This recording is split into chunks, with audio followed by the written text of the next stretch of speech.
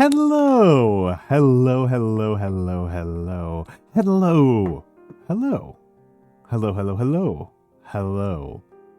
Hi. Hello. Hello. Hello. Hi. Good evening. Let's break out of them. Let's break out of them. Hello, hello, hello. My name is Almantas. I am a former professor of sociology, a current VTuber, an old man who loves old things. I am here on twitch.tv coming to you with a stream that I am quite excited about. This is the first time I've actually planned one of these in advance.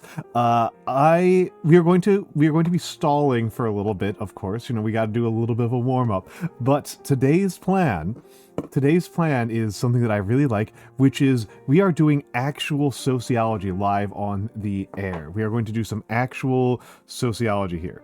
We are going to do some surveys together. Oh my goodness, this is Gringotts. Gringotts has been here for the previous ones. I don't know how many other people have been here for previous surveys.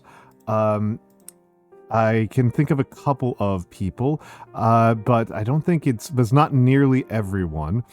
I'm just going to take a look around and see if I can find the previous copy of the log. I don't think I can. I do not think I can, but... Oh, Jeezy Pete's. What is this thing? Okay, I found the Dark Triad personality test. I'm not sure if I can find the one from the D&D personality quiz. Oh well. But yes, folks, we are going to be doing some actual surveys. Not particularly good surveys, mind you. Why would I do that? Why would I do that to you folks? We are going to be doing some pretty kludgy, crappy surveys. And we're going to be looking at how the community places along a couple of pretty crappy surveys. I do not think any of them will be as bad as the previous one we did, just by the dint of these mostly being shorter ones. The most recent one we did was which D&D class are you survey, and it was dreadful. It sucked. It was hideously too long. The survey questions were frequently ambiguous.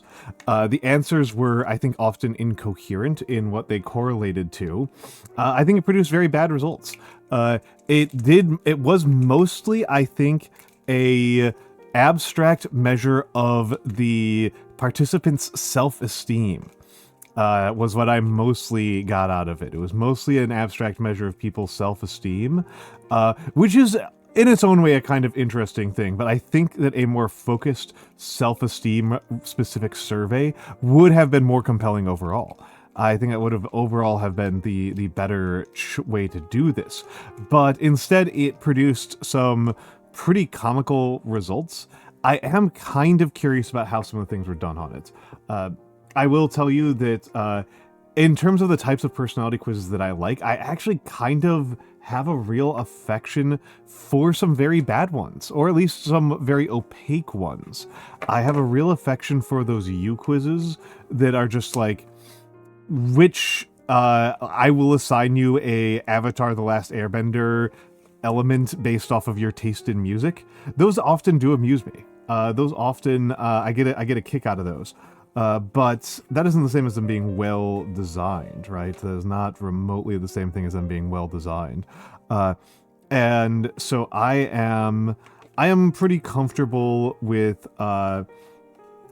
those, with some fairly bad surveys. And I will try to talk through a little bit about what I think would make them better, but I do not think any of them will be as illustratively bad as that D&D survey, unfortunately. The other survey that we had done in the past was the IDR Labs survey of Dark Triad personality characteristics. The main thing I remember from that one is that Kirill, Orc Florist, is the chat's certified good boy. Kirill, Orc Florist, had consistently the lowest scores in all of the Dark Triad, and that was actually very interesting and very nice to see. I believe Mura-sensei scored the worst, which is also unsurprising. But Kirill did, I think, score the lowest. which is to say the best on the Dark Triad test. We'll be taking a couple, though. We'll be taking a couple that I thought were kind of interesting.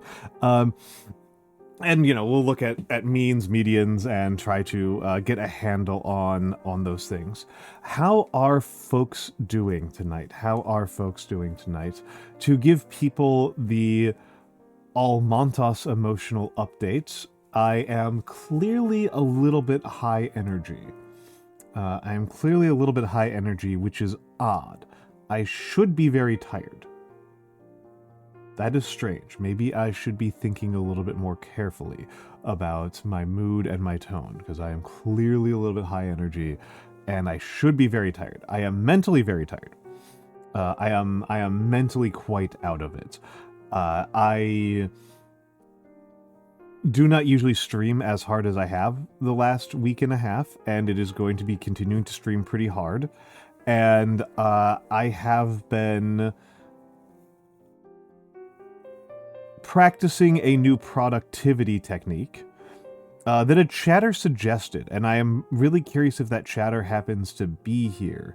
It was write down tasks on sticky notes and then put them in a singular stack and put them in the center of your desk and remove them so you can only see one at a time and remove them as they get completed. It worked very well for a couple of days, and then I ran into a single task that was too big for me to do quickly, and the entire thing stalled out for a day or two, but it is back on track, and so I am burning through backlogs of not particularly difficult tasks pretty quickly and pretty repetitively, and so I am... This is good in terms of productivity, right? This is good in terms of me actually getting the things done that I said I wanted to do. But in terms of me having the downtime to actually think and to recharge, it's been a disaster. It has been an absolute disaster for me as a person who needs to spend a fair amount of time out of my day doing stuff that isn't actually productive. And today I've been running pretty ragged since 10 in the morning, so I've already been up for 12 hours, and I'm looking forward to being up for another 6. This is a little bit odd for me.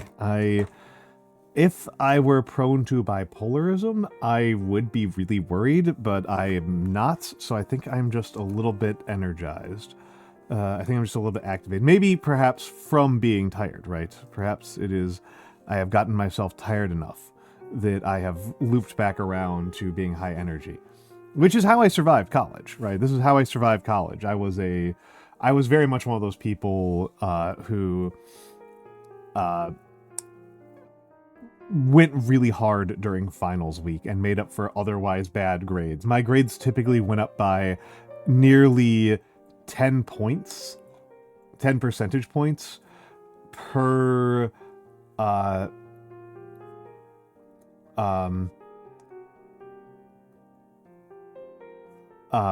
per, what do we call it? Per finals week. I would typically enter finals week with considerably worse grades. Yes, this is true, Sugi Yamagawa. Yes, I will probably need to put, some things on the... I am putting some things in the productivity stack that are relaxing for me. As I like to note, perhaps the single most important task for me to feel recharged and regenerated after a tough day is to go for a run. That is perhaps the single most important one. And that is kind of... That might be that might be just what I need, is to make sure that I keep on writing down, go for runs and write a certain amount. That might be the way to go.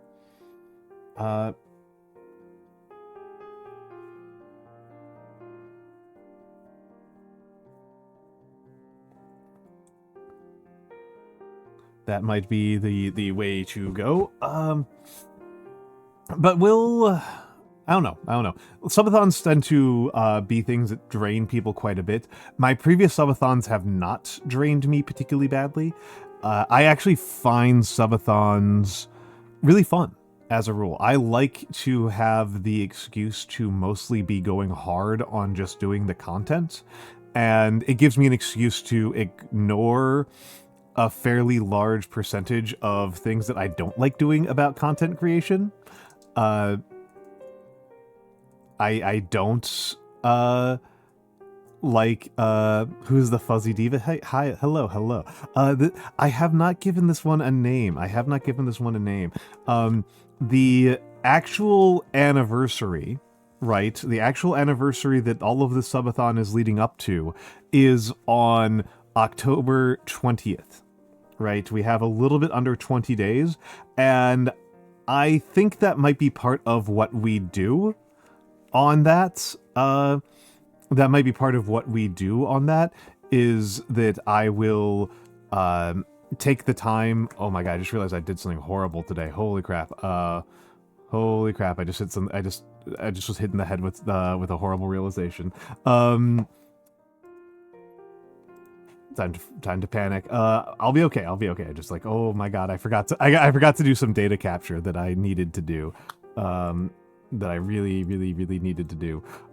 So yes, the fuzzy, I have not given this one a name. I am really bad at coming up with names. As a rule, I am really bad at it. My usual... Let me just make sure I've got everything open the way where I want it to be. I am really bad about giving things names. This was a absolute problem in my this was absolutely a problem in my what do we call it? Yeah, that was something that was a huge problem when I was a DM. I would fairly frequently just ask other people at my table to come up with names for NPCs. I just couldn't do it. I just couldn't do it.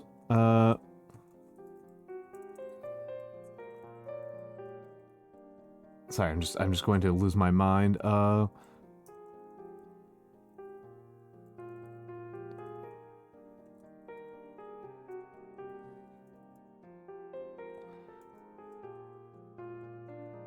I gotta do this data capture. This is something I'm going to be saying a lot here. I need to be doing the data capture for... you're a name master? Oh, nice. One of my good friends is a name master, and so when the last time I GM'd, she wound up doing like almost all of the what do you call them? Names. I would just like throw things to her constantly. And then yeah, I would just throw things to her constantly. And when but then we made her the GM after me, and she was just such a better GM than me. It was such a comical space like gap in capability. Compared to me, I thought she was so... It was very embarrassing for me. But incredible DM, and I don't think we've gotten her to GM a lot since then. Honestly, a slightly frustrating woman, because she's really talented. She's really talented, and she just doesn't use a lot of the talents that she has.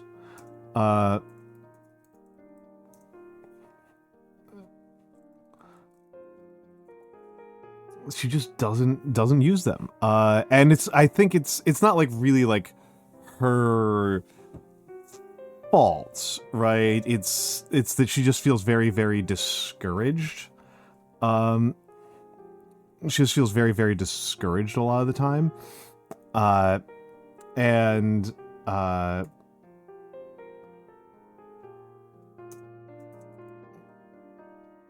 Hold on, just making sure I'm getting this right. That's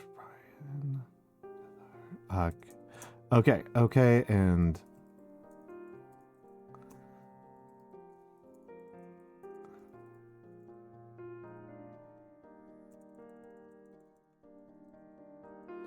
I think okay, we've got I think I'm okay now. I think I can stop losing my mind. Well, it's I would say Tim Shell Show, like I think a lot about world building.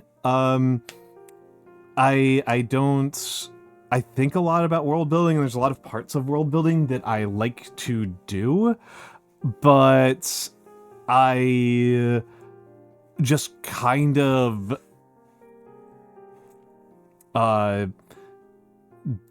the names in particular kind of get to me. And I think this does make a little bit of sense, I suppose, with how I feel about history, how I study history. Whereas a historian, right, in my capacity as a historian, I am not good at remembering names. Right, I am not good at remembering names. So, these numbers ain't numbering. I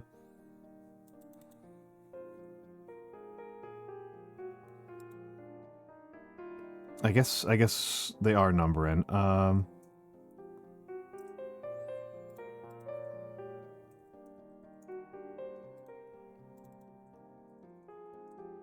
Nope. I guess these. I'm just getting some. I just have to capture these numbers. I'm gonna lose my mind. I think this is close enough. Oh.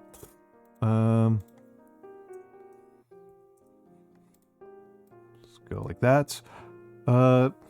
Yeah, names was brutal to me. I remember all sorts of timelines very easily.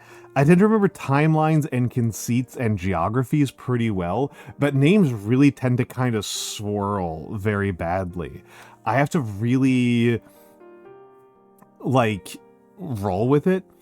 I will say that Dad Sold Shop, that is absolutely how I GM. I'm a continuous advocate of, even if you do not otherwise like Apocalypse World, read the Apocalypse World GMing chapter if you are interested at all in doing any sort of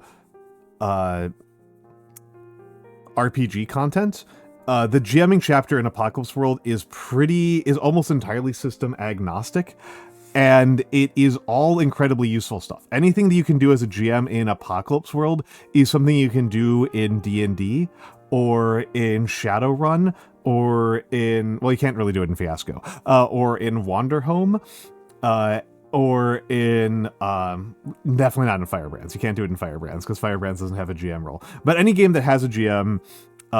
you can use the same GMing characteristics that you learn from Apocalypse World and transplant them, and it will almost always make you better, because these are really flexible tools that mostly what they do is they let you not panic, right? They let you handle challenging and frustrating situations smoothly and cleanly, and in a way that allows you and the players to feel agency over what is happening on the table in a way that's highly productive, right? In a way that is highly, highly productive. So I can just pretty much universally recommend that you put some time into studying those, into reading that chapter. Really, really lovely time. Really, really lovely time. Easy to recommend. Please, you should do it. You should do it. You should do it. Okay, I think I'm okay. I think I'm just not. I think I can stop losing my mind. Hold on a second. There's a way to fix that. Yeah, the shoulder pat. So the head pats are actually older. The head pats are actually older than the pet. The head pats are actually older than the pet. So I will probably take a little bit of time to make sure that the head pats are properly pinned. I think the head pats are actually not properly pinned to this model. I think the head pats are actually older than the model. So I think that might be why they're not pinning correctly. Is that like I just imported them from the previous model because this pet's actually older than this model. I think I repinned the pet correctly, but I guess I didn't repin the head pats correctly. So the head pats are just kind of floating there in space, and not really. Yes, that is correct. A moth owl with an ink brush tail. Yes, yes. It is. It's got a little bit of bunny and cat elements to it as well. This was a design. The design was by Nocturnal Ash, and it's. I've had this design for the design, not the model. Is actually I've been sitting on it forever. I've been sitting on it forever, and it was always a question of when was the right time to bring it out. When was the right time to make a model for it and bring it out. And it has been in the fan art gallery. If you watch the BRB screens, if you sit here through the BRB screens, it has been in the fan art gallery for eternity, right? It has been here for an eternity. It is, I am pretty sure I've had it for over a year. I am pretty sure I've had it for over a year. And I am very happy with the work that Toffee did on this. And it was kind of funny because I definitely would not have thought of a good chat pet on my own. That definitely would not have occurred to me to make something like this. I am very low on the like artist imagination spectrum. I am an analyst. I am a perceiver. I am not particularly a creator. I'm a facilitator of other people. Doing these kind of things on my own is a little bit of a challenge. Oh, that was not what I wanted to do. Hold on a second. Whoop. There we go. I don't know why. Okay, let's get in here. Let's take a look here. Let me do the hellos. Hello Seribots. Hello Almantas VT. Hello Almant OS. Hello Death Heart. Hello, hold on, let me just take Nagi off of here. Hello Death Heart VT. Hello Mix UAV. Hello Sugi Yamagawa. Hello Quinn of Paper. Hello Beeplebees. Hello XX1 underscore Starboy underscore 1XX. Hello Gringotts Underwriter. Hello Tim Shellshow. And hello Dad's Old Shop. And of course, hello to all of the lurkers, the VOD watchers, and the soon-to-be lurkers. I appreciate all of you. I appreciate all of you. I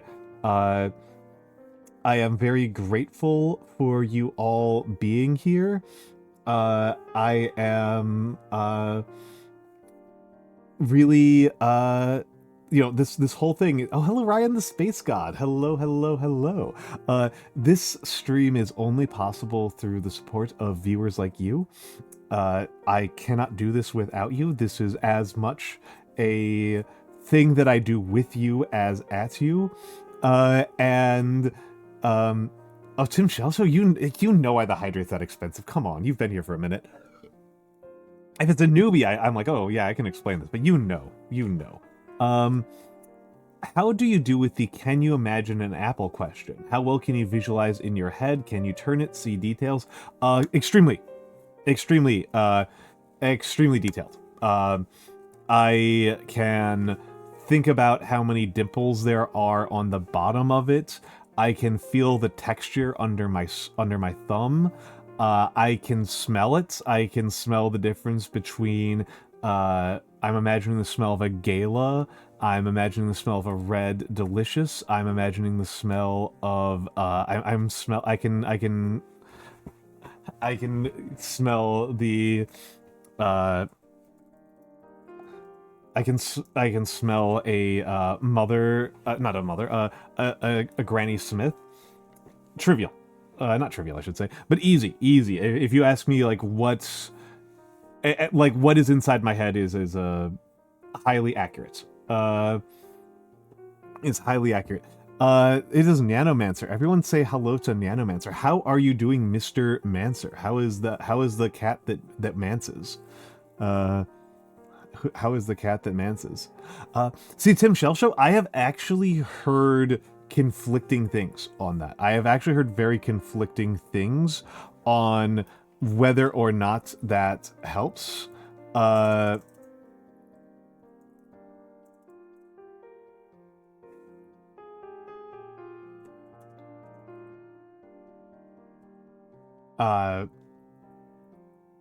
Interesting. I've heard conflicting things on whether or not that helps. I have heard some people, yeah, Mother Smith, the mothership. I'm imagining the smells and tastes of apples that haven't even been invented yet. I have heard conflicting things. I've heard from some people who are artists that have who are completely aphantasic, that they feel like it helps them. And I can say that for myself, it's actually me doing a pen and paper drawing stream is actually on the subathon rewards, partially to show you how incredibly bad I am at it, and a lot of why I have done that. Hello Nap, it's Nap. Well,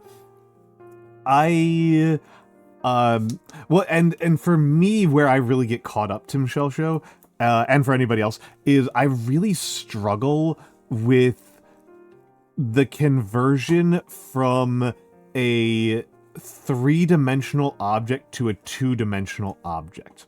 I have very strong spatial reasoning skills.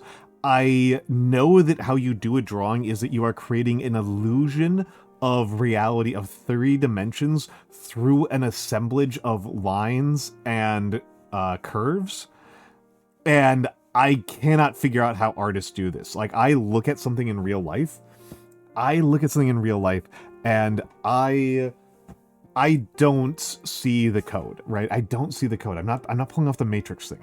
I look at something in real life, and what I see is I can look at a tree and I have a clear sense of how large the tree is and how the bark would feel under my hands. And that's all that it is. It is not a series of lines and curves that my eyes are seeing. It is the object itself. And so I'm very good at, like, the whole, like, can you tell what is on the opposite side of a six-sided dice from just, like, looking at it? Can you assemble and disassemble a three-dimensional model of something from a map? All very good things. All easy for me. I am not a person who has ever struggled with Lego. I have never struggled with IKEA furniture. The hardest part of IKEA furniture for me is remembering to actually check that they shipped all of the parts with me. Yeah, deconstructing and reconstructing, right? I am very good with maps. I find working with maps very, very easy. I find working with diagrams and blueprints very, very easy. I find it is possible that if I practiced hard enough, I could become a fairly decent drafter, but as it currently stands, I will try to draft something from my mind's eye, and what comes out on the paper does not look anything like what I'm seeing in my head. Like, not even close. It's not even... It's insulting and grotesque to me to look at what I have done. To look at my work. Yeah,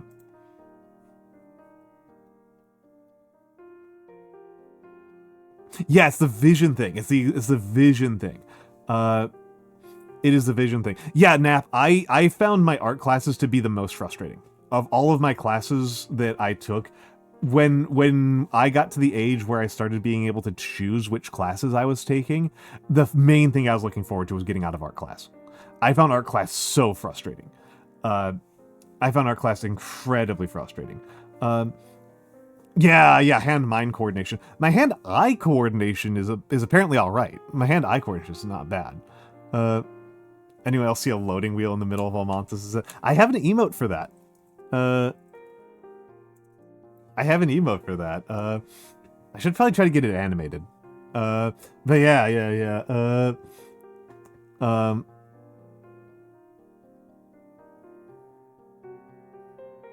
Wait, hold on. Wait, hold on. Is there on screen? Is there a loading wheel?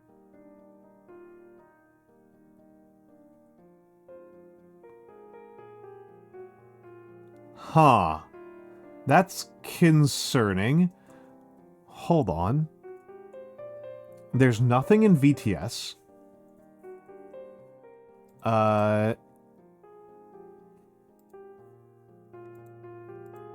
There is something in OBS. What is that? What is that? Hold on a second. I gotta go into studio mode to check on something.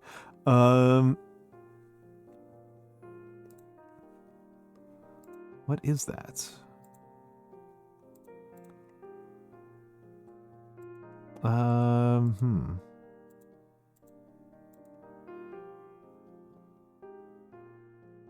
Okay. I think I have figured out what it is. Well, that's the alerts. My alerts aren't loading properly. Let's try refreshing them. Okay. It was Twitch alerts. It was Twitch alerts. Twitch alerts were being a butt. Twitch alerts are being a butt. Hello, Miss Mochivis. Hello, Miss Mochivis. I have a new model. New model, new outfit, new rigging, new redeems, and a chat pet. There are many new things. There are many new things. But how are you doing, Miss Mochivis? It's good to have you here. But yeah, we were just discussing my one of my personal weaknesses, right? Which is that I don't know how to draw. I don't know how to draw, and drawing is a skill. Yep, there we go, the bow tie. Drawing is a skill that I just simply have not acquired. I think it's a little bit like singing, in that I have some of the underlying talents that lead to somebody being good at singing or at drawing, but I am really bad at a couple of the other parts of the skill set that are kind of important. Oh my goodness, Tim Shell Show, you do not want that. You do not want that. You do not want that. That is really a bad idea. I am mostly tone deaf. Not completely, but mostly tone deaf. I am, when it comes to hitting notes when I am singing, I am guessing. I have error bars of about a fifth, right? There are error bars of about a fifth around the note. It is not great. It is not great. I have been actively kicked out of choruses. I am really bad. I am really bad. Nobody wants to hear me singing, man. So yeah. You don't want that one. That's the Almantas karaoke stream is a rough idea. And yes, of course you are a skilled Yanomancer. Of course you are. Please, my brother, you got to tell me how you're doing, Yano. I got to know. I'm too curious. 8K subs for karaoke. I have thought about releasing a song cover for Partner. When I get Partner, I have thought about that as a possibility for then. But I think we are a ways off, and I don't know if I'll actually want to do that. One of those rules I kind of have as a streamer is to not do things I don't want to do. This is a rule that I'm just a believer in. I think it has served me well, and I plan on sticking with it. I know quite a few streamers who will do stuff that they don't like because it gets them really good numbers, and it doesn't seem to pay off. I don't think that that's wise. It's not something that I'm a believer in. And I do love what I'm doing. I do love this. This is like my favorite job I've ever held. You know, if I fail at this, I don't know what I'll do. You know, it'll be very strange. I love doing this, and I am very, very happy that I get to do this. And you know, it's not that I love every single stream I do, or that I love every single thing that I do on stream, right? I just, you know, if I don't like something I'm doing on stream, I consider a learning experience, and then I don't do it again. That's kind of my rule. That's kind of how I do things. There are streams that I have individually not liked or individually found frustrating, and not doing that is a more important rule than whether or not I got good numbers out of it, right? So that is kind of my feeling on the matter. Is and so I actually just like don't like singing, to be honest. Like that's like the biggest thing. Is like I'll tell people like, oh, you know, I don't really like to sing because I'm like pretty tone deaf, and it's like, and then they try to like convince me to sing. It's like, well, also you have to remember I don't enjoy it. Like I also don't enjoy it. It is also not something that makes me happy. So you know, I am a big well, and here's the thing, Starboy. Here's the thing. I'm not gonna pretend I don't have a price. I'm not gonna pretend I don't have a price here. I do. It's just like it's just gonna be kind of high. Like it's just gonna be kind of high is the thing. Like if you know, I don't want to do a karaoke stream, but like to be honest, if I got 1 million subs contingent on doing a karaoke stream, I think I'd change my tune. I think I'd change my tune. That would I think overcome my distaste for it. You know, if it made me the kind of money where I didn't have to actually listen to anybody ever again, then yeah, that kind of changes things, right? That kind of changes things. But you know, I'm not willing to do it for you know the yeah yeah. I'm my tolerance for the kind of money that would change my life is quite a bit higher, and I'm working class, right? Like I am not independently wealthy. Like I do things for money, and many times they have been very unpleasant things. Like the kind of barrier here is like streaming is still, you sell it for 15 million. I am apparently cheaper than you. So if you want to get your streamer to sell it, use me, not Nyano. Buy me, not Nyano. But the like, admittedly though, the scenario I was talking about was for like 2 hours, like for even 10 hours, right? For even 10 hours of content, I'd be willing to tolerate just about anything if it meant that I just like didn't have to like worry about money ever again. I'd be willing to kind of tolerate that. And you know, that's kind of the joke, right? Is like once you kind of like, there's multiple different ways that people respond to like making it. And I'm not gonna pretend that I am not the kind of person who would like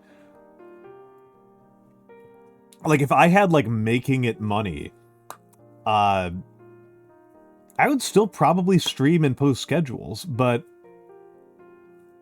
my approach to analytics and quarterly reports would be very different. And I would probably be a lot more of a goofball about certain things. What would I do? What would I do? Okay, one of the things that I've been... I have been, the last couple of weeks, I've been extremely wargaming pilled, and I think that if I had the kind of money where I did not have to give a shit... If I had the kind of money where I just was, like, set, I think we'd do a lot more wargaming content here. And I think I would probably do one of the things I've been wanting to do for a while, which is VTuber Wargaming League. That's something I've been wanting to do for a while. Since last year. I would probably do a hey, I will give your channel like this amount of money every time we do a collab where we play a match of Trench Crusade. I would definitely be doing we're starting a VTuber Trench Crusade thing. I'm hiring a manager. I'm hiring a staff. I'm hiring a staff to make sure that we're all on schedule and that we've all got like a tournament bracket. And this is what we're doing. We're doing a casual league. We're doing some Beer Hammer. This is something I want to do anyway, and I am sending out feelers. You'd sell it for 50 million. Nano is bidding up. Nano is bidding up. Nano has gone from almost certainly being able to comfortably retire immediately amounts of money to being able to buy a small luxury boat and a very luxurious house money.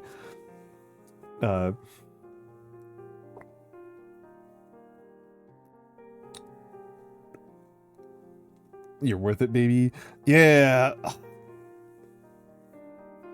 And it's kind of interesting to think about. You're surprised anyone would sell it for under 100 million. Wow, Shark Ray. Wow. I am willing... so I am just thinking about, doing, a one-off. I am picturing, a one-off. I am willing to tolerate almost anything for a one-off that would allow me to just retire. But if it was, I have to sell out for years on end, that does change it. You're very stubborn. See, I'm very stubborn, but I'm also very poor. So, I gotta say, Shark Ray, 100 million doesn't get you into the richest people on Earth Club. This is one of those things that I kind of want to, yeah, 15 mil is basically 100k for the rest of your life. Nano, do you know how much money I spent? Nano, do you know how good I am at saving money?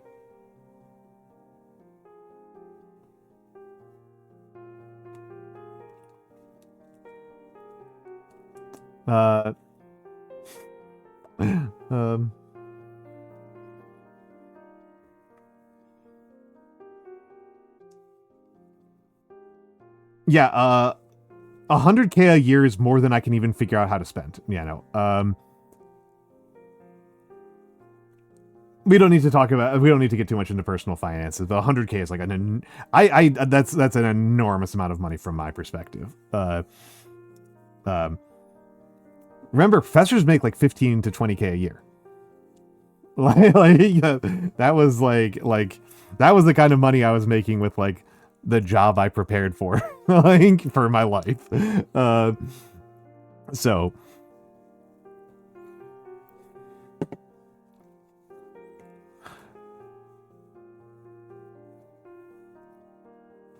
You guess you donate a bunch? Yeah. What would I do? I don't even know. Yep. every single car I have bought in my life, I don't think I've bought anything. I do not think I've ever bought a car in my life that had functioning air conditioning. Oh yeah, no, sure. Academia is not a serious job. Being an American academic is not a serious job. Being an American academic is a retirement plan. It's something you do in your retirement, or it is something you do if you are born into wealth. It is not a thing that you train up to do and do as a skilled job. That is not realistic or reasonable. I really got to emphasize to you that like 15 to 20K was what academics made like 10 years ago, and wages have been going down in academia.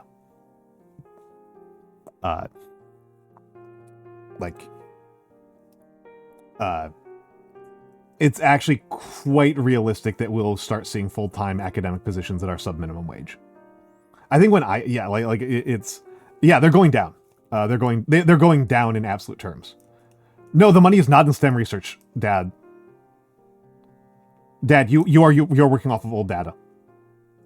There's not money in STEM research. There was money in STEM research until about 10 months ago.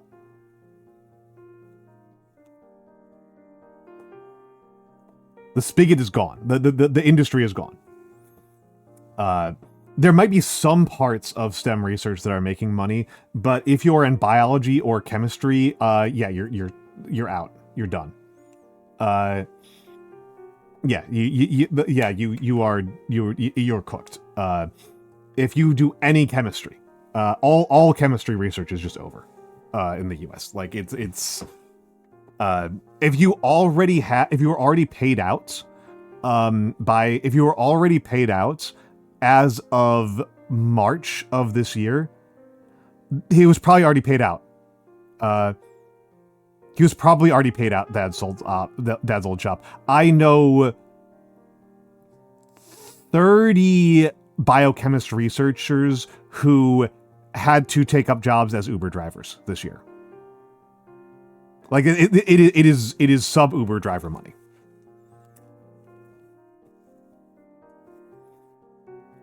Starboy, what we did was we banned all research that where the word trans and cis show up. Which, if you know anything about chemistry,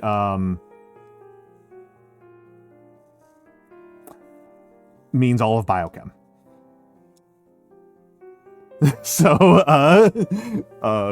yeah. No, they just did word searches for things that had cis and trans, and they just banned. they just banned the research. Yeah. So I know a lot of biochemist researchers who are just out of a job. 75 to 90% of the ecosystem died this year. It's not a serious career field. If you live in the United States, if you were outside of the US, that's a very different story. But if you're a biochemist researcher outside of the US, that means Belgium, Germany, Japan. Yeah. If you're already in Belgium, Germany, or Japan, that's different. But yeah, no, it's apocalyptic. Yeah. We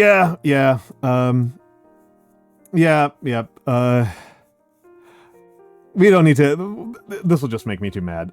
We are going into ads in a minute. We are going to ads in just a minute. So, yep, it says the ads are incoming. I will make myself a little bit of tea, and we will get to the actual content when I get back. I will make a thread on the server. Artbarian, thank you for the 3 months. That's very kind of you. Remember, folks, this is a public service stream. We are, everything here is supported by viewers like you. Let's,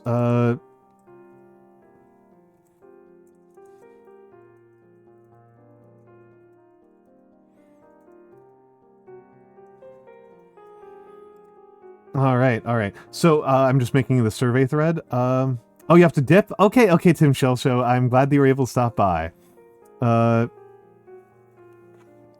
Uh, I will say it's usually not worth it to worry about the specific job skills, Shark Ray. As a rule, uh, it's very, very difficult to predict what career fields will be good or bad 5 years out from whenever you happen to be studying.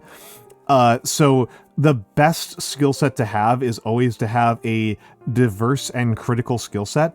And if you are already working on your bachelor's, I recommend finishing it, because having a bachelor's in the United States, even more so than any of the skills, much more important than any of the skills, having a bachelor's in the United States marks you out as a higher tier of person by most Americans. Uh, it is like joining, it is functionally we functionally treat it like aristocracy. And associates, I mean, finish it, you can parlay that into a bachelor's. Yeah, exactly. Finish your associates, parlay that into a bachelor's, trade up, and that will open up a lot of doors in some very unfair ways. Remember, you cannot become an officer in the U.S. military without a bachelor's, just to give the most unfair and silly example. There is no amount of experience that can lead to an enlisted man getting promoted into a commissioned role without battlefield promotions, which let's hope you don't experience any battlefield promotions. Anyway, I am going to set us up for the next thing, and I'm going to run the ads, and we will be back in a minute.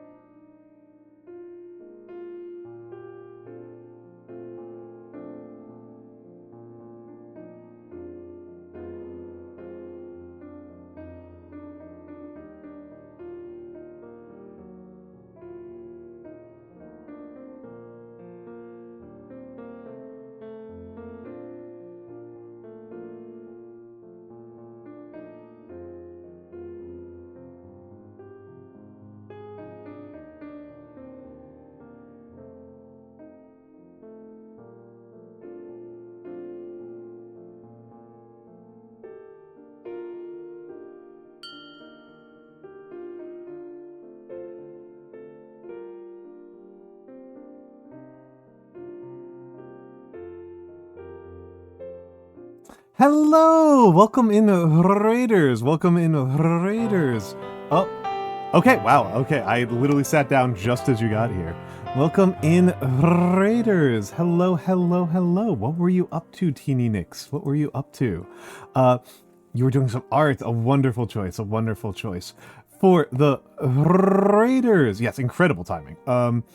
I can't edit stream info. For the Raiders, my name is Almantas. I am an old man who loves old things. I'm just changing this over to special events because that's more accurate for the moment. Hello, future Bobcat. Hello, Teeny Nicks. How was the art? How was the art? I am a former professor of sociology, a current VTuber, an old man who loves old things. I mostly do calligraphy streams or miniature painting streams. Those are the two most common types of streams for me to do. But today we are doing something a little bit goofier. Today, and we're about to get started on it. You came in. I was planning on using the ad break as my segue. We are going to be doing some surveys. I have some personality tests and some surveys to do with chat. We are going to do them together, and we are going to report them in my pinned message, which links to my Discord is where to report them. And we are going to report back, and we're going to do some statistics. We're going to analyze what my community is like. I have done this before. I have done this before with a really terrible D&D test and a not that bad Dark Triad personality test.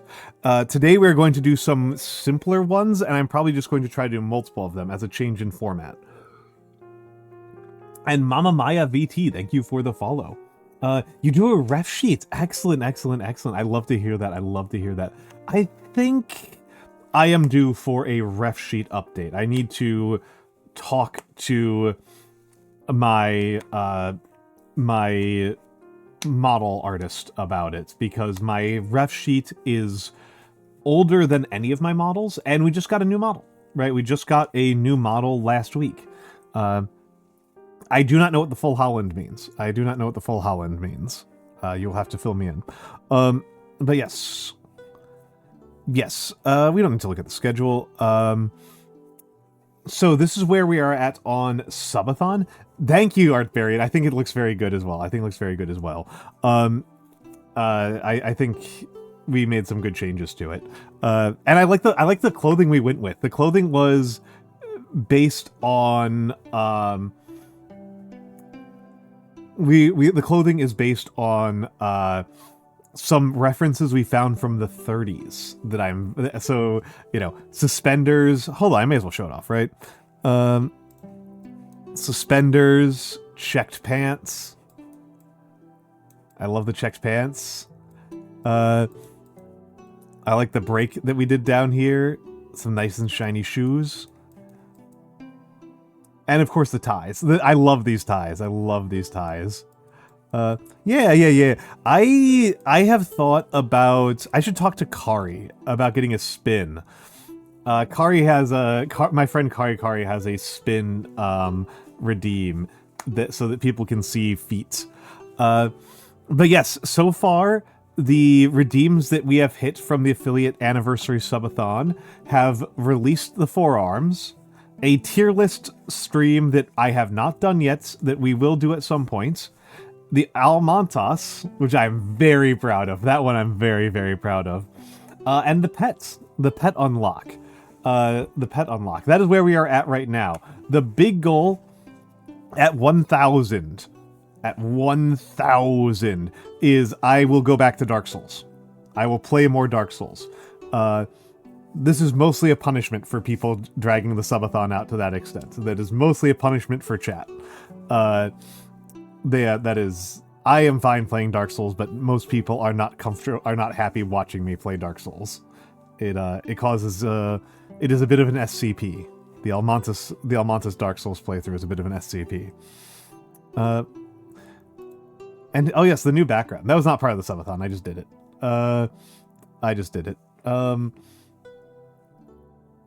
I may as well post the link. Where is it? I can hide some more of these things. Definitely don't need to look at those, or those, or those. That one I'm gonna keep there. Dark Souls.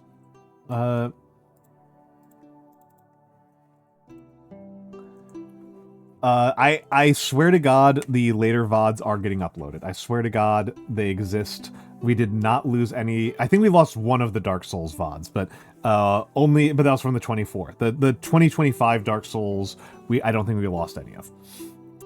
So I think we should be okay on that one. But yes, let's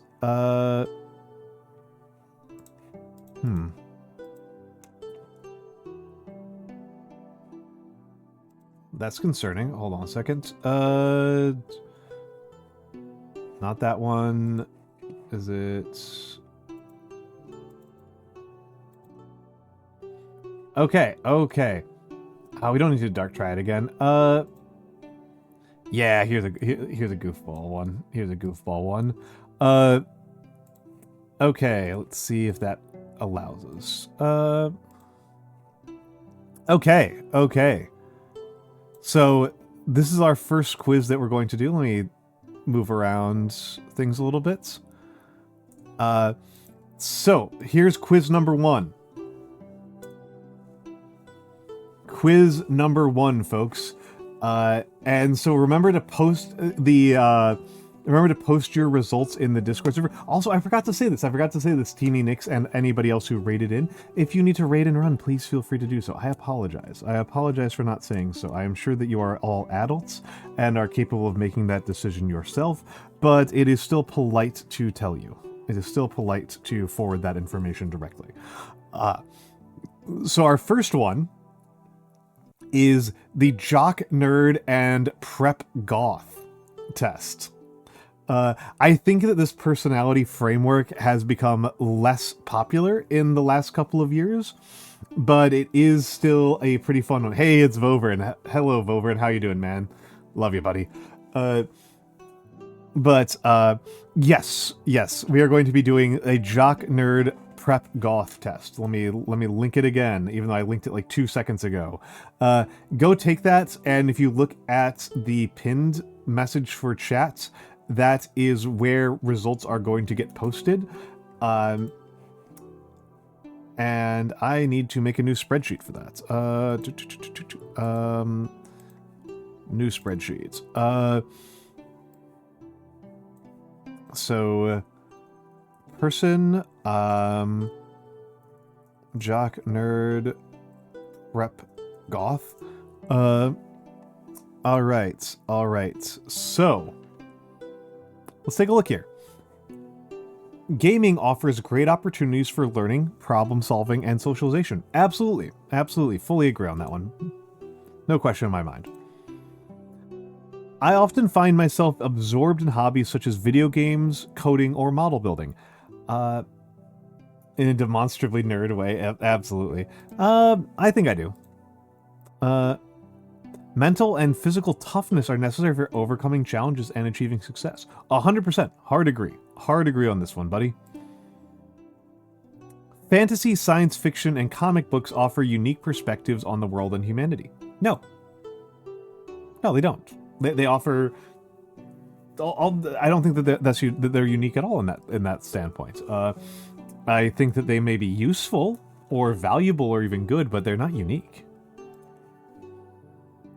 Traditional male gender roles and expressions of masculinity are important and should be celebrated.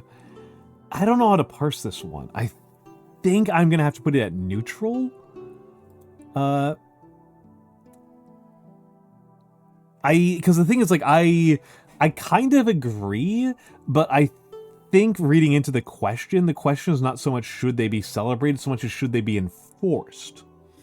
Should we be punishing people for stepping outside of those boundaries or for demonstrating different gender roles and gender expressions?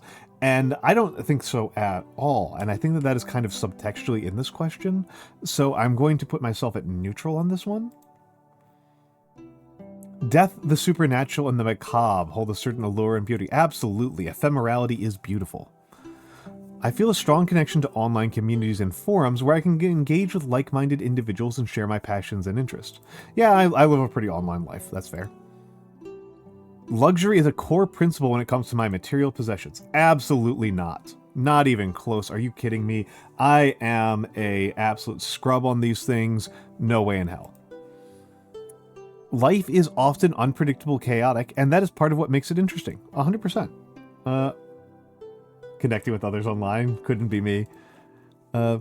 Pain and sacrifice are necessary for achieving greatness. Okay. This is actually an interesting question. Hold on. I'm going to have to think about this one for a second. What is greatness? What is greatness?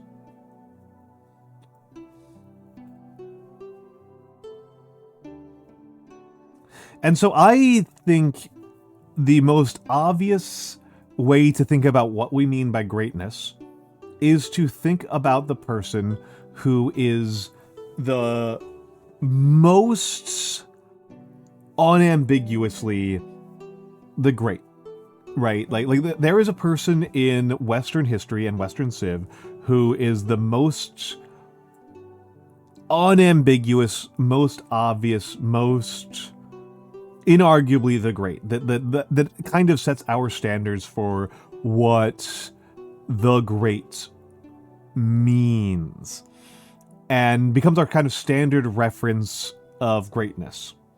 Well, and actually, Nanomancer, what I'm about to say applies to you. It applies to you as well.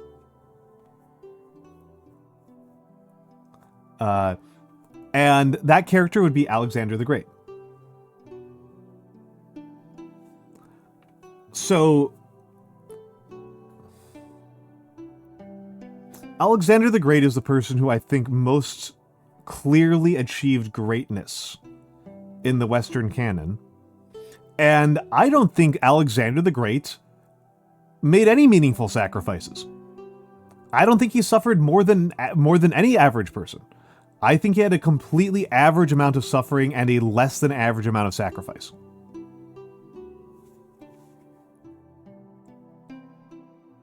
Never would have crossed the Bosphorus without you. I think that Alexander... Oh, I'm not even saying he was just okay. I'm saying that he... Riddle Atelier, thank you for the follow. I think that Alexander did achieve those things. I think that it makes us have to think about what greatness is. I think that if greatness is the unambiguous achievement and domain of a drunken serial killer, then that means that obviously we cannot imbue it with any particular moral freight. Right? There's no real moral freight to greatness, and we can't really... I feel like attributing Alexander the Great's success and greatness to his own hard work, sacrifice, and suffering is ludicrous. Alexander the Great is a kind of complicated figure on this front because he didn't particularly work super hard, but it's also kind of hard to act like he wasn't incredibly talented. Like, he didn't make... The sacrifices that were made for Alexander's greatness were made by his own soldiers, right? Like, those...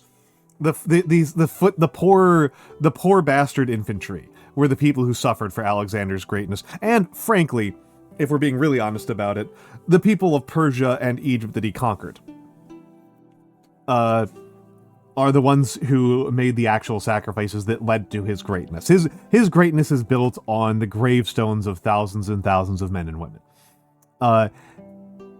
Not on his own. I don't have any reason to believe that he worked particularly hard. I do have reason to believe that he was exceptionally talented, which is an annoying needle to thread. He is like he inherited his army. He arguably inherited the invasion plans, right? Like that's one of those counterfactuals that's kind of interesting, is that like, what if Alexander had gone west instead of east? And it's like, well, by the time Alexander was king, they were already loading up the ships to go east. Like the invasion plans to go east were like already there.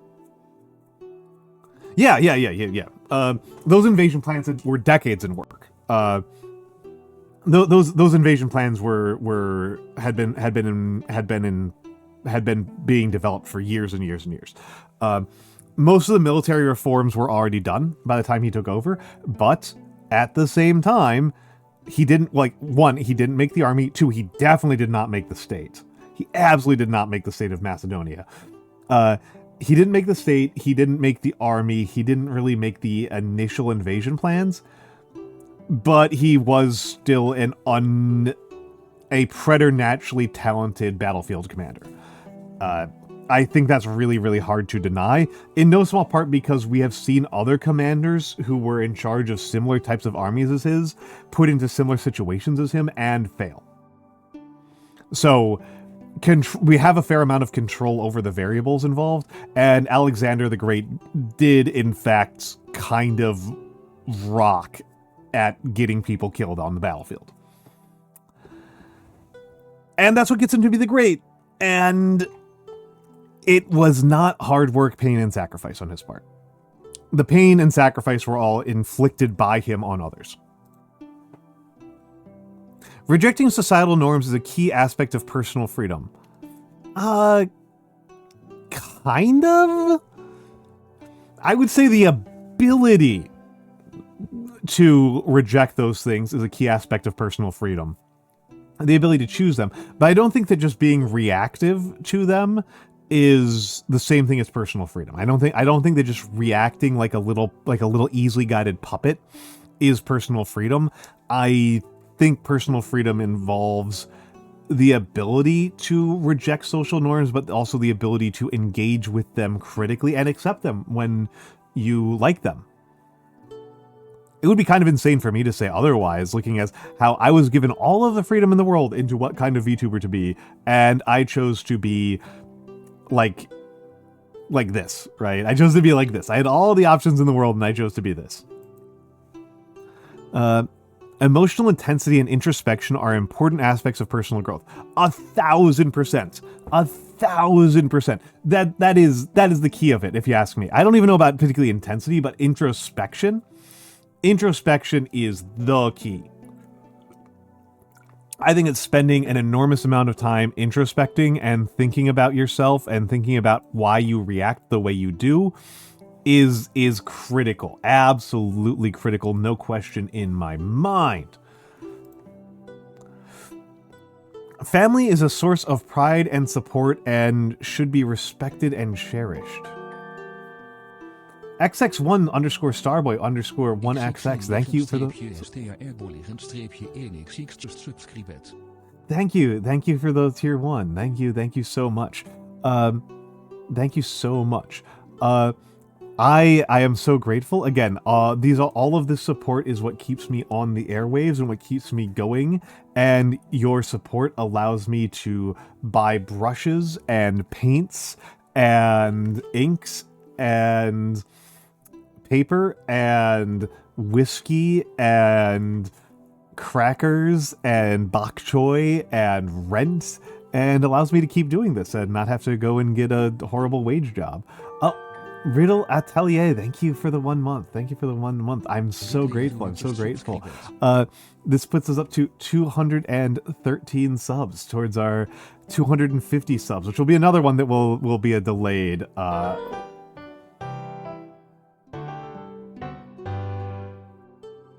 yeah, there's a problem with the alerts. You cry every... It is really funny. I'm sorry, XX1_Starboy_1XX. It's very, very funny to me. I love it. I have called you Starboy, but sometimes I do like to give you the full name. I could extend it. I could extend it. Thank you so much to the Right Honorable Mr. XX1 underscore Starboy underscore 1XX. But became very invested. That's wonderful to hear, Riddle Atelier.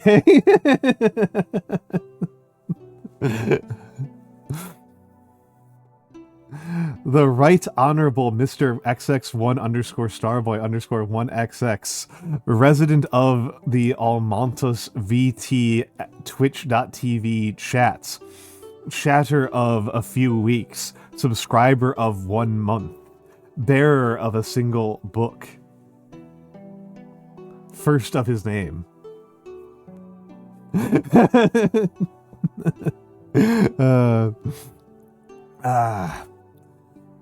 I find it fun. I find it fun.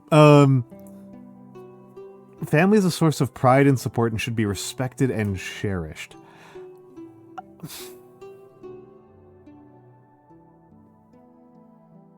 So my family is lovely.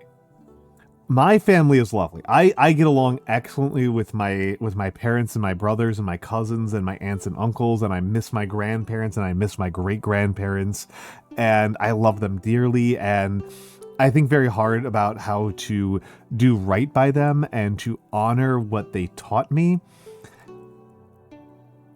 And I think that the support that they have given me and the love that they have shown me are things that I wish to reciprocate and bring forward into the world. I think that respect and cherishment is contingent on the fact that it's been a very good family. I don't think that families have that by dint of being families. I think that families have that because they behave honorably, because the members in it behave honorably and support and love each other. I don't think that they just automatically do it.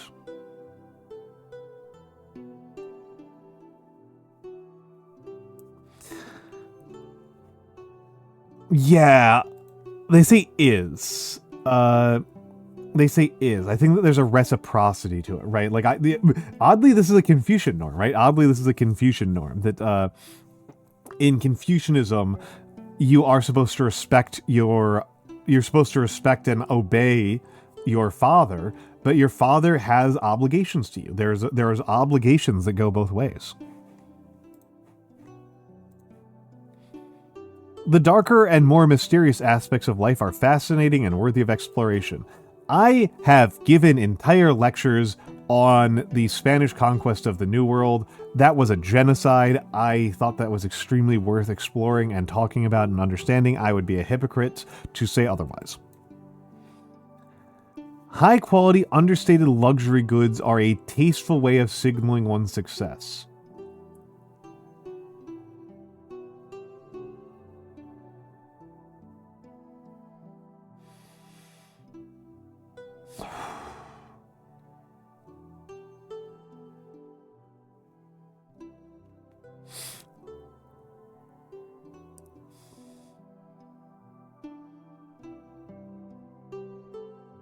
More tasteful than some of the alternatives.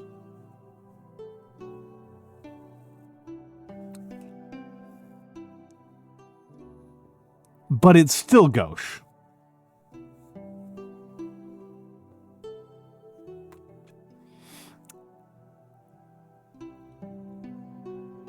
See, I am not using those, Volver, and I am not using those as luxuries to signify my success. I am using those as nouns and verbs to communicate my masculinity and my affection for the past. They are not intended to symbolize that I have access to resources that other people do not. They're signifiers of taste, not of wealth.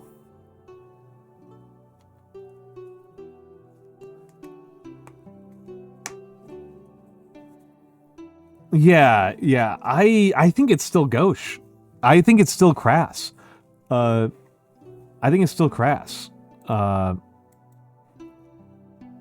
Winning is everything. The pursuit of victory should be relentless. Absolutely not. Absolutely not. Winning is nothing. Winning is nothing. Kindness is everything. Winning is nothing. Winning maxes out at a means to an end. Winning maxes out at a means to an end. Kindness, charity, love, those are ends. Winning is not an end. Winning is contextual, winning is contingent, winning can be taken away from you at any second. Victories are fleeting, pain is real.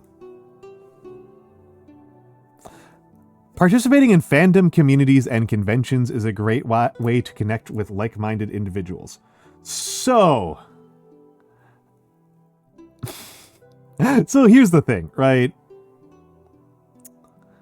I am obligated as a matter of business, as a businessman doing business. I am obligated. I have an obligation to say yes. Yes, I have an obligation to say yes. Yes, fandom communities and conventions are a great way to connect with like-minded individuals.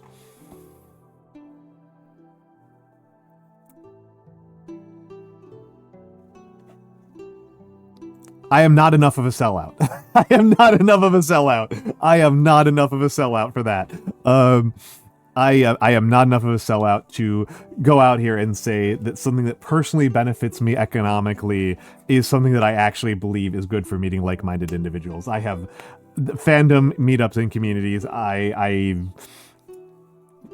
They often seem to be kind of terrible ways to meet like-minded individuals. I can't agree with this one. I've observed too much fandom in my time.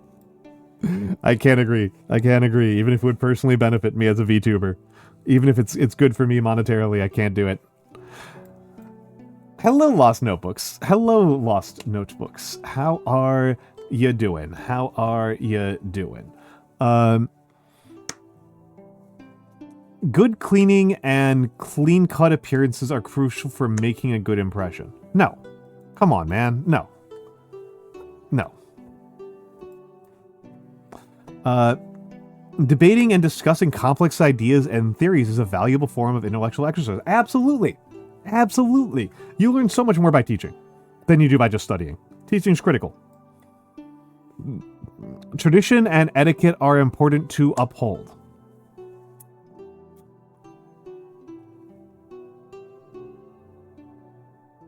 As an American living in 2025, the community of people who are the most invested in holding up tradition are the people who are the most opposed to any form of recognizable etiquette that I could possibly sponsor, endorse, or even understand. So, this is kind of contradictory. I do actually like etiquette in general. I think etiquette is valuable, and I think that etiquette provides humans with a series of mechanisms for like talking to each other without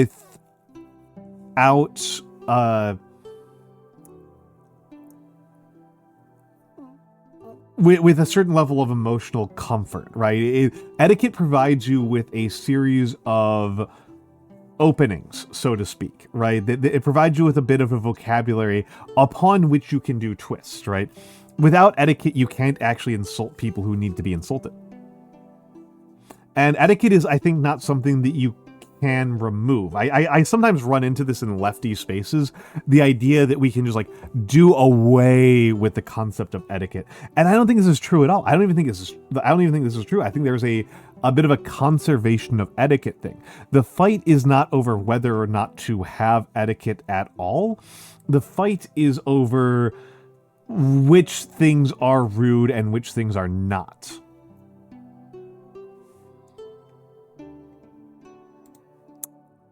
I kind of do want to say yes, though, because there is a value in upholding tradition that I do think is worthwhile, which is preservation.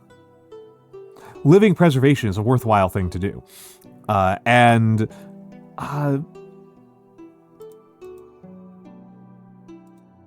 think I might put myself on neutral here, though, because I think I put myself on neutral. What? This is asinine.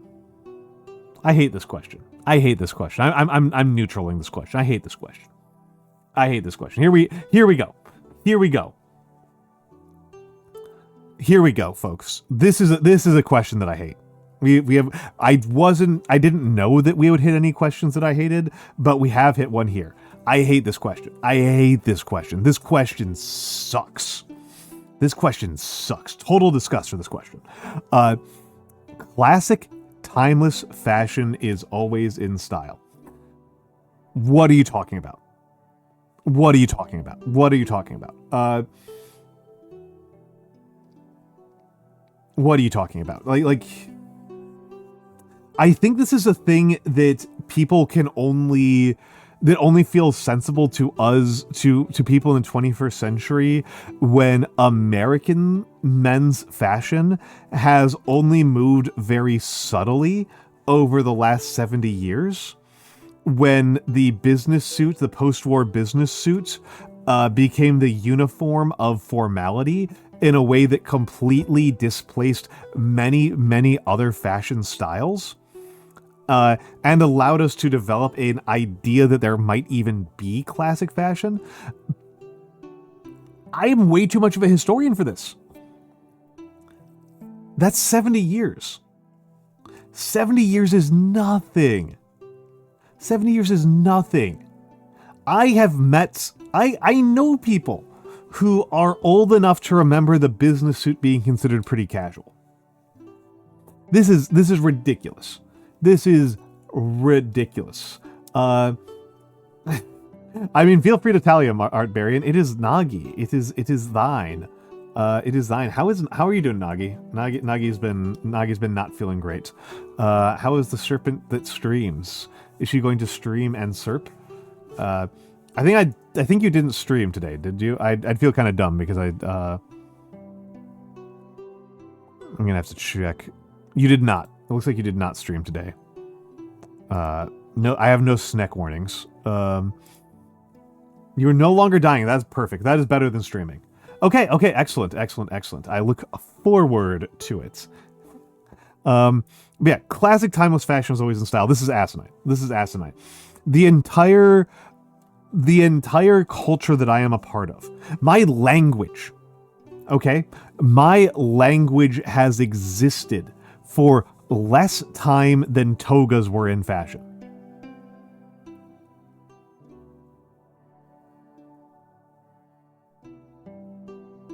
However, this is the reason why I hate this question. It says timeless fashion is always in style. Timeless fashion is always in style. That's tautological. This is why I hate this question. They are proposing a tautology. And I want to yell at them. Don't ask tautologies as opinion questions. That's asinine. That's stupid. Timeless fashion is always in style. Well, yes, because it's timeless. But there's been no observed timeless fashion in all of human history. Not even being naked means the same things across societies. Not even nudity is timeless. Physical fitness and competition are important aspects of personal growth and development. I'm going to put that on moderate because I do feel that physical fitness is extremely important, but I feel like competition is not. I do think that this what I'm seeing in here that's kind of interesting is that I can tell that they're proposing that jocks are into both physical fitness and competition, and proposing that nerds are into interiority and non-competition. I actually think nerds are more competitive. I think nerdery is actually more competitive than jockishness. I don't even think this is a hot take. I don't even think I don't even think this is a truth nuke or anything like that. I think this is a pretty benign observation that, like, yeah, people playing sports ball are competing, but like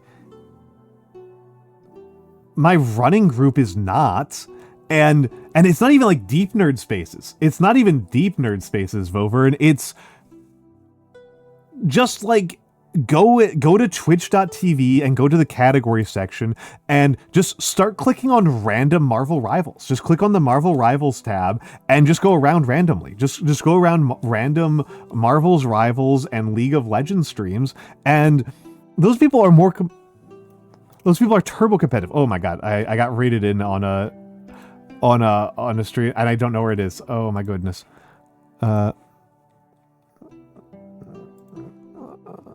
Oh, okay. That's I got absolutely jump scared by rating out. Oh my goodness, that nearly killed me. Holy crap.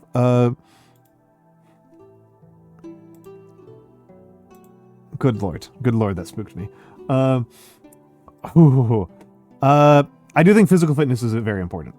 Clarity and competition. That's fair. But yeah, I think they're relying on an outdated stereotype of what nerds and jocks are like.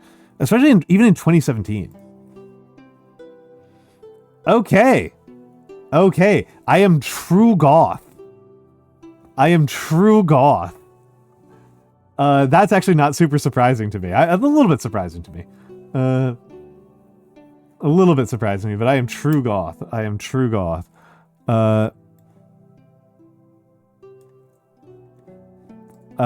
Yeah, Gothmontas. Look at my little pet. Of course I'm goth. Of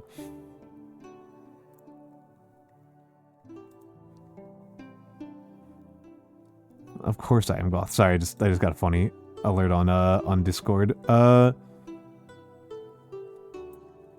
There we go. Almortis. Yes, Almortis. Almortis. Okay. Oh, these are good. Gringotts got LARP. Deathheart got True Goth.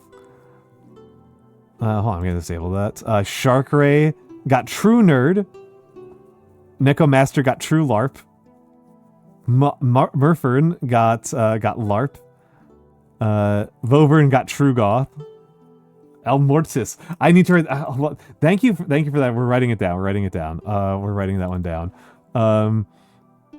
Almortis. See, this is why I have to. And where do I even keep this thing anymore? Almortis. Almortis is really good. I'm already very Dark Academia inspired. Okay, hold on. We're gonna do some data entry right now. Just that I will not do data entry after every one of them. But I want people to see what we're looking at.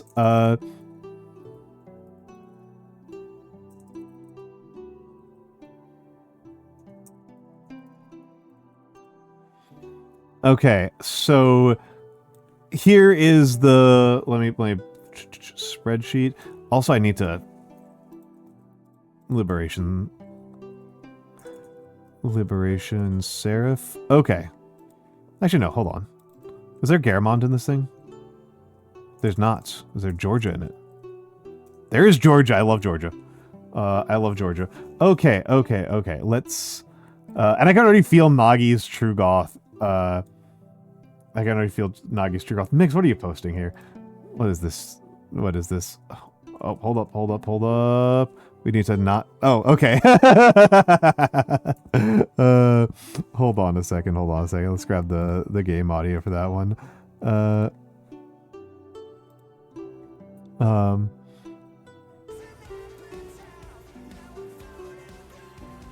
Oh, you don't need that. Hold on a second. It captures all of Firefox. Oops. Okay. Mortis.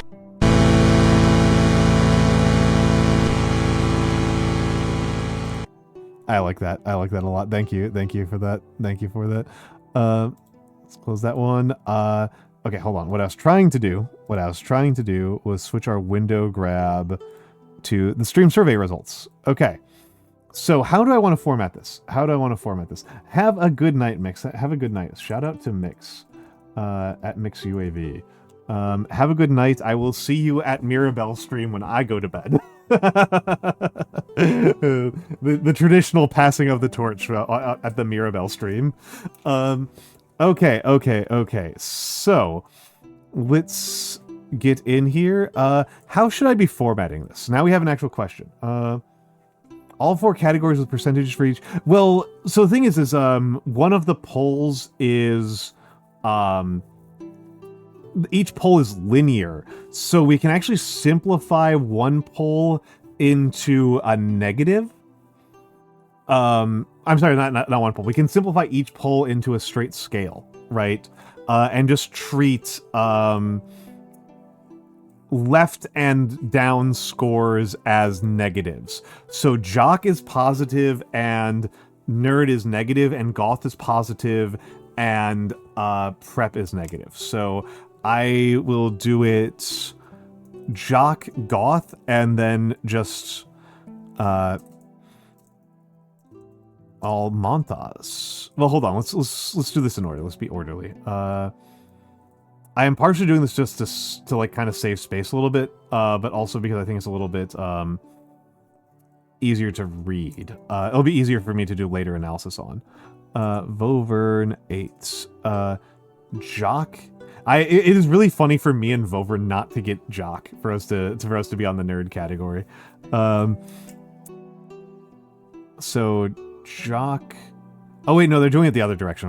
I'll do goth, jock in that order. So 55.5 and negative 23.6. Hold on a second. Let's just take a look at this. I'll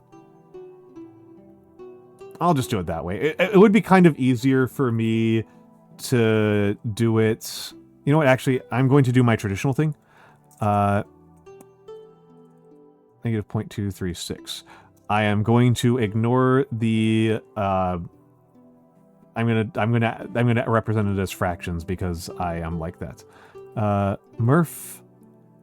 Murfemra is so goth 0.373 and then jock negative 0.509. I would normally just actually kind of prefer to just write these because these are all 3 digits. I normally just prefer to write them as full 3 digits. I'm kind of inclined to do that. Necomaster. Actually, hold on. I'm gonna add I'm gonna just because I find this interesting.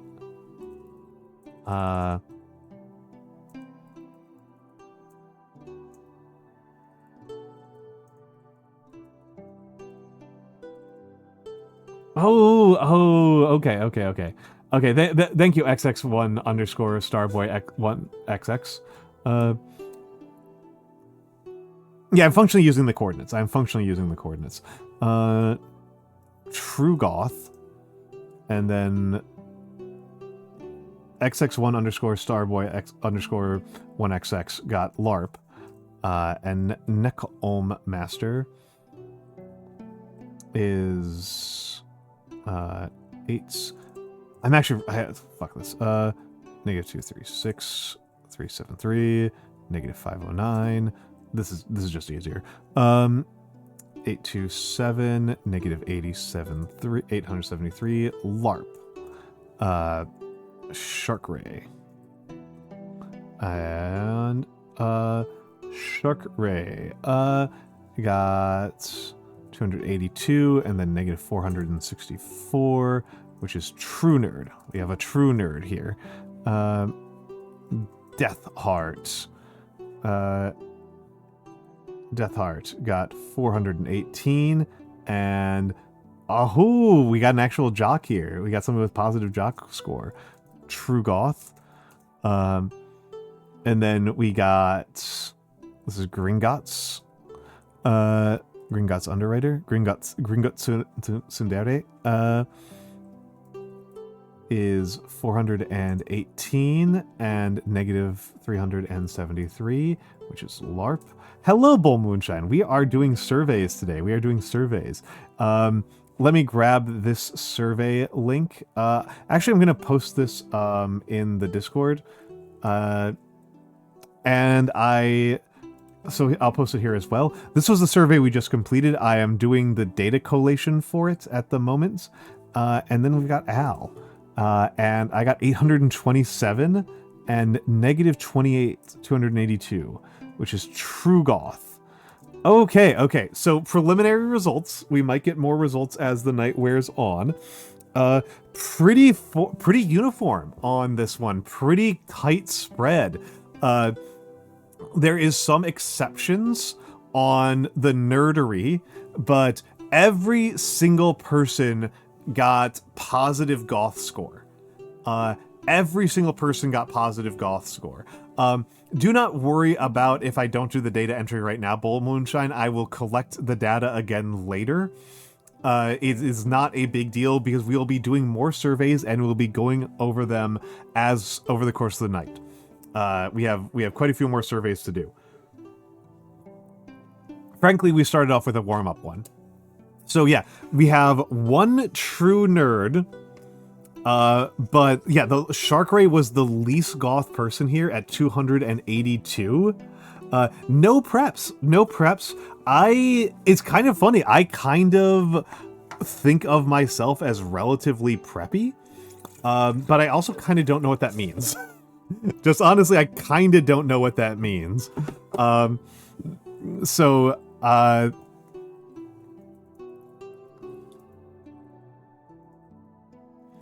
There is a, okay, this is the image I was looking for. There's an image I was specifically looking for. Okay. There's an image I was looking for. Yeah, I have zero sources. I don't, because like, I feel like the opposite of being like a rich prep school kid is being poor, is being ratchet. And that's not what... Goth isn't ratchet? That's not what that means? Like, that's not what that means? The original Goth was rich. The original Goth was a rich kid. Hello, Youthless. I guess. I don't know. I think of it as, like, the Harvard kids in Legally Blonde, I guess? I don't know. These are subcultural definitions that were always weird and vague.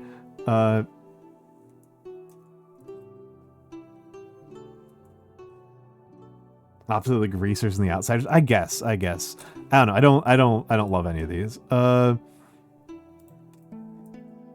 hold up. This is the image I was looking for, because I found this... This is how I learned about this chart, and I think it's pretty funny. I do think that having Athens and Sparta so far apart is a bit ridiculous. Alright, Artbarian, have a good night. Thank you for stopping by. I do think that having Athens and Sparta so far apart is goofy. I do think that Rome is like near perfectly placed, as is I think Assyria is... I think that Assyria is a really good one here. I think that explaining either Assyria or what Goth Jock is, I think if a person knows either Assyria or knows what Goths are, both of these work. Yours is on... No, you're in Nerd. You're on Carthage. Me and you are on Carthage, dude.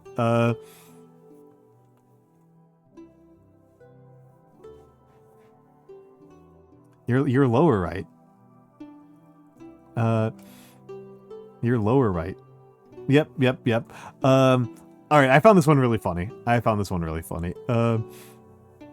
think that for Assyria, it's spot on. I think it's pretty accurate for Hittites. Egypt, I think, deserves a little bit more goth cred than that. Not goth, jock cred than that. Egypt's got some pretty jock tendencies. A thing to be noted about Egypt within the context of Bronze Age civilizations, as opposed to Iron Age civilizations, is that compared to the other Bronze Age civilizations, the Egyptians were way more militarized. Especially compared to the Sumerians, the Babylonians, the Egyptians are way more militarized. The Assyrians become more militarized later on in their history, but the Bronze Age Assyrians are not especially so. Let's do another one from IDR. hot and crazy. Let's do another one from IDR. IDR quizzes tend to be pretty easy, pretty lightweight. Actually, hold on. We're about to go into ads, aren't we? Nah, yeah, we're about to go into ads. I'll just kind of say this. IDR Labs is, some of their quizzes are pretty good. A lot of them suck, and are deeply cursed. IDR Labs has a bunch of pretty good ones. They've got like a decent Dark Triad one, but they also have some just absolute stinkers. Like, which Big Bang Theory character are you? Like, come on, man. I don't need that in my life. Don't put that evil out there in the world. We don't need that. Nobody needed that. We can do better. We can do better than that. Come on. You're down the road from IDR? Nice. Nice.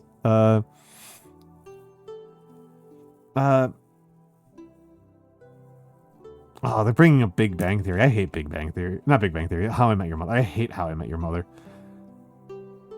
I despise How I Met Your Mother. Oof. Aren't you the least bit curious? Actually, no, I'm not. I don't know enough about Big Bang Theory for it to be parsable to me. It means nothing to me. I don't know what it would mean to be... I can't even name anybody other than Sheldon. I can only name Sheldon because they made a TV show that was called Young Sheldon.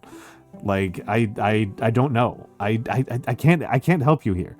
I can't help you here. I'm sorry, sir. This is a Simpsons household. Like, which Simpsons character are you I can work with? I mean, I know which Cheers and Frasier's characters I am. I mean, I know that one. I'm Norm. Like, come on. That was not complicated. If we do the big quiz that I like is Open Psychometrics, which I think has generally better quizzes, does have a which fictional character are you one. That one's too much of a pain in the neck to analyze for me. We might do that one. It's a bigger quiz, and I've always enjoyed it because it tends to give me very flattering results, like telling me that I'm like Ram. And Ram is extremely based, so I find it very flattering for somebody to tell me that I am similar to Ram. So, you know,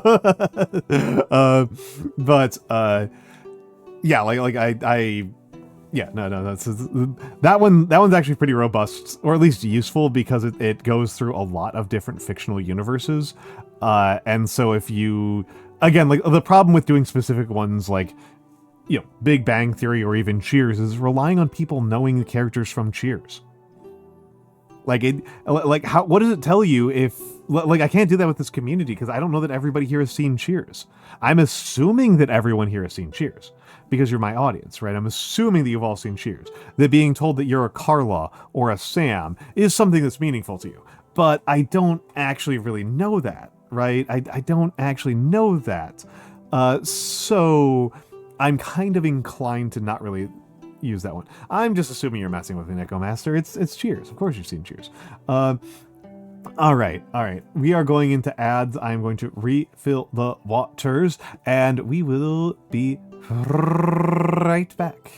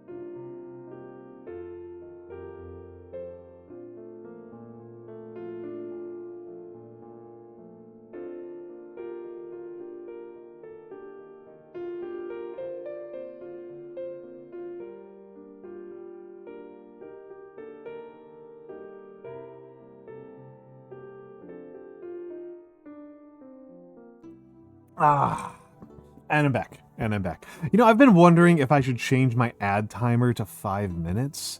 I am worried that that the viewers will revolt and kill me if I do that, but like in actual observed practice, I can't really get through going to the bathroom, washing my hands, and grabbing a snack and refilling my water in 3 minutes. That's actually really stressful. 5 minutes would give me enough time to, like, you know, make a cup of tea, which would be nice. And just in observed practice, I almost never make it back in 3 minutes. I almost always take 5 minutes. Okay. Okay, folks. I am going to get started on this one. I'm sure that somebody has already completed it, but I am not going to... I'm not going to check until I have finished this one. Other people seem to give me the benefit of the doubt more than they would for other people. Okay. Okay, already hitting a question that I have a problem with. This one I've already got a problem with, folks. Can people guess what my problem is? Class. Question for the class. Question for the class. Can anybody figure out what Almantas VT, sociologist, thinks is the problem with this question?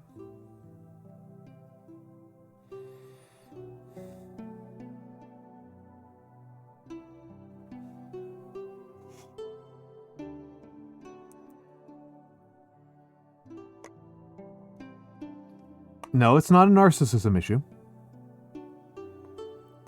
It's not a double variant issue, though that is actually a useful question. Starboy is hitting on an interesting part, but is not what I think is the interesting part. It is not the part that is bothering me.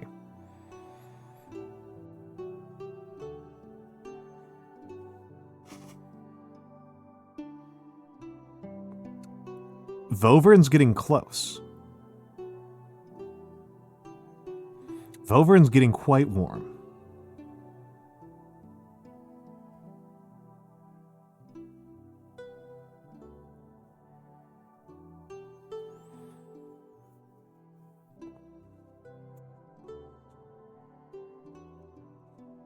Come on, folks, get your sociology thinking caps on here. It is. It is. That is what is asking, Necum Master. But so contextually, right? Contextually, this is a quiz about what they're asking you. This question is trying to measure how hot you are. Right? They are using people giving you the benefit of the doubt as a proxy or a measure of hotness.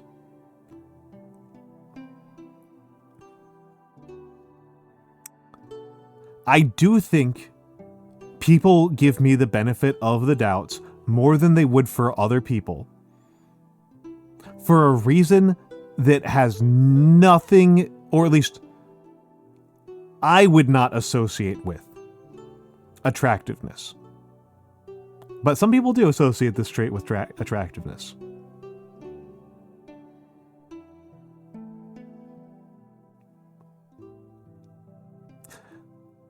I'll spell it out.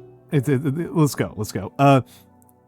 I think people give me the benefit of the doubt more than they would for other people because I'm white.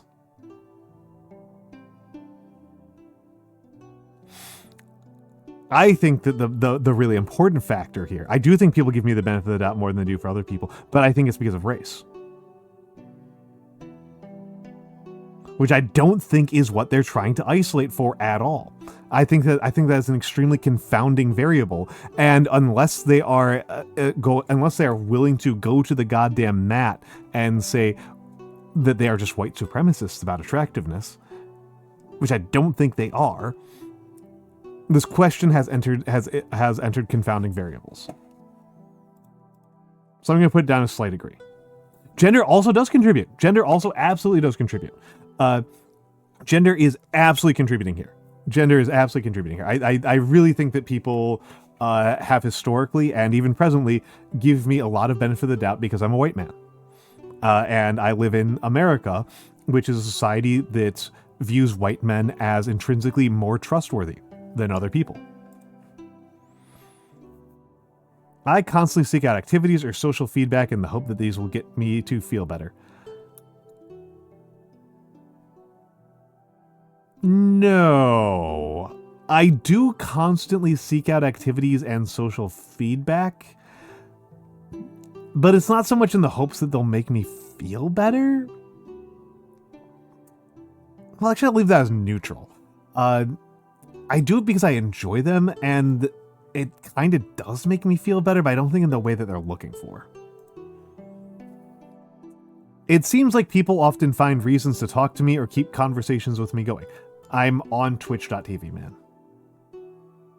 I don't know what to tell you, man. Like, like, it is really funny that my piece of evidence for why people want to talk to me or keep conversations with me going does not involve people seeing my physical appearance. That is very funny. That is very funny to me. That they are looking at this. They're trying to isolate my physical attractiveness, and it's not an obvious linkage here. It's not an obvious linkage here. I often think that someone new in my life is perfect and then become intensely disappointed in them. No. No. Come on, man. No. Team sports are an excellent way to build character. I'll be honest, I wouldn't really know. I do a lot of sports in my life, but I don't honestly actually do a lot of team sports. So I don't really know. Like, when in a relationship, I repeatedly ask my significant other if they still love me and still care about me. Yeah, I do. I'm pretty clingy. I have been propositioned for modeling jobs. No. No. When I am confronted with the consequences of a bad decision I have made, I sometimes feel as if it was another person who made that decision. No. No. People have often told me that they find it hard to understand my emotions and or decision making. Does VTuber modeling count? Actually still hasn't happened. Actually still has not happened. Still has not happened. Have you ever asked an SO the worm question? No. I'm too old for that. Hello, Beautiful Angel. Hello, Beautiful Angel.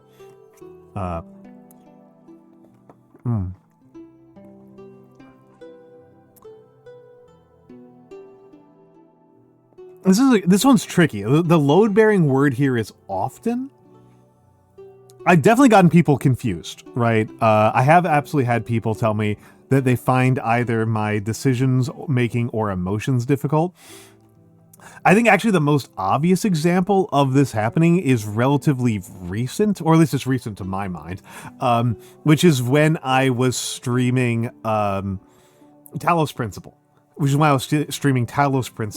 and I was just solving problems like entirely by intuition. I was just like barely thinking about it and solving problems and just dunking on problems without even understanding my own logic. So the free Wi-Fi on the plane. Oh my goodness. Blue, that's so sweet of you to come here. Thank you for stopping by. I'm kind of sad that you're not here that you won't be able to stay for this one, because I think this is a stream that you would really like. I am sorry. I didn't really think about anybody in particular when anybody in particular's plans when I made this. I am just doing a stream that I think is fun. But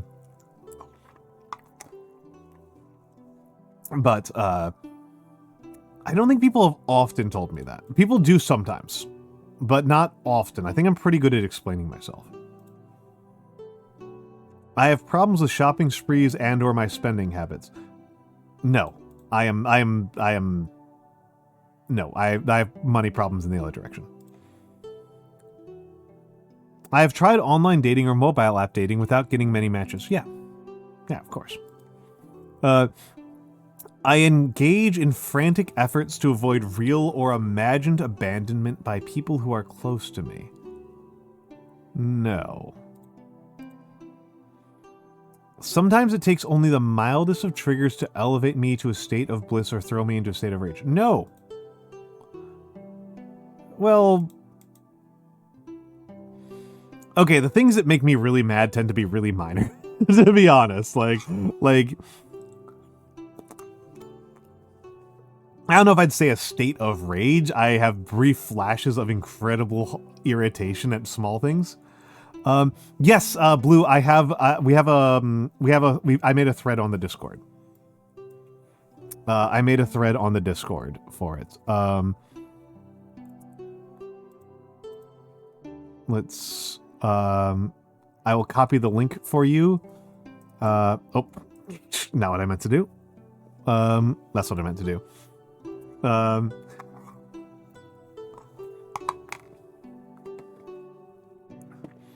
I usually feel positive about the future. Not really, to be honest. I feel positive about other people's futures. Actually, no, wait. I actually think I'm pretty optimistic these days. Let's actually go with agree. I actually do. Like, I'm so used to being a person with horrible depression. It's still like so baked into my identity that's still kind of like a bit whiplashy to be a person who likes themselves and likes what they're doing. I get uneasy when I do not have pointers or social cues from others to guide me. I'm actually really good in unfamiliar situations. The prospect of being abandoned or left alone triggers deep-seated negative feelings in me that I do not fully understand. Oh, no. No, I fully... they're not particularly deep-seated, and I do understand them. I get shallow feelings that I understand. I get shallow negative feelings that I do understand.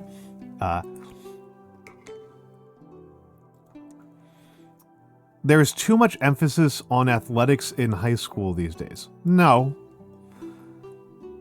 I don't...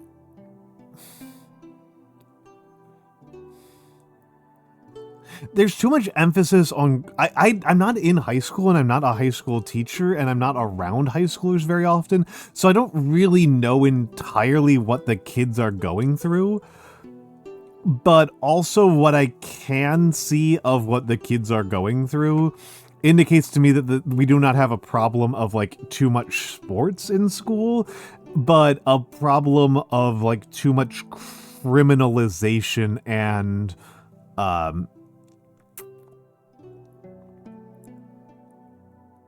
too much cop. There's too much cop. There's too much cop and too much gun. That's what it looks like to me. At a moment's notice, I can go from thinking very highly of myself to feeling completely worthless. It's usually like 6 hours notice. So I'll leave that neutral. High school's always had a focus on athletics. My high school didn't particularly, but I think that's just because all of our sports teams were bad. I have repeatedly destroyed my possessions or thrown out valuable things that I own because I felt I was worthless and did not deserve them. That's very sad to even hear. I didn't know that was a behavior people engaged in. That's really sad. I just like didn't even know that this was a thing that a person would do. People often go out of their way to do special favors for me. I have like 60 fan arts. Like I have like 60 fan arts.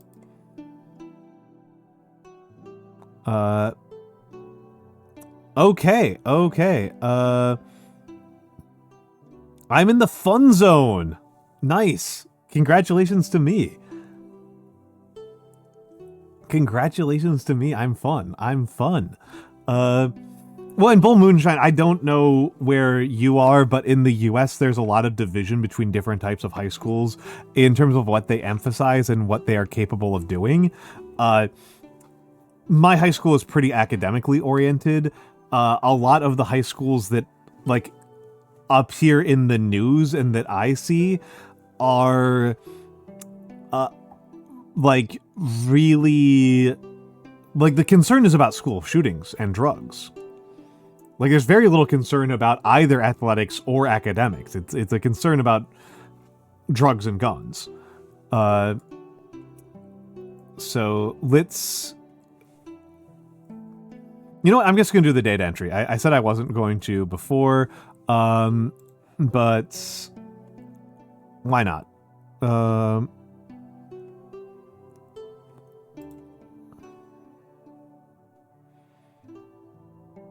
There we go.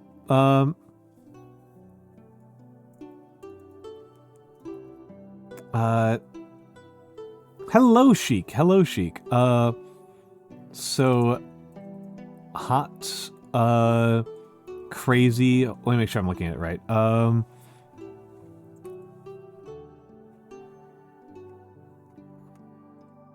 Let's do this. Make sure you guys give me the numbers in the Discord. I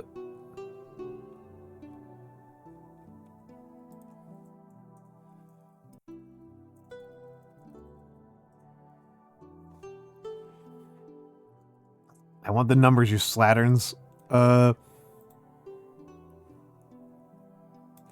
Thank you, Lost. Thank you, Lost. Hold on, let me get myself in here first, because that's the one I was looking at. So I am 80, 37.92. Fun zone.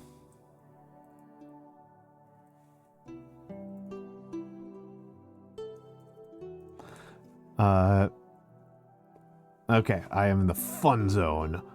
Did anybody else post their numbers? Oh, Lost got in here for the goth. Thank you, Lost Notebooks. Lost Notebooks. So goth 464, jock negative 505, LARP.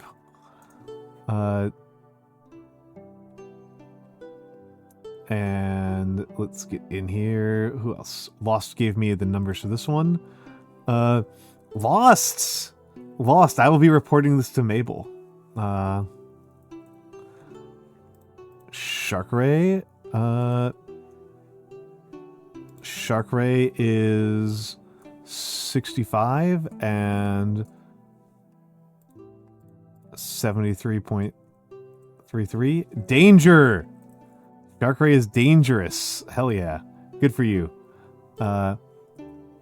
Gringotts is 85 hot. Nice, buddy. 62.92. And is dates. And Necom Master. I forgot the I got the number of M's wrong. Necom Master, not Neko Master, Necom Master.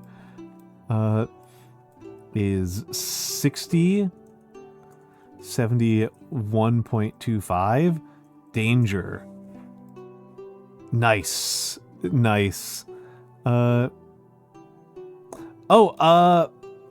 should have linked. It should be linked in the pinned. But I can grab it again.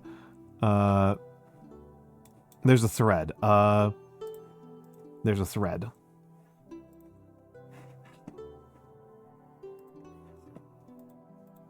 There's a thread. All right. This rocked. Oh, hold on, Sybil. Sybil, it's been a minute. Sybil, Sybil, I'm really curious as to where you place on this one. Sybil's an old friend. Oh, I spelled your name wrong. Excellent. I'm glad that didn't eat it. Sybil Cole. Sybil Cole is an old VTuber friend. She has a new model. She has a new model that is quite something to behold. It is an excellent one. Oh, yeah, let me show you. We're doing quizzes, Sybil. We're doing quizzes. And we just did the hot crazy quiz from IDR Labs. We've been posting them I've got a Discord channel where we're posting them. And yeah, I got put in the fun zone. I am just on the cusp of marriageability. If I was slightly hotter, I would be marriageable. If I was slightly hotter, I would be marriageable according to How I Met Your Mother. So yeah. We're doing these. All right, Bull Moonshine is 75. Bull Moonshine is 75 hot, 65 crazy. which puts you in the fun zone. Yeah, we're doing silly little quizzes today. We already did the goth jock quiz. We already did the goth jock quiz, and my chat has so far proven to be even more gothy than they are jockey. Not a single person scored negative on the goth axis. 100% positive rate on the goth axis. And that was pretty funny. I scored true goth, which I don't think is too surprising to folks. Yeah. We're doing some fun ones here. Let's do it. Let's. If people have some ones that they want to like think about, because the other ones I've got are a little bit more serious. Because we've been doing ones from IDR, which are silly. We've been doing some IDR ones. Oh, who is this? Oh, yes. Okay, that was Bull Moonshine. Let's put that in there. Bull Moonshine got the least goth.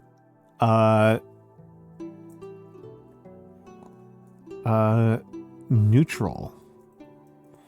You gotta take a peek. Yeah. I'll send you that quiz as well. But it's in the. I should have linked it in the.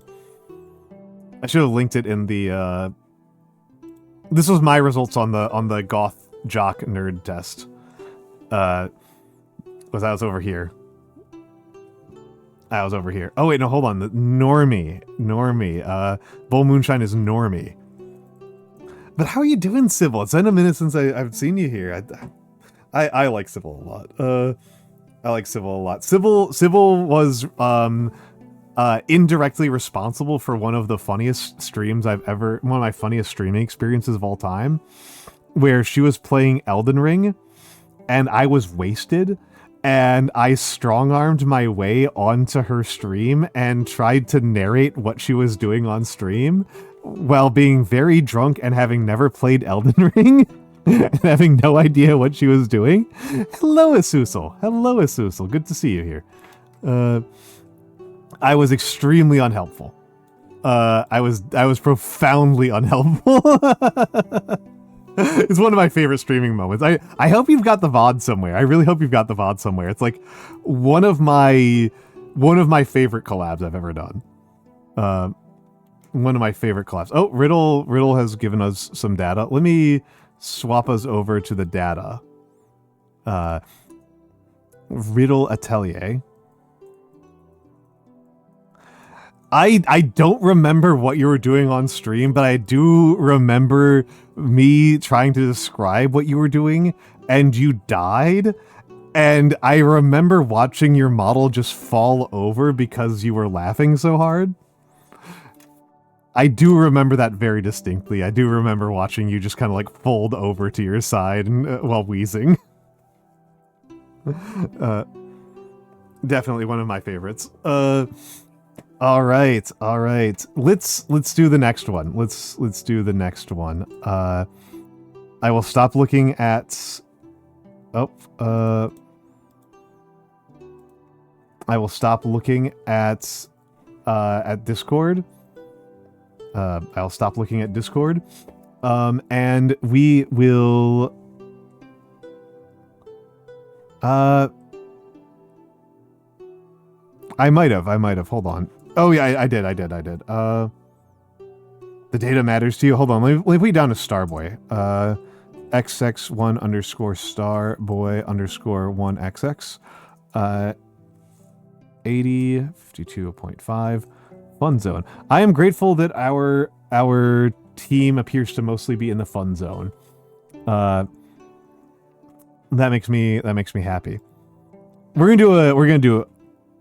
Oh, this is 19. Okay, I thought I saw 64 for a second. Next one is from Open Psychometrics. Open Psychometrics is a much more serious site. Not that serious, but definitely more serious than IDR. So the quizzes tend to be a little bit more robust. I like them quite a bit. This is Insanity. Okay. The person who can approach an unpleasant task with enthusiasm is the one who gets ahead. I think so, a little bit. Most people spend too much time in unprofitable amusements. Strong disagree. Money acquired easily through gambling or speculation is usually spent unwisely. No.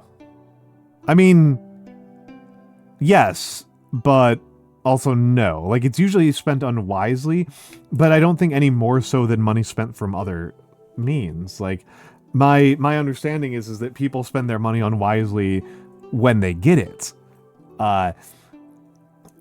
People who get their money for extremely hard work spend their money extremely unwisely all the time. I'm way too working class. I often feel I would be more successful if I sacrificed certain pleasures. I will be honest, yeah. Mostly things that, mostly if I sacrificed some of my tasty treats. Mostly if I sacrifice some of my tasty treats. If one works hard enough, they're likely to make a good life for themselves. No, what? Why would there be a connection there? I feel uneasy when there's little work for me to do.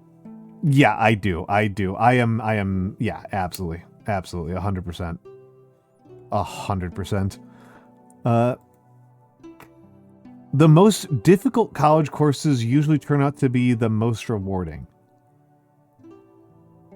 This is a tricky one. So this is the reason, this is actually the problem with doing open psychometrics tests. Is open psychometrics tests aren't bad, right? The IDR tests and the U-quiz test, they give you terrible quizzes. They give you terrible quizzes. Whereas the open psychometrics ones, these people like actually put some real thought and craftsmanship into what they're doing. And so this one, I can see where they're coming from. I can see the connection between this question and the intended types of results that they're looking for. This is just perfectly sensible. This all makes sense to me. But I mean, my own thoughts on this, right, are that, like, I did better in school the harder school got. As a rule, like the harder things got, the more I tended to enjoy them.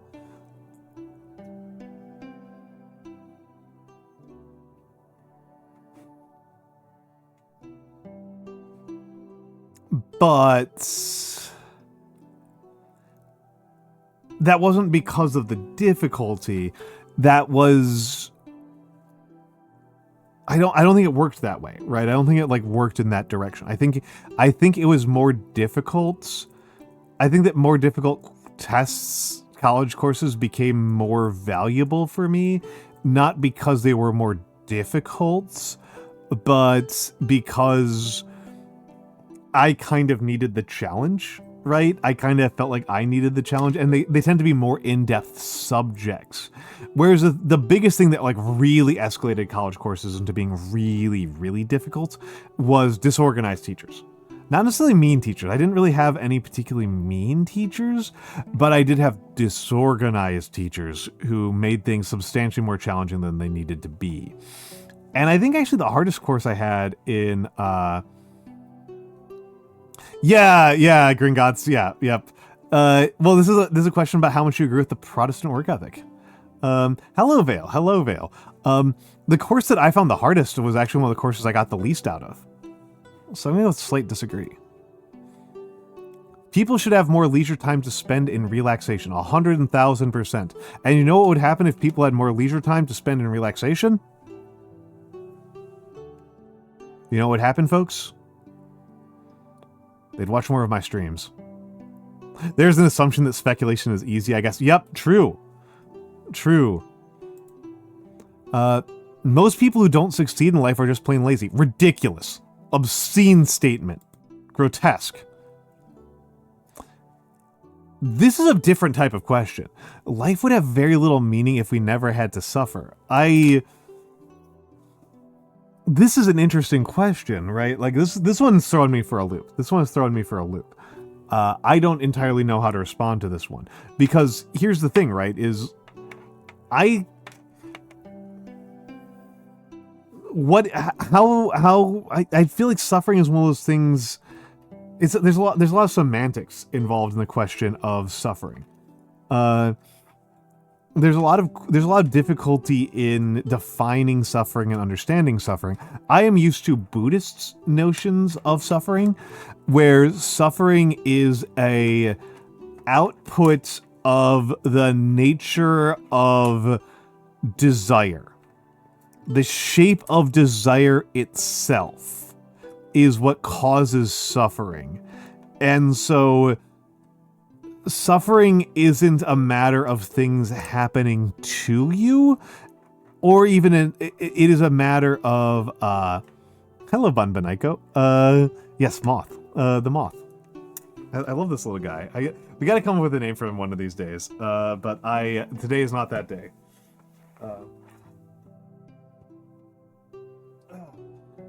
Today is not that day. But like, is meaning derived from suffering itself? Is suffering necessary in order to experience other forms of meaning? This is a really complicated question, and I don't know how to answer it, so it's getting a neutral from me. Anyone who is able and willing to work has a good chance of succeeding. Disagree. Extremely strongly.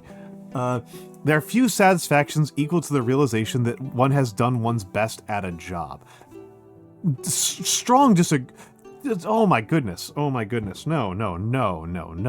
I don't think I have ever felt satisfaction at, hold on a second here. I don't think I have ever felt satisfaction at, like, doing good work for somebody else's paycheck. I have derived satisfaction from getting good work done on myself, on my streams. I've derived satisfaction from that, but I've never worked for a paycheck for somebody else and felt like I got anything out of it. I've gotten more satisfaction out of screwing over my employer than I have out of doing a good job. The credit card is a ticket to careless spending. That's asinine. This is stupid. What are you talking about? This is some boomer shit. They did say that the scale was made in 1971. Even I'm not enough of a boomer for this. The self-made person is likely to be more ethical than someone who is born to wealth. I actually do think so. I was about to disagree because a lot of self-made persons are complete psychopaths and very few of them are, if anything, ever self-made. But also it is very hard to imagine a more rapid ticket to being a moral vacuum than to be born to wealth. Our society would have fewer problems if people had less leisure time. Disagree. A distaste for hard work usually reflects a weakness of character. Disagree. People who fail at a job have usually not tried hard enough. Oh my goodness, no. What? Hard work offers little guarantee of success. Yeah, completely. Life would be more meaningful if we had more leisure time. Absolutely.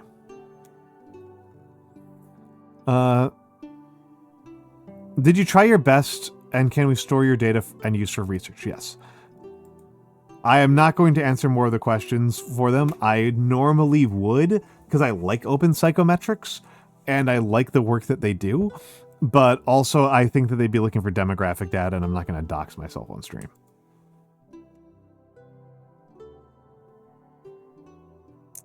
Okay, cool. Okay, let me get in here. PWE. And let's hide some of these. I think that one was a little bit more serious and less interesting than I was hoping for. I do like open psychometrics, but that one was a little bit dry. So I got a 34.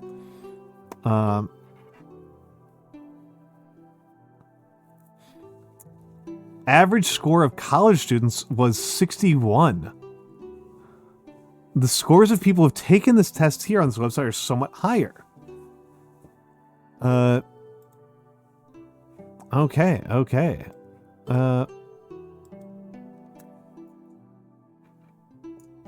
Yeah, what a surprise, right? What a surprise. Let's go over to the data entry, the entry of the datas. So I already put in myself in here. And let's see. Oh, Blue managed to get one in here. So I got through Riddle Atelier, I think. Hold on, I guess I gotta show columns because I gotta catch up on some previous ones. So Bluetiful Angel. Bluetiful Angel got... Oh, interesting, we finally got a negative. We finally got a prep nerd. Bluetiful Angel is our first prep. And she is going with 65 hot and 56.67 crazy in the fun zone. Oh, Riddle is... Let's go over to Riddle. Riddle got 50 hot, 98.33 crazy. No go. We do have a no go here. And let's go to Protestant work ethic. So, Gringotts was 42. Hold on a second. I always forget where this is on this one. Edit. I'm going to freeze the first row. Where is it? I always forget where it is in LibreCalc. I say I always forget where it is in LibreCalc because if I don't forget where it is in every single one of these programs. Freeze first column. There we go. Oh god, freeze first column, so good. Starboy is 54. And Blue is 64.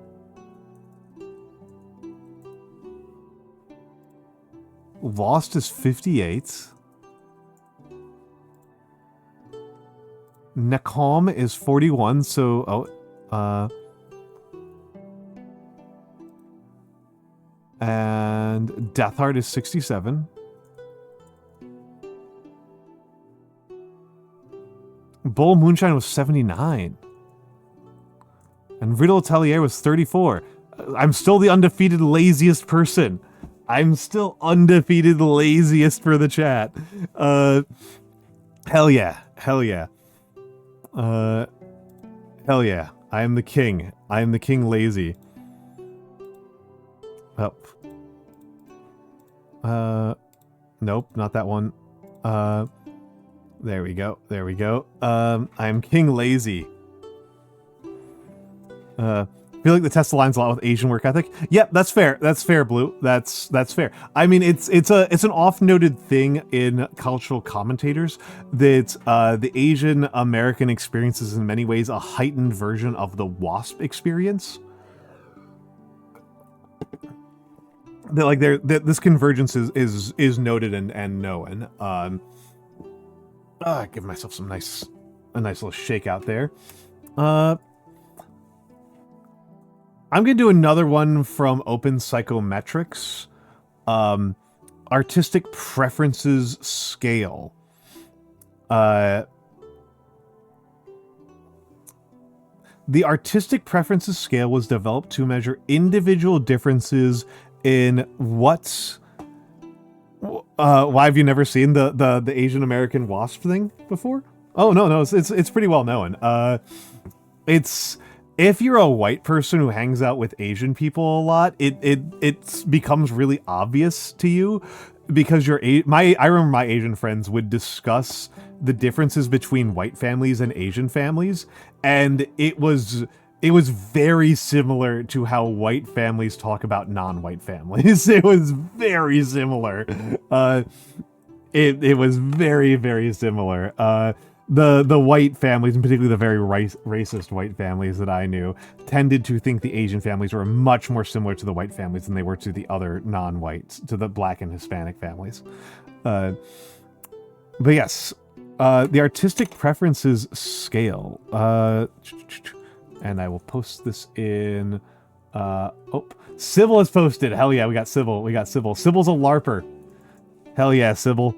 Hold on, I gotta get this in here. Sybil Cole. Hell yeah, Sybil. So 691 goth, 600, negative 600 LARP. LARP was the most common, and how hot is Sybil? Of course, Sybil. Sybil is the hottest person here so far. The second person in the marriage zone. Oh, and let me make sure I get Shark Rays. PWE 43. All right, let me save that. Of course, Sybil. Of course, Sybil. Oh my goodness. I love you, dude. Of course. Apparently marriage material. Yeah, apparently marriage material. Is that Irv? Yeah, it's Irv. Were you at Irv's debut? I missed you there. I was like falling asleep when Irv's debut happened. I raided in there while I was asleep. Hell yeah for Irv. I'm glad Irv got to. Yeah, the only thing I did at Irv Sono's debut was call him out and make him mad. So the artistic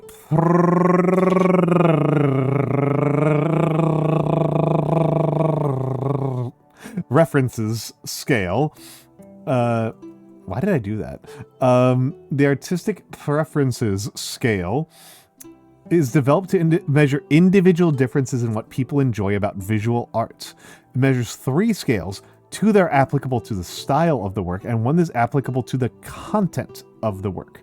The 3 scales were developed without any particular theory of art, just by looking at what were the strongest correlations between different possible questions using the statistical technique of factor analysis. Usually takes people 2 to 5 minutes to complete.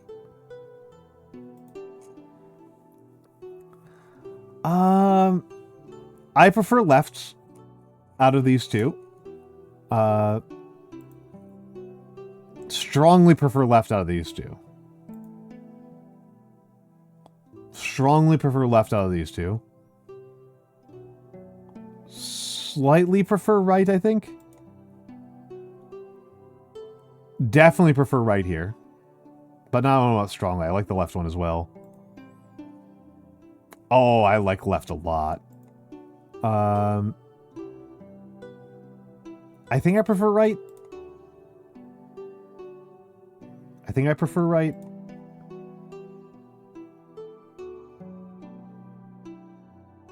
I'm actually not sure. I think I prefer left. Definitely prefer right.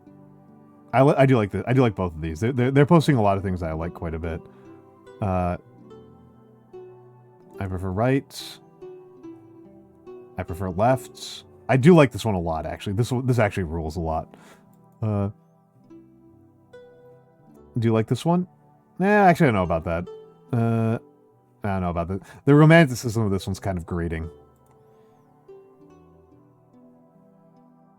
I don't really like either of these, to be honest. Oh, hell yeah, buddy. Oh, hell yeah. I think I prefer right. Definitely prefer left. Definitely prefer right. Prefer left. No, strongly prefer left. Prefer left. Actually, I prefer neither of these, to be honest. I don't really like either of these. I like both of these a lot, but I think I'm going with left.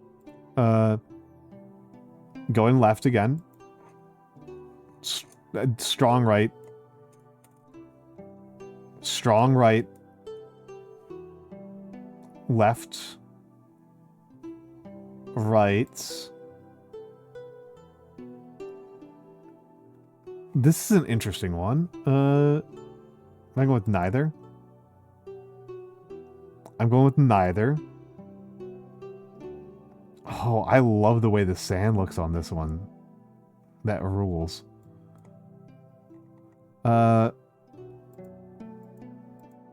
Let's see what they give us here. Okay, okay. So I prefer painterly and abstract. That makes sense to me. I actually feel like nothing that they gave here was particularly abstract. Uh, oh, yep. Okay, okay. So that, and here look they gave the scales in a way that was really meaningful. Please post this part, folks. Please post this part. Yeah, everything was quite figurative. Yep, Youthless. None of them and none of them were from anything that any of the movements I've really liked. Like, I didn't see any like old Taoist masters or anything in there. It was very Western and very 19th and 20th century. It did feel like a very limited sample set. Yeah, there's some modernism. It was all modern. It was all modern and romantic. There's some pointillism. There's definitely some pre-Raphaelite. Yeah, I thought there was it was interesting as an experience, but I do think it was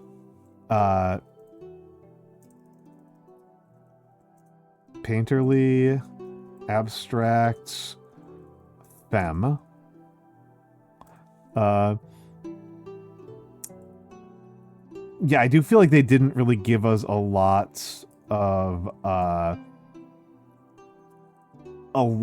to go on there.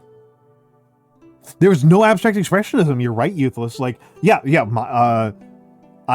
We actually had this discussion on stream just the other week about different people had different preferences regarding within it was me and Mix and Vex got into a really heated discussion about what's the word? Pollock. It was Pollock. Because Rothko's one of my favorite painters. Rothko is my favorite Western painter. And like, yeah, it was about Pollock. I like Pollock. I don't love Pollock, but man, Vex hates Pollock. Vex hates Pollock. And so I had to be like the Pollock defender, even though I don't actually like him that much. Like, this one was at least fast as hell.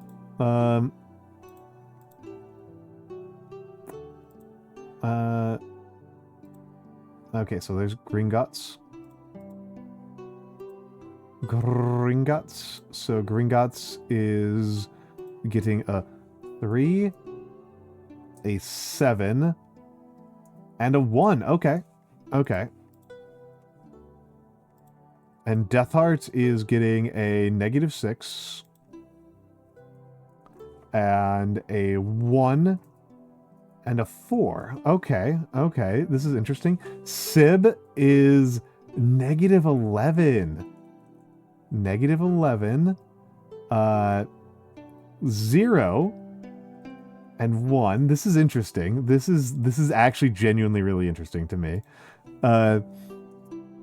Ooh, wow. Atelier is going 15, -4, 0. Hello, Chocolade. I'll write that in right now. Actually, hold on. Let me make sure that I am showing what I want to be showing. So I'm doing the data entry right now. May as well make this a little bit bigger. So Chocolade is doing 3 to -6. Yeah, Deathheart. I'm still going through there, but I'm kind of curious if people can understand why I'm finding this so interesting.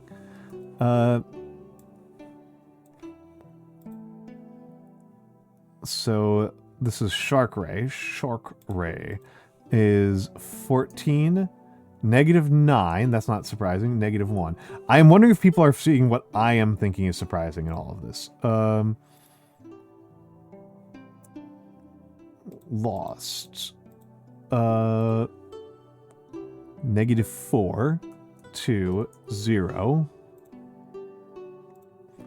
And Starboy XX1 _ Starboy _ 1XX is -8 -3 and 1. Sib. No, this is Bull Moonshine. This is Bull Moonshine. We already got Sibs. Are they Bull Moonshine? Thank you for giving me the numbers, Bull Moonshine. -13, -6, -12. There we go. There we go.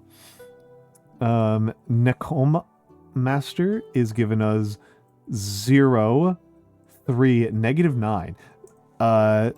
And Blue is giving us 0, -1, -1, and 4. Hi Keith. This is actually LibreOffice Calc. I am Keith, you have to understand that I am enough of a snob about data analytics that I can't use Excel. That Excel and Google Sheets are unacceptable to me. Frankly, I shouldn't even be using LibreOffice Calc for a lot of the stuff that I do. LibreOffice Calc is a lot more efficient than Excel, but I am working with a couple of data sets that are so large that I really should be moving over to SQL, to like OpenSQL or something like that. RIP.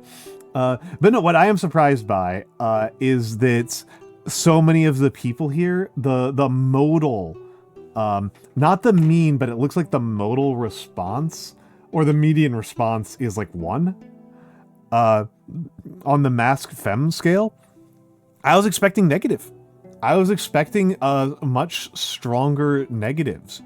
I was expecting much stronger negatives because you guys watch me. That's what I was expecting. -691. LARPer.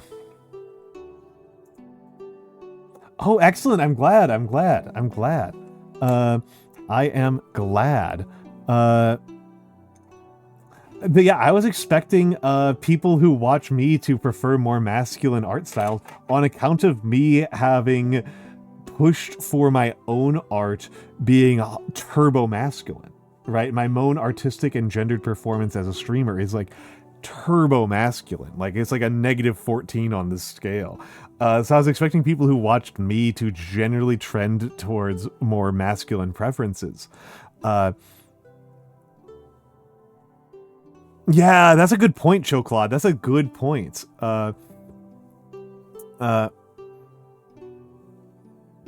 The masculine stuff was like boats. Fair enough. It's actually kind of interesting because my preferences actually do tend towards very high abstraction, and the biggest thing for me on this one, the biggest thing for me in terms of what decided for me on most of these was I pretty much always slam picked anything that had extremely high contrast.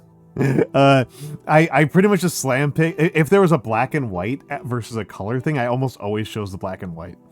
I don't really have a mind for color, as a rule. It's really funny that I've become a minis painter given that. I have a much more of a mind for depth of color and for contrast. And contrast is something that I think about a lot. It's something I think a lot about in writing as well. A lot of the masculine stuff was also linear. True.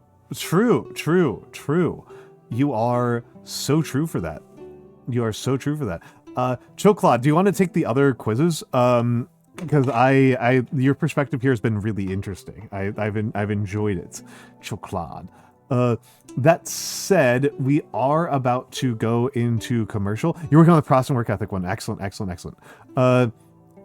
Excellent. That one's really fast. The process and work ethic one is really fast. I did think this one was pretty easy. I think I might try to find another one from IDR, because the IDR ones are stupid and therefore more fun to talk about.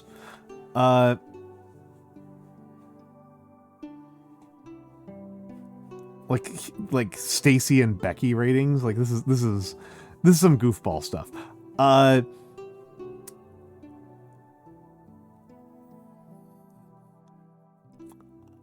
It is really tempting to have people do an autism test here. It is really tempting to have the VTuber fans do an autism test. That's really tempting. uh, uh, uh, I actually know what, we're gonna do this communism test. I will post it in the chat, but I'll post it in the chat, but which will also give a nice anchor for me to tell where we're coming back, what we're coming back to. But I'm going to let the ads rip. Communism test. I'm gonna let the ads rip, and then we'll be right back. But I'm curious to see how communist my followers are. So we'll be back in a few minutes.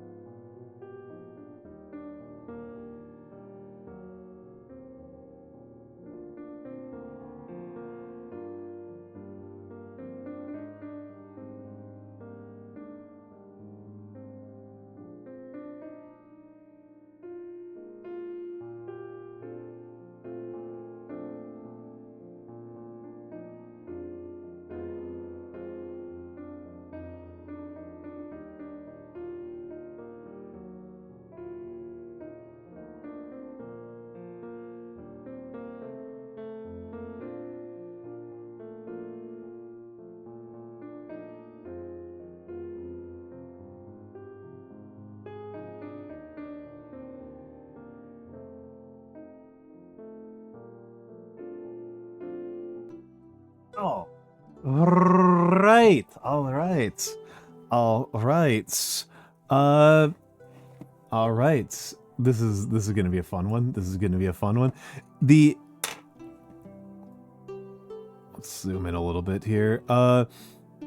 Communism is a social and political ideology whose ultimate goal is the establishment of a communist society, which is defined as a socio-economic order based on common ownership and the absence of social classes, inequality, and private property.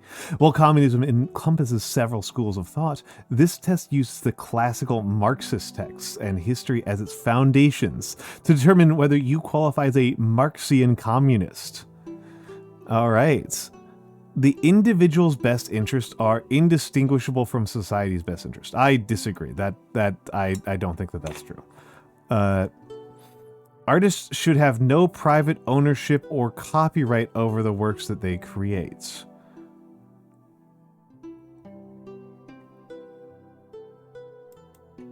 I am wondering if... I linked it in the Discord, but I'll link it here as well.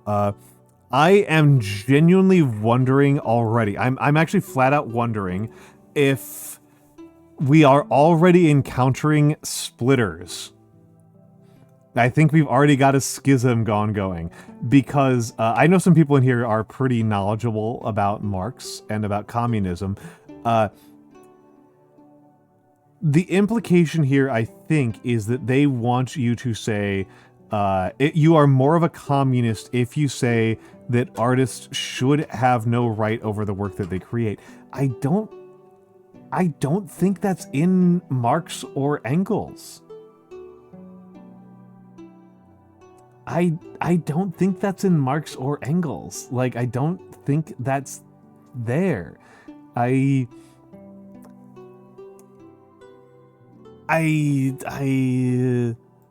don't think that's there. And either way. Yeah, I don't think that this is there either way. I'm gonna punt on this one because, like, I don't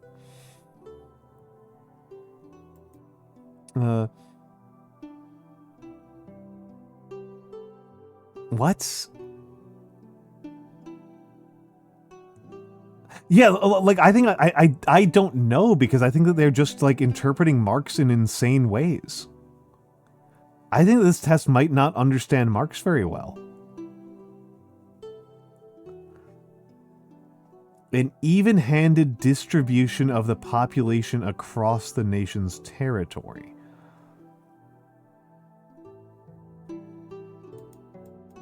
I mean, I don't think so. I think population should be distributed according to... Yeah, this is like an undergraduate college student's idea, which is surprising because an undergraduate college student wouldn't be familiar at the time with Marxian. Yeah, this one's dumb. I might scrap this one, folks. I might scrap this one. I'm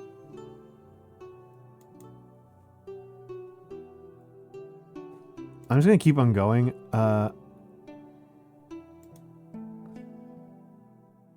This is a meaningfully accurate one. Dem sense.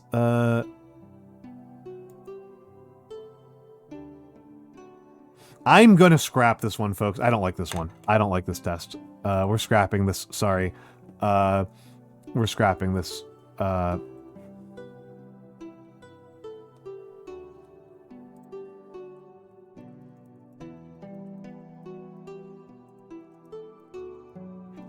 Scrapping the communist one. I think this one's dumb. I think this one's dumb. I think this one is simply too dumb.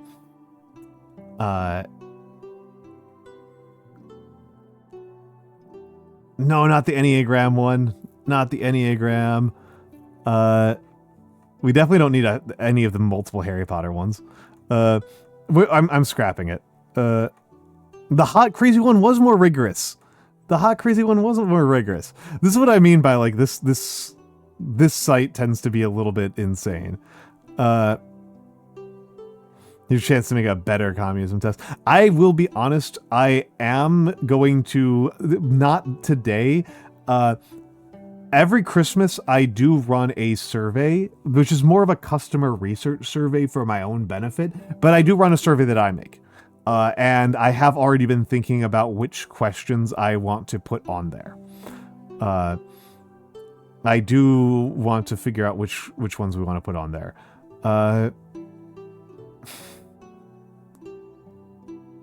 You know what? Fuck it. We're doing the Wojaks. We're doing the Wojak test. We're Wojacking.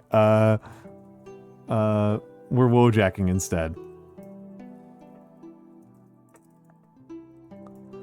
We're Wojacking it. This is a dated meme. This is a dated meme. I am going to go back and do data entry. Yeah, yeah, I did not like that one. Okay, so nope, I don't want that. You don't need to tell how many no, you don't need to do that at all. Where is it? Where is it? There we go. That's better. That's the one I'm looking for here. Okay. Okay, I'm gonna go do the data entry from the last couple, from the couple that I missed. So Choklad did Protestant work ethic and got a 53. Sheik is a hottie. Sheik is a hottie. Sheik is 95, 50.42 dates. And Choklad is 85, 37.92. Marriage, we got another marriageable person. We got another Mary in here. And Choklad got LARPed. Choklad got LARPed.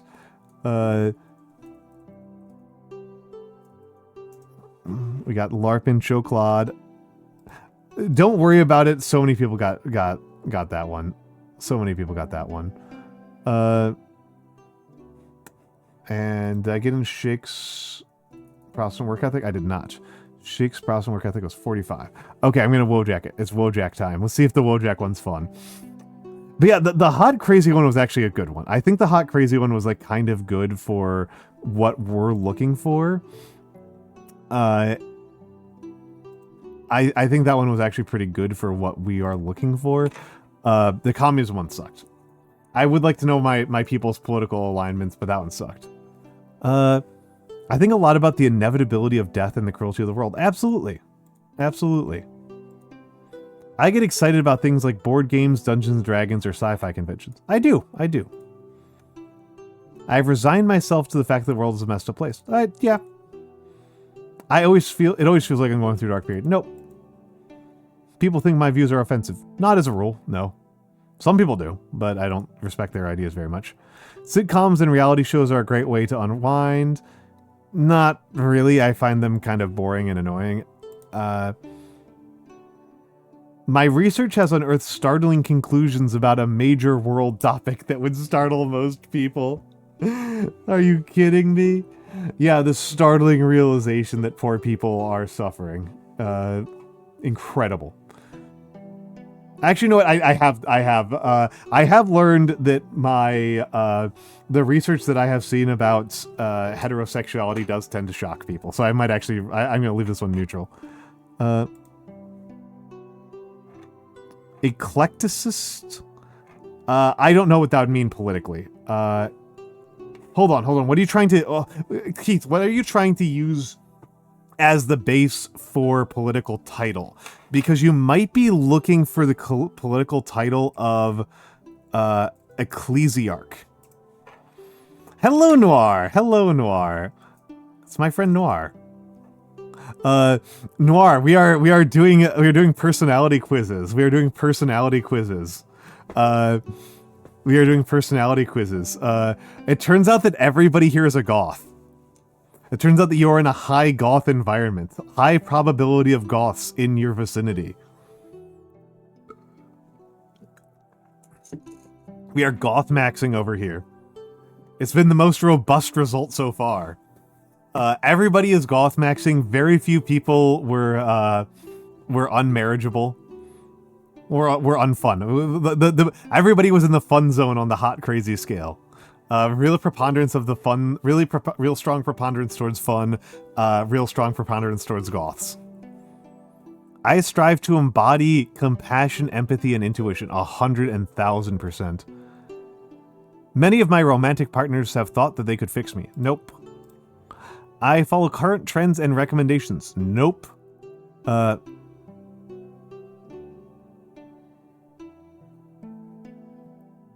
Play Dead. I'm not familiar with Play Dead, to be honest. I am listening to Dance with the Dead right now.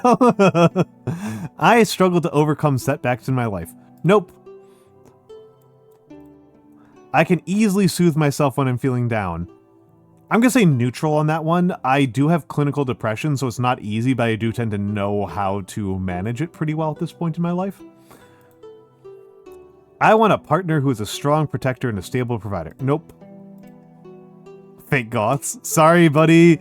It was goth versus prep. I simply have an appreciation for for ephemerality.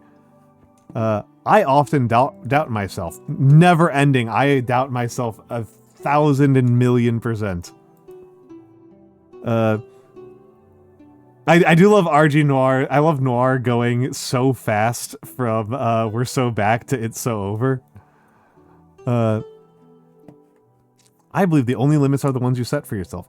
I don't even think those are the important ones. I think the physics ones are the important ones. I have often been called a conspiracy theorist. I have never been called a conspiracy theorist. I will never give up on my dreams. I have given up on my dreams several times. I put a lot of effort to make my home a welcoming and orderly place. Kinda? I'm gonna say no. I'm gonna leave it neutral. Actually, let's put slight disagree. I honestly tend to listen to more death metal.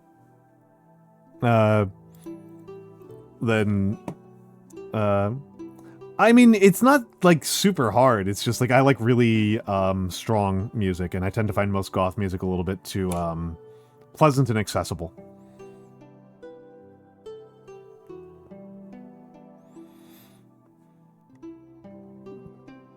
I'm definitely putting this one down as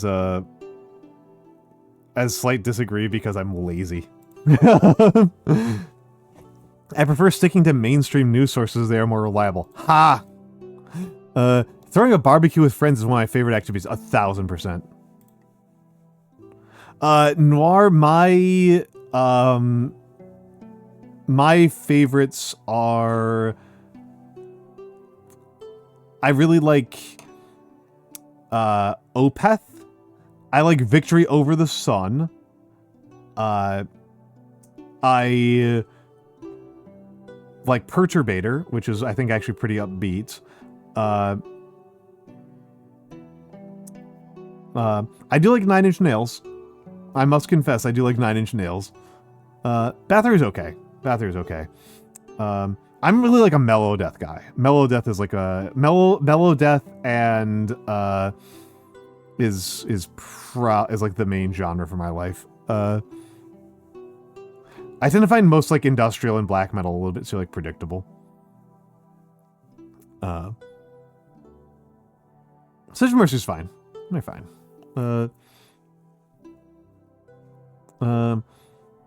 Seems like most people I interact with are dismissive, apathetic, or cruel. Absolutely not. I mean, Dvorak rules. Like, everybody listens to Dvorak. Like, I have opinions that would frighten most people. It's true, I do. I do. I am wondering who knows which opinion I have that frightens people the most. But I definitely do have some opinions that frighten people that I have talked about on here on stream. I work hard to achieve my goals and don't let others sway me from accomplishing them. I think I work hard. I don't know that I do think I let other people swear. The healthcare one does scare some people, but the one that I definitely freak people out with the most... I'm vegan. That's the one that really tends to get people. That's the one that people tend to get really upset about. I'm usually cheerful and in a good mood. I just think, yeah, you're throwing up in your mouth. Yeah. I often compare myself to others, which makes me feel inadequate and unhappy. I'm gonna leave this one on neutral. I do compare myself to others all the time. It doesn't tend to make me feel inadequate or unhappy. It tends to be fine. I feel fine. I am an avid reader of fantasy novels. Nope, I am not. I read fantasy novels, but they're like a... I don't know. I would not describe myself as avid. I believe couples should be committed to each other for life. No. I am open-minded and willing to challenge my own beliefs. Yes. Something soy boy, something liberal. Exactly. What a surprise, the vegan is also an anarchist. It's important to be respectful to others, even if they have different opinions or beliefs. Again, you know, I would not survive if I didn't do that. I would be dead. I will never settle for mediocrity. No, absolutely, I will settle for mediocrity. I settle for mediocrity every damn day of my life. I just figure out ways to be better about it. Oh god, this is annoying. I am only going to care about this result. Oh no, this is annoying. It's annoying. How do we do how do I do analysis on this? How do I do analysis on this?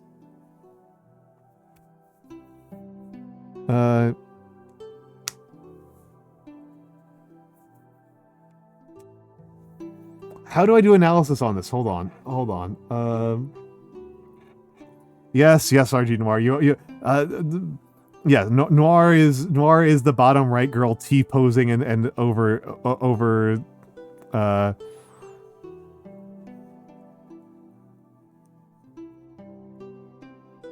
amazing chocolate. That's an incredible story.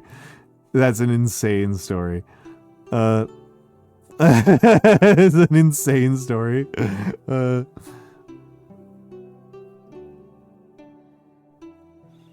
I'm kind of surprised I'm not more yes, Chad. Okay, hold on. How do I do this one? How do I do this one? Okay, I think I figured out how to do this one. Sabra is terrible hummus. Like it's legitimately kind of hard to make a worse hummus than Sabra. Okay, this is annoying. We're going to have an annoying time with this one, is just the way it's gonna be. I'm just gonna do all 7 because that's almost certainly not the best way to do this, but it is the most straightforward way to do this. So, also, hold on, I'm gonna sort. No, that didn't work at all. Data sorts. No, sorts person descending. Come on, why are you like this? Ascending. There we go. There we go. Soyjack, Doomer, NPC, Trad, Chud, Jack, Wojak.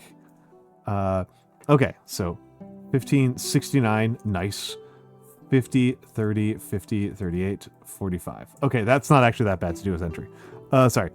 Yeah, hummus is terrible. Dearborn is gonna have some incredible ones. Like it's just actually really easy. Yeah. Hold on. Here it is. Here's this one. Is the pinned message still there? The pinned message is to a channel where all of the previous results are. So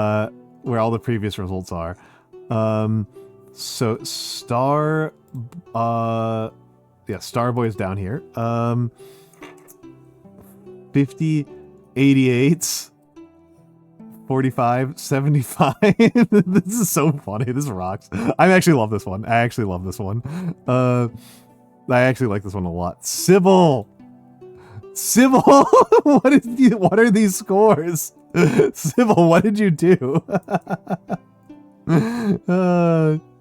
Sybil, what is this? This rocks. I love this one. I love this one. I'm into this one. Bull is chatting. This rocks. I love this one. This one's so good. This rules. I'm Sybil, Sybil, I am learning a lot about you tonight. I'm learning a lot about friend Sybil tonight.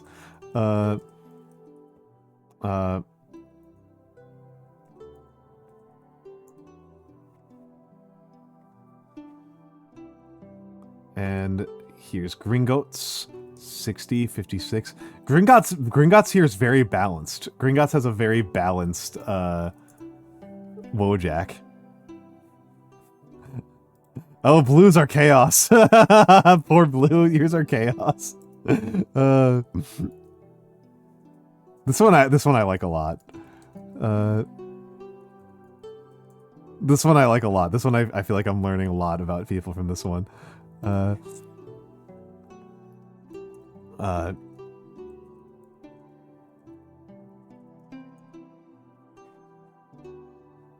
Shake is coming in here with the art test. Let's get this art test in here. Sheik was 3, -16 pure realism, and -6. Sheik wants really literal paintings of boats. Neck Alm Master. Yes, Chad.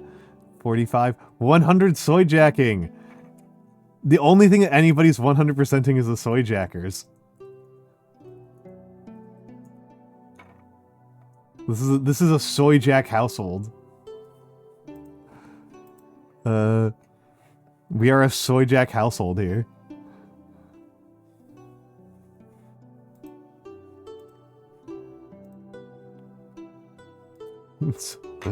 we are soy jacking it up here. So we are jack maxing.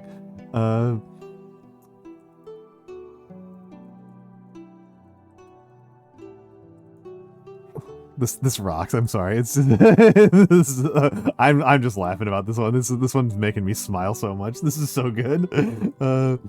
53 Doomer, 50 NPC, 50 Trad, 25 Chud, 50 Wojak. Full jack off. Yeah, full jack off. Noirs are one non Noir. This is good stuff here. RG Noir, like get her over here.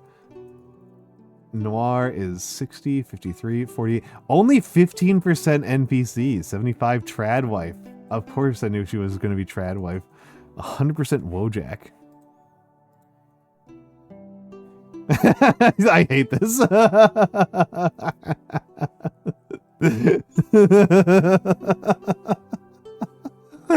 Sorry, I'm just I'm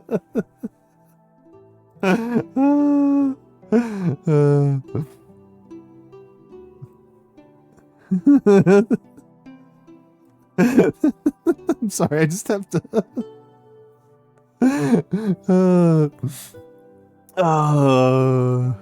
I have to share this with our friends. I have to share this with our friends.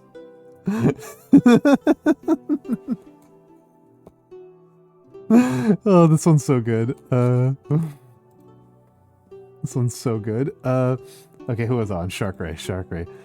35 Chad, 100 Soy Jack, 42 Doomer, 40 NPC, 65 Trad, 17 75. Okay.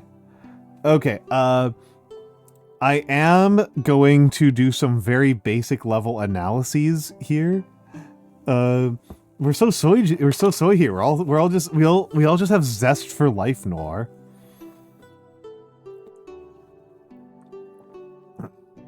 We all just love our lives and also love being frail. All right, so mean, median, mode, max, min. Okay. So, we're just going to do some very basic statistical analyses here, just to give myself some things to work with. Average. Hold on. Need to insert some rows here, or else some chaos is going to happen here. Actually, you know what? No, this is bad. This is bad.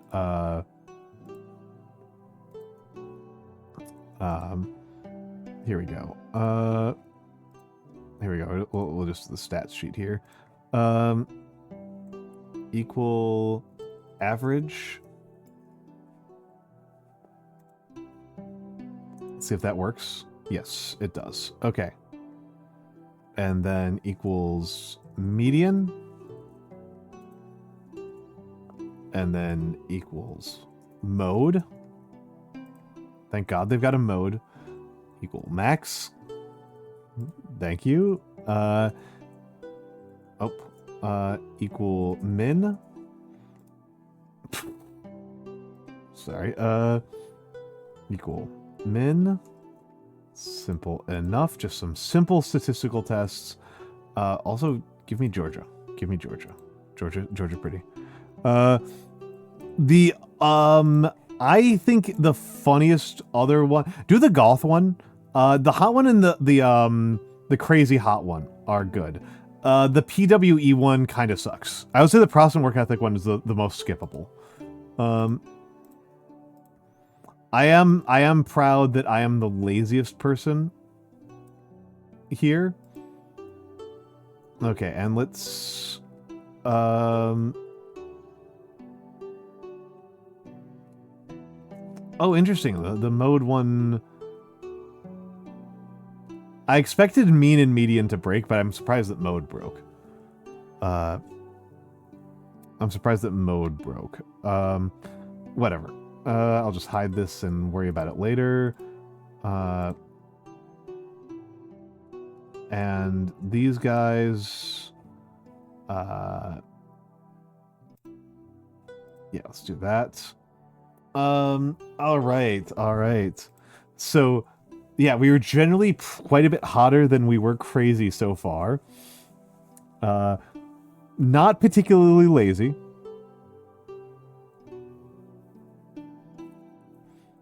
Yeah, these shouldn't be surprising. These shouldn't be surprising. Alright, hold on.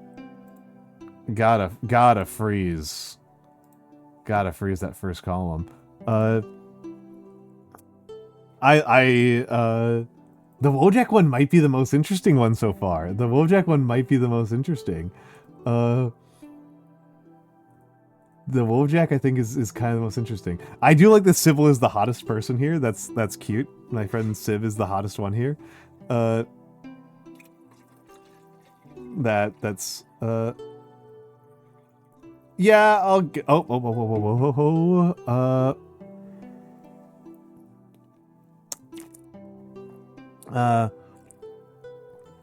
worry about that later, to be honest. I'll worry about that later. It's just an appearance thing. It doesn't really matter. It doesn't really matter. Oh, let's get Noir's. Noir has reported some goth scores. Not remotely the most goth person here.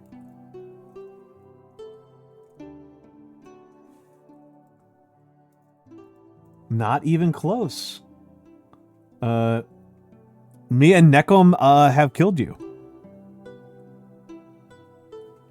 Just a hot little dog. Yeah, just a little hot dog. Just a little hot dog here. Sybil's just a little hot dog. It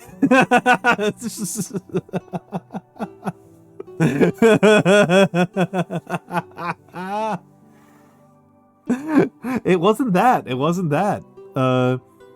It wasn't that. It was if you like dress it. It was if you like expensive things. I think was the contrast point. It was if you like luxury items. Noir. The models thing lost you jock points. Yeah. I was disagree on those. I got freebie jock points from those. Yeah, I got the jock points for being like, this is condescending, stupid bullshit.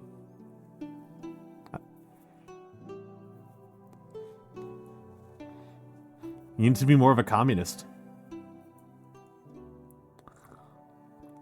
Yeah, I am scrapping the communist test because I did think that one was asinine.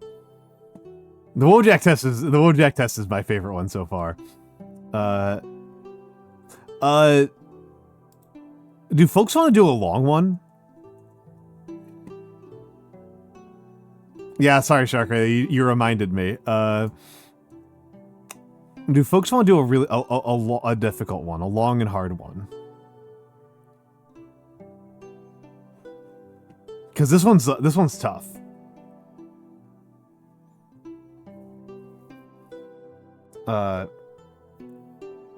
I don't know how to record the data from it. Hello, Winday. All right, Sheik, have a good night. Have a good night. I don't know how to do stats on this one.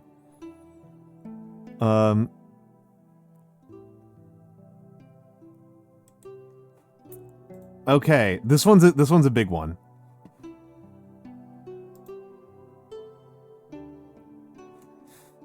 All right. I don't know how to do reporting for this one. I may I'm going to have to say that it's going to be... I'm probably going to ask for specific series. I will have to take a look and see which series that I know enough about to understand.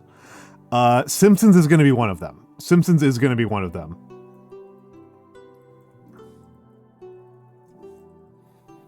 Simpsons DS9 is going to be another one. Those are ones that I know. I'm not sure which other ones they have on here. And that are interesting. Like, I know, take 36. Take the 36. Take the standard. I think I'm kind of more slovenly than I am stylish. I don't know. I kind of just feel like men can't really look stylish. I'm a pretty loyal person.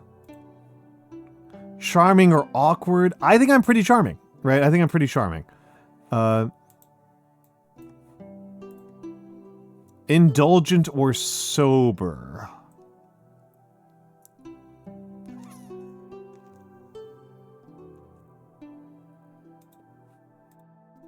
I honestly don't know. I don't know, folks. I'm gonna ask you guys. I'm gonna ask you guys. You think I'm more sober? Of course, Winday thinks I'm more sober.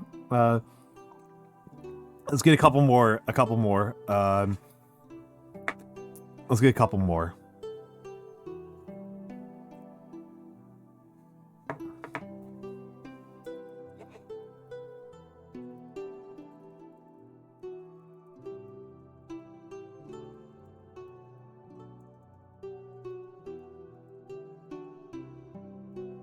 You think I'm more sober? Okay, if Gringotts... Yeah, okay. Okay, Gringotts says I'm more sober. As an Aussie, your middle is very different. Formal or intimate? I don't feel like these are particularly opposed to each other. I'm so contrarian. I'm so contrarian. I feel pretentious and obnoxious saying this, but I think I have to go with deep. I feel bad about it. I feel guilty. Social. 80-20 social. Spiritual versus skeptical. I'm so skeptical. I'm such a skeptic. I absolutely have DMs with people who are really annoyed at me for not taking some of their woo-woo stuff at all seriously. I'm wondering if people can even figure out who I'm talking about.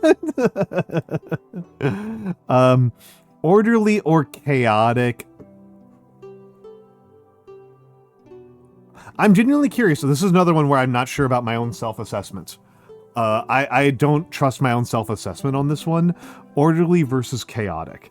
I think that compared to other VTubers, I am not chaotic at all. If we put me on the spectrum of like with Chibi Doki, I am like all the way on the left side. I can think of a couple of VTubers who are more organized and orderly than me, but not very many. Pretty chaotic. If I were to go by my sleep schedule or how I organize my desk, pretty chaotic. If we were to go by my work schedule or how I organize my files, extremely orderly. So this is why I'm not sure. Yeah, like I am really regimented about work. My sleep is complete chaos. I think I kind of have to go with more orderly. Because I work more than I sleep.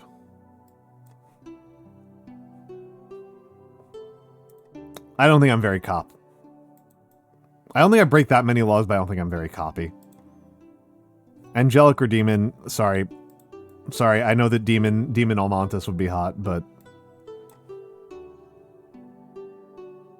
Creepy versus disarming.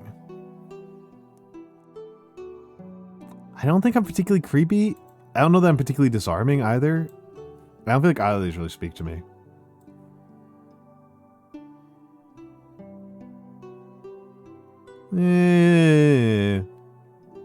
I think I'm more blissful than haunted.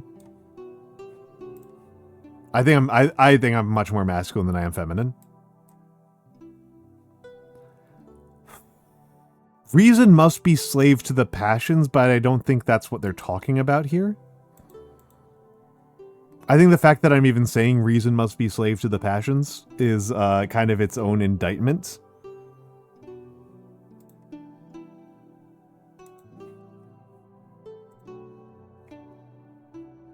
I'm a stick in the mud. Let's be realistic here. Well, it depends a lot. I just don't like travel. I just don't like travel. I just don't like going different places. Outside of if we ignore the like physically leaving places, like physically having to go to the airport element of it all, I think I qualify as pretty adventurous.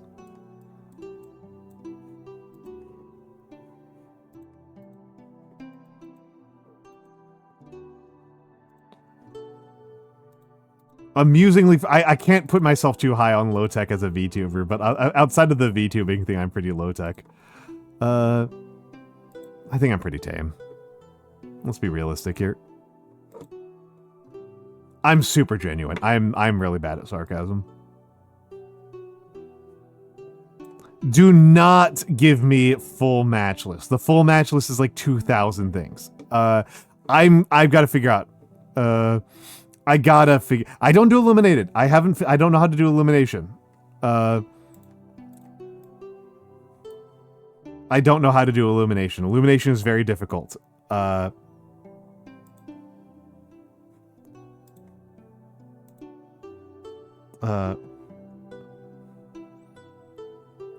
am so lenient. I am lenient to the point where it makes me a bad VTuber, if I'm honest.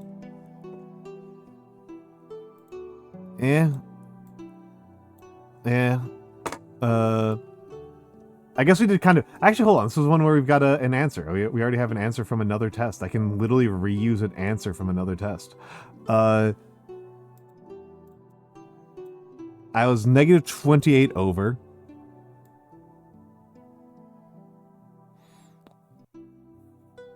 By which part? By which part?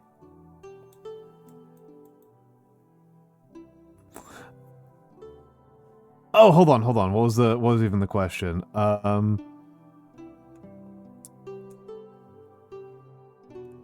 actually already forgot what the question was that I said made me a bad VTuber. I already forgot what it was.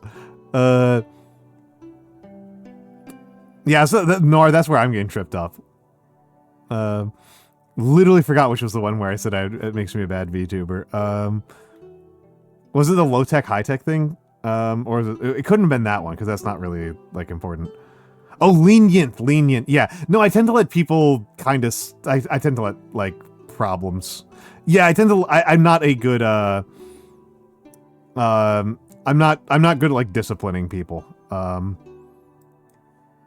Like, it would be... I'm not good at, like, the moderation side of things. In community development, I don't think I'm good at that. Hello, Winday. Oh, wait, are you already here? The Vexen browse just threw me off. I guess I'll put Genius down, I guess. I don't know. I feel like I'm really dumb a lot of the time. I don't feel like I'm smart, but other people say I am, so. Yeah, Arcane. You want 1,000? You want 100% dunce? Yeah, I understand. Selfish versus altruistic. I don't know. Let's put it a little bit over there. Artistic versus scientific. I think I am more scientific than I am artist.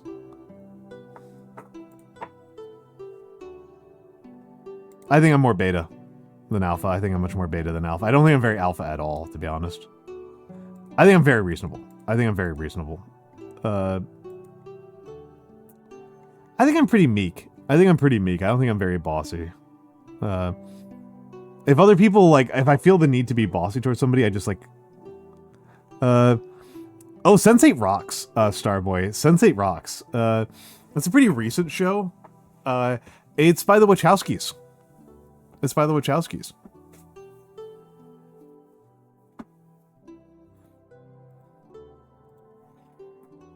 Oh, nurturing. 100%. I have good hygiene.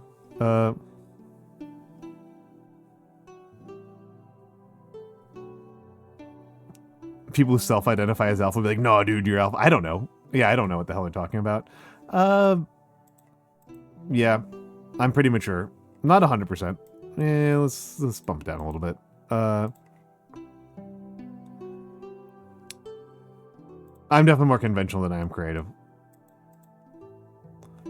Frugal. We're frugal maxing here, baby. Not doing the optional. Nice!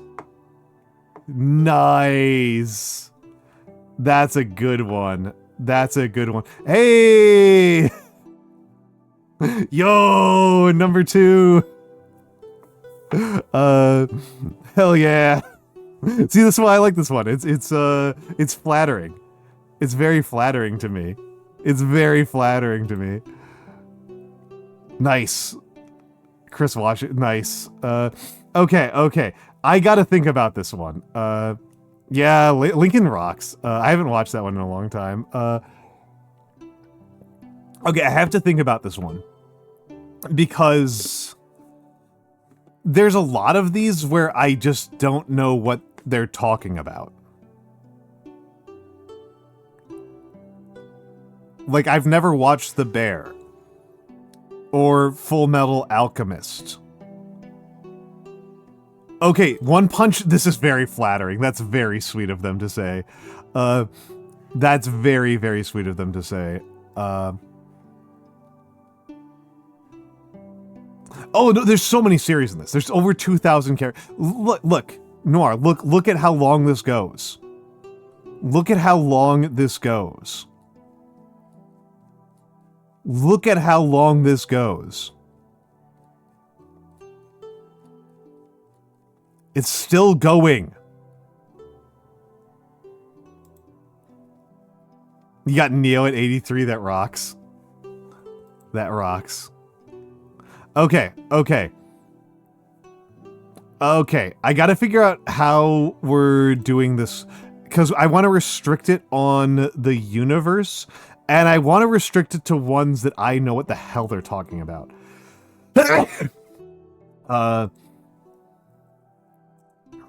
Excuse me.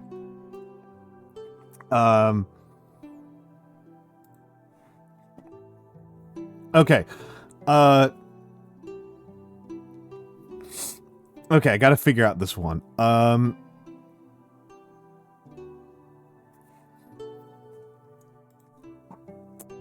Okay, so ones that I actually know are... I do know Shawshank, but I don't think that one's very...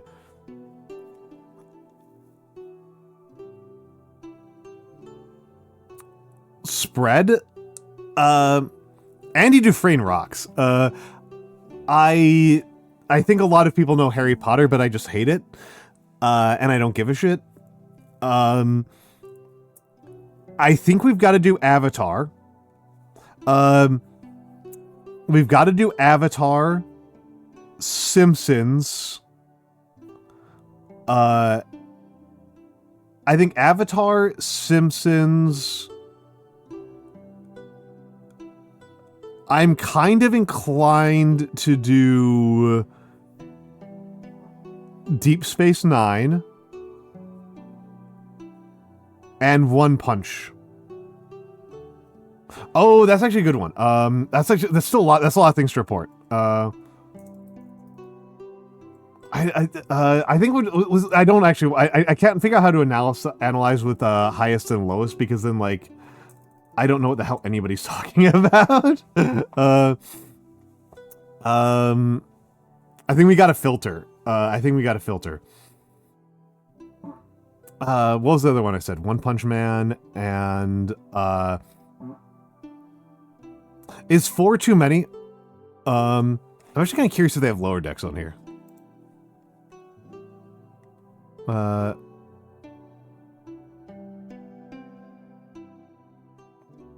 They don't have lower decks on here. There's an anime filter. Anime's gonna make it worse for me. Anime's gonna make it worse for me. Like what the hell is Brotherhood? Who the hell is Kanzo Mogi? The only thing I know about Naruto is the meme. Oh, Evangelion's actually kind of a good one. Evangelion's actually kind of a good one. That one's actually kind of good. That's actually kind of a good one. What the hell is a Steins Gate? I'm just saying that, like, of these, I am actually less equipped for the anime category than I am for just, like, random. Like, that's, like, my big thing. Like, I am less equipped for that than the others.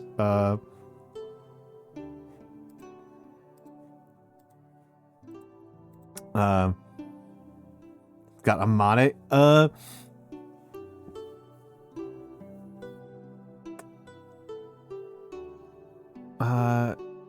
I mean, Moomin Ride is super. I have no idea who John Titor is. Asuka being my bottom one rocks. Get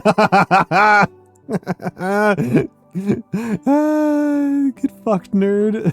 Sorry, that was rude.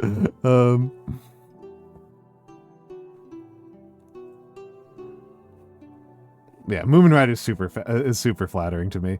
Okay, oh,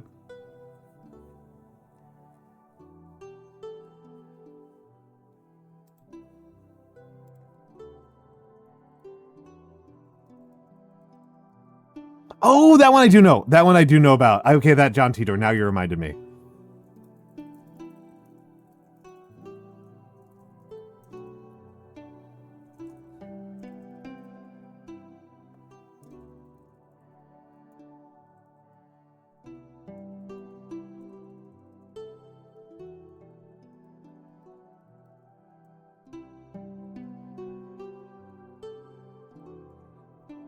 Okay, I think I'm going to settle on those 5, because that's already annoying. That's already really annoying for people to report on. So, Moomin Rider for myself. And we knew his Uncle Iroh. They should have micro... Yeah, I do know. I do remember about the John Titor thing. I am old internet enough for that one. Jet is my top Cowboy Bebop one. That's also pretty flattering.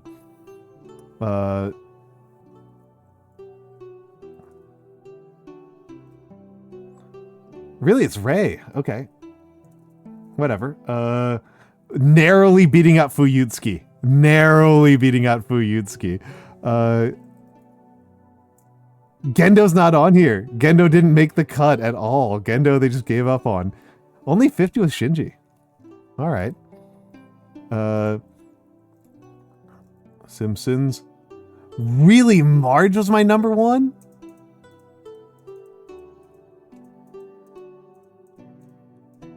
Marge. Weird. Weird. Top 1 from each. Top 1 from each. Because I only have so much room in the data entry.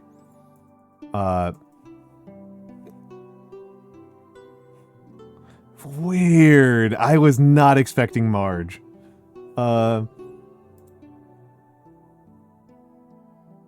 I put it in the Discord. Simpsons, Deep Space Nine, Last Airbender, One Punch Man, Evangelion. If there's another one that people think I should really include, do make a suggestion. I just kind of chose the ones that I recognized and had like strong opinions about, but also thought other people would recognize.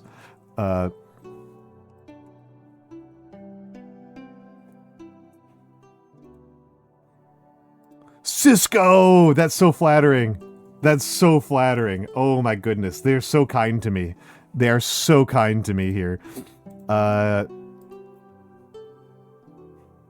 They're so kind to me on this one. Oh my goodness, that is so sweet. Okay. So Bowl Moonshine is getting Marge. Chocolade. There's Chocolade. Apu. Nice. You got Rom. You got the best one. That's actually what I was hunting for. Was who got Rom. Rom is the most honorable character. Even above Moomin Rider.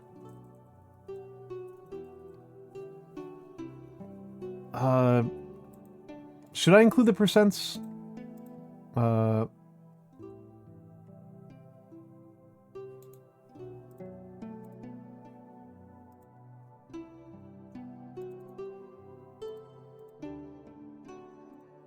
I guess I'll include the percents, because Chocolade did it. 73, 73, 78, 73, 68. Was all very, very kind to you. Okay, so I got Cisco at 74, which rocks. I love Cisco. Cisco is probably my favorite captain. 69 with Marge, nice. 84 with Iroh. I believe I was 80 with Moomin. 80 and Rei Ayanami. 63, which is a pretty poor match at that point. All right. Yeah, I'm sorry. I made this one kind of complicated. This one's kind of a pain in the neck. But Rom, yeah, Chocolade, you got, very kind to you. You got Rom. Rom is so good. Rom is my favorite. Rom is like the most heroic character in Star Trek.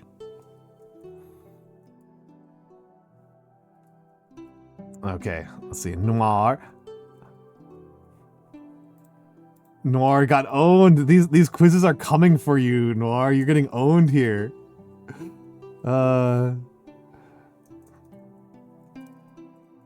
Cassidy, all right. Katara, that makes sense.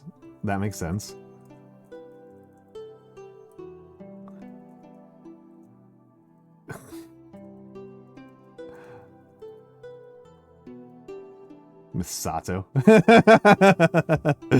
Miss Sato. You got Smithers? Oh my goodness.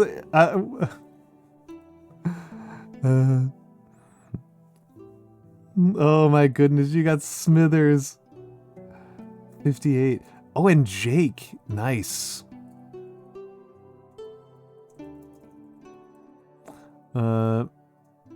Zuko at 65. I'm learning some things here. Genos at 47. Interesting. Shinji at 60. Nekom. Oh no, Nekom. Nekom getting owned here. I'm sorry, Nekom. I'm sorry. Oh no. Oh no. Nekom, this is so unflattering. I'm sorry.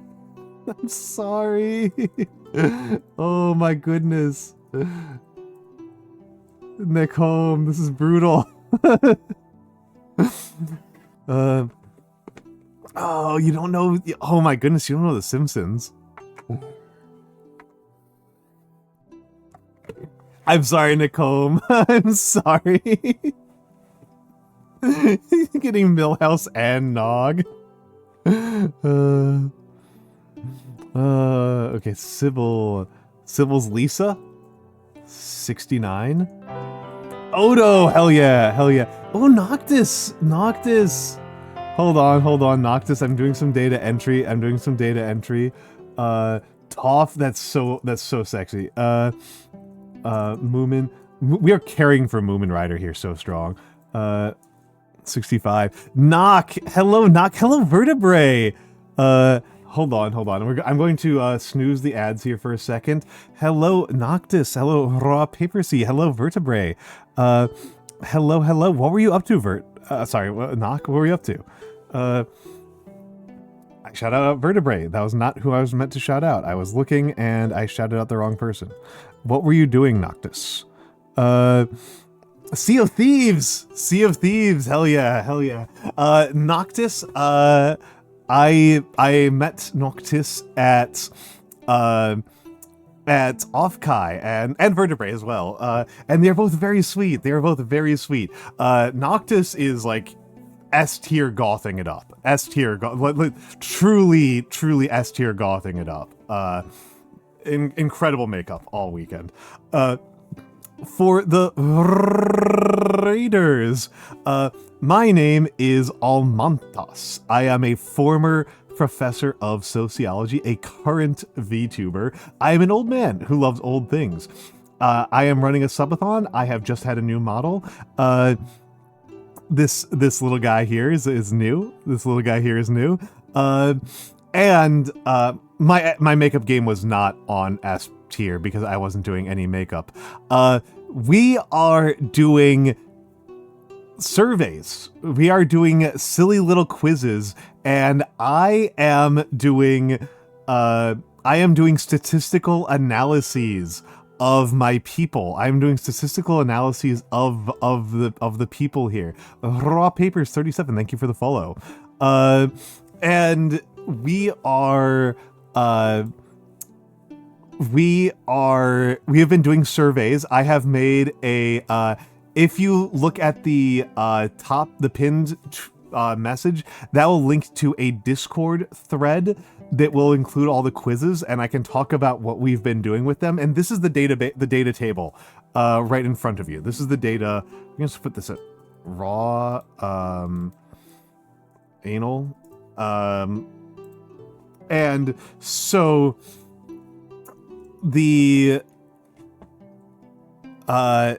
all right, Noir, well, it's true. Have a good night, Noir. Have a good night, Noir. Thank you for stopping by. Thank you for stopping by, and thank you for tolerating me teasing you so much. We have done a quiz on the goth versus prep and jock versus nerd scale, and it turns out that that everybody here is goth as hell. That my entire community is very, very goth. That is one of the main things that we have learned, is that we're very, very goth here. Only one person scored positive as a prep. We did the hot and crazy scale, and as you can see, overwhelmingly in the fun zone. We did a really, really goofy Soyjack quiz. Which Wojak are you? And Soyjacks were winning. The Soyjacks were really winning on on it. Look at this stuff. Look at this stuff. The Soyjacks, near total Soyjack victory. And we just did the very lengthy, which fictional character quiz are you from Open Psychometrics, which is a really wonderful quiz. I really like it. It was extremely flattering to me. It told me that my most similar character, my second most similar character was Uncle Iroh, which I find very flattering. Number 30 for me was Moomin Rider. Very flattering, very flattering. We can see Moomin Rider really carrying. This has been really fun. I love this. Again, I used to be a sociology professor. I find this to be really interesting to see this kind of psychometrics, this kind of group psychometrics being done. It is raw data. It is survey data. It will take time to analyze and sift through and make any sense out of. But it is here and it is fun. And I should say, for all of the raiders, if you need to raid and run, that is extremely acceptable. That is extremely fine. There is no issue with that at all for me.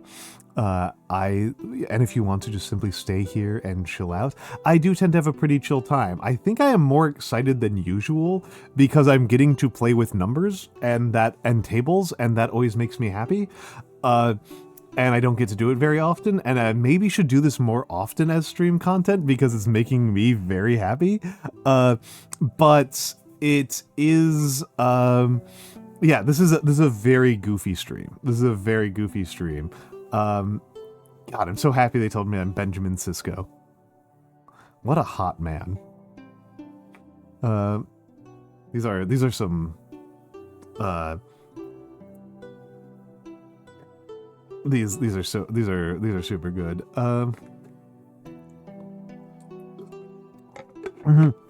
Yeah, Chocolade, yours were very flattering as well. Necomasters were very insulting. I'm sorry, Necomaster. I'm so sorry, Necomaster, that they told you that you're Millhouse. I'm so sorry. I am so sorry. Let me catch up on this one. Gringotts got Lisa. Lisa is carrying. Jadzia, oh heck yes. Alright, Bull Moonshine. I will post the full results on the Discord later, yes. I will do that. That's easy. That's easy. Jadzia, that rocks. That rocks. Good for you getting Jadzia. We're getting a lot of Zuko's. We're getting a lot of Zuko's. If you want to take this quiz, hold on. If you want to take this quiz, this is the quiz. But again, the pinned tweet, the pinned chat message is where we are posting results. And yes. Thank you for trusting your people with me, Noctis. Thank you for trusting your people with me. Also, how is the Sea of Thieves? I haven't played Sea of Thieves in a while, but I do like it. I do like I like how literal Sea of Thieves is. I don't have a name for him yet. I don't have a name. I'm really bad at coming up with names. I think we will have to come up with a name later. Like possibly when... So, the October 20th is my affiliate anniversary. October 20th is my affiliate anniversary, and that is when I will be doing some things for that, and that might be part of it.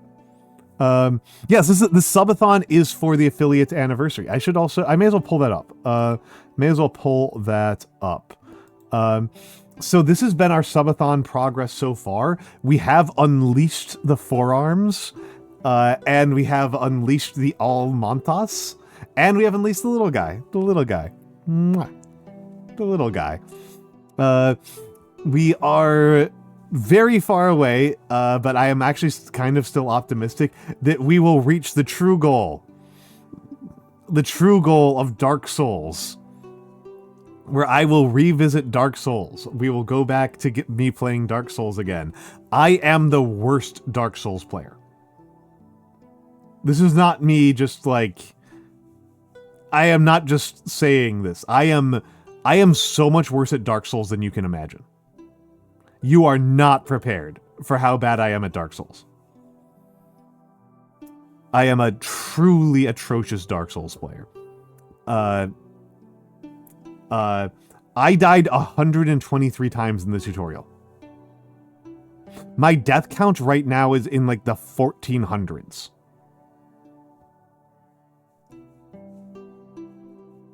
I am so bad.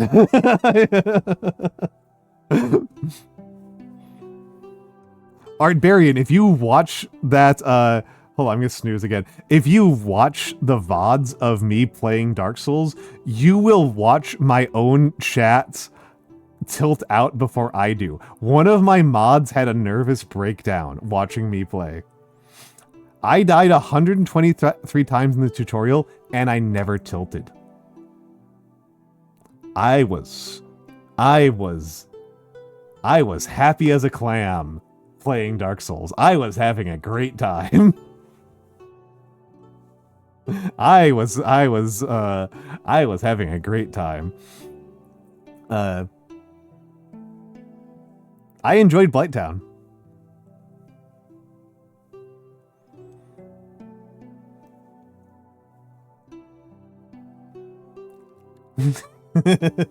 I'm so bad at Dark Souls, guys.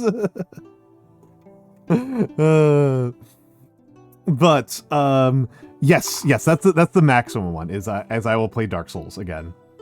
I kind of wish I had switched the pen and paper drawing stream and only up, because only up's actually going to terrify me. That one's actually going to be really rough.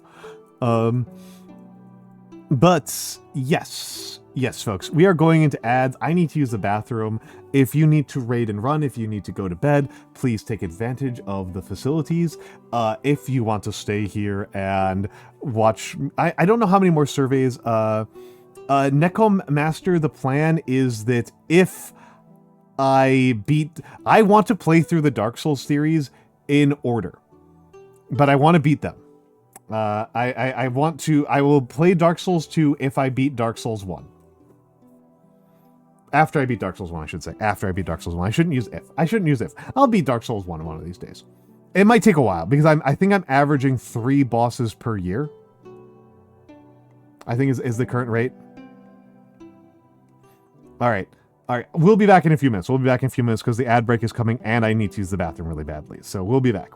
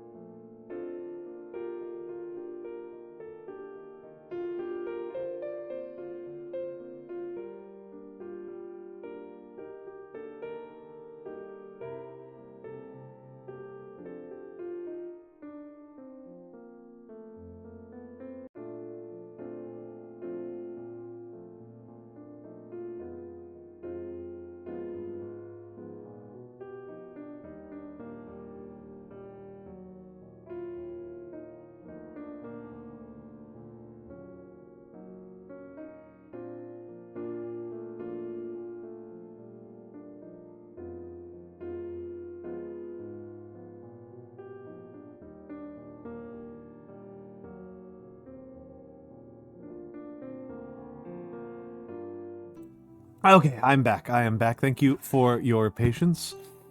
Sybil, you got such incredibly flattering results. Did I get Shark Ray? Did I get Shark Ray? I did not get Shark Ray. Smithers. Smithers again. Miles. Okay, Shark Ray. Hell yeah. Hell yeah. We love Miles.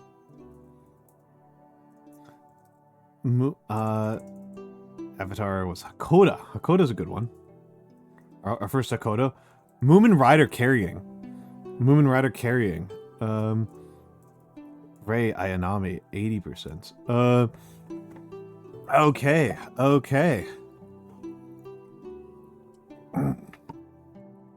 Yeah, Hakoda doesn't have a lot of presence. Hakoda doesn't have a strong presence.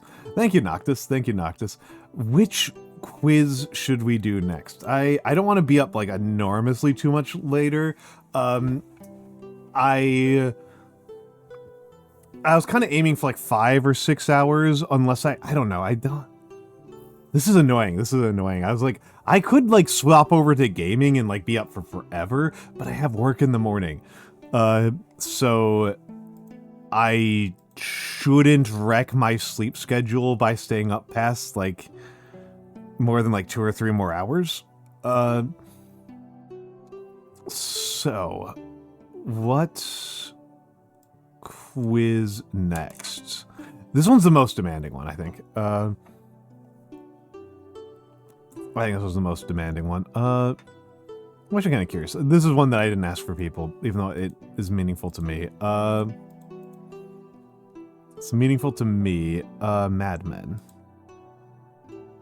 Nice, Ken. Oh shit, I should have asked for Fury Road. I'm sorry, I'm gonna... If people can give me the Fury Road scores.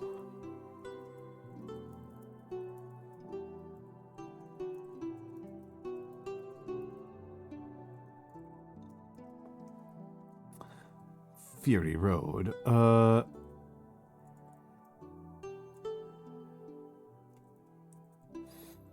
Fury Road. We are racking up the columns here. Holy crap, we're into AC already. Imperator Furiosa. And what did I get for her? Furiosa. 60%. That's not super strong. Where's my Nux? 43% for Nux. Oh, the only 3 characters here. That's lame, actually. That's lame, actually. I'm gonna kill it. I'm gonna kill that. I don't care.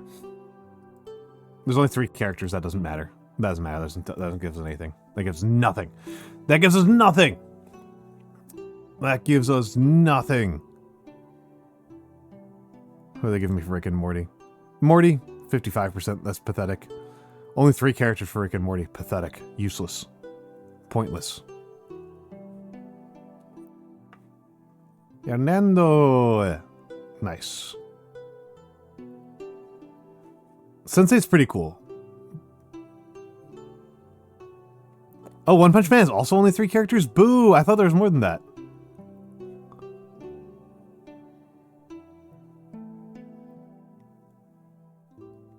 Well, then I feel even dumber that I did that.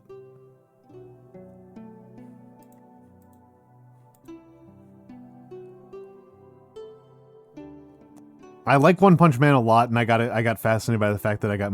No wonder Moomin Rider was carrying so hard.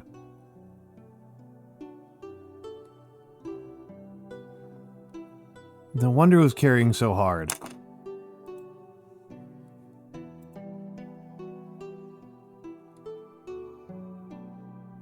Now I'm annoyed with myself. Now I'm annoyed with myself. I got fooled. I got fooled. I got fooled. Oh, okay, whatever.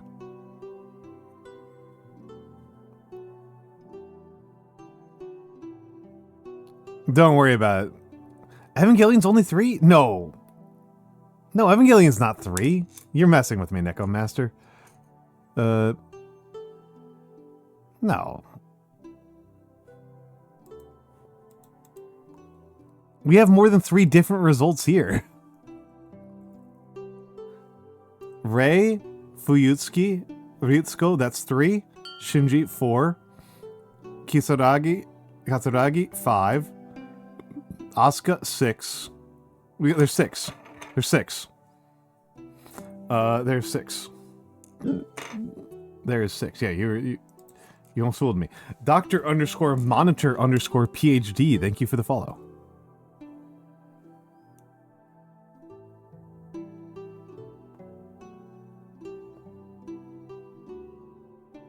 I'm waiting, Necom Master.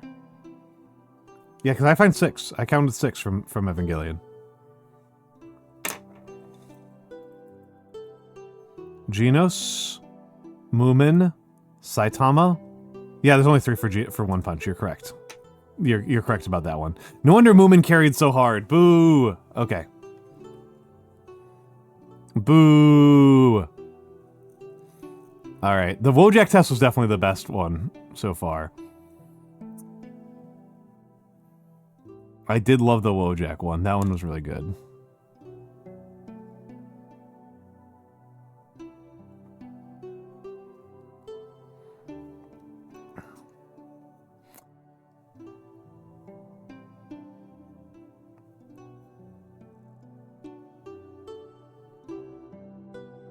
Oh, here's a good one. Here's a good one. Here's a good one. This test reproduces the marital rating scale as made by George W. Crane, MD, PhD in 1929. The work of Dr. Crane contains gender stereotypes common to the era and may not be appropriate for all audiences. This, I just want to point out for a second here, they are being really generous. They are being really generous. Crane is not typical of his time.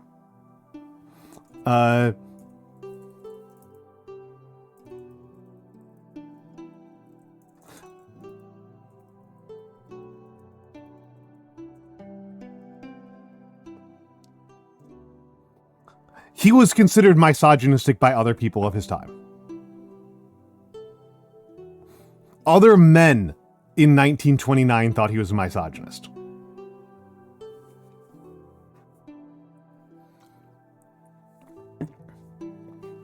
Yep. Yep, it's pretty, yup.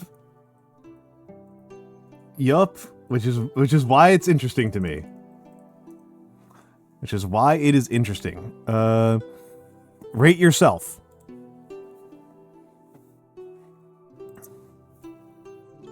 The wife has a good sense of humor, is jolly and gay. I'll take it. I'll take that win. I'll take that win. I think I'm jolly and gay.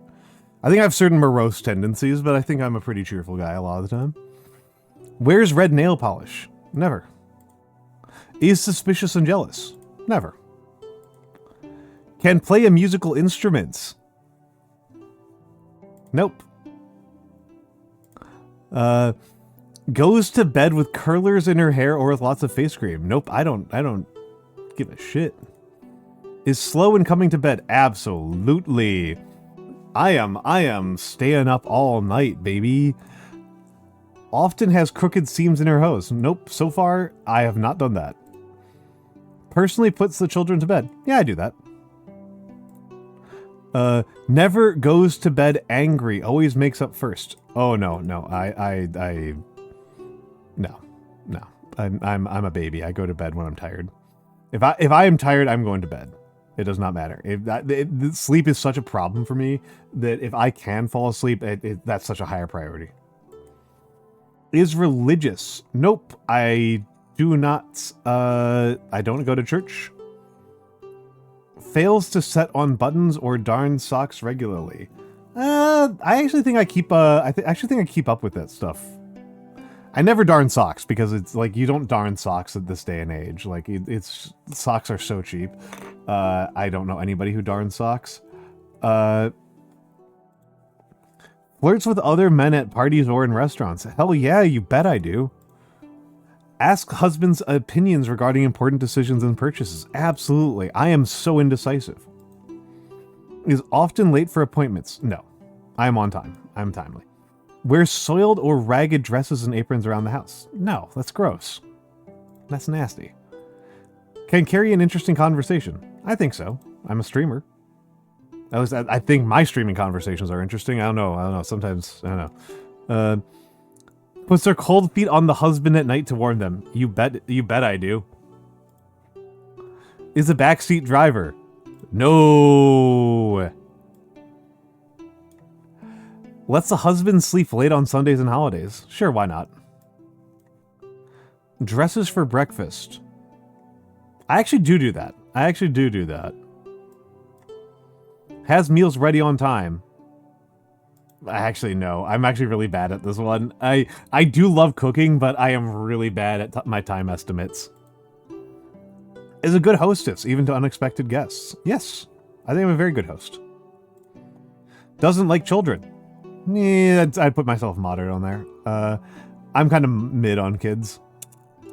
Is a neat housekeeper. No. Failure! I expected to do better. I expected to do better. I expected to do better. I thought that my cooking and my indulgence towards my husband would make up for some of it. Riddle Atelier is also a failure as a wife. Sybil is 43%, 43.2 wife. Necom is 0. We got a lot of wife failure here. Oh yeah, no, it's obnoxious.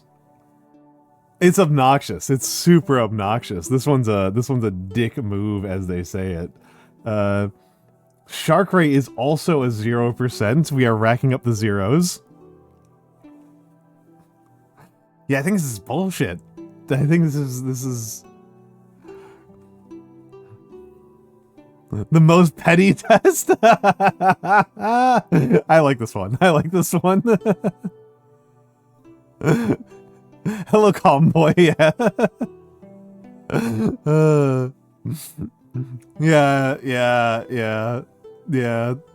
They're pretty good. They're pretty good. They're pretty good. They were pretty good. Oh my goodness.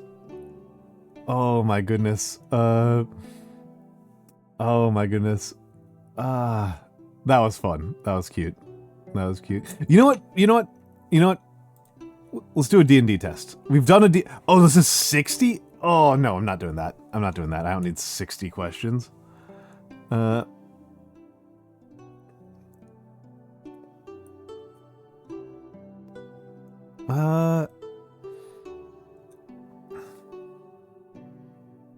Good lord. Good lord.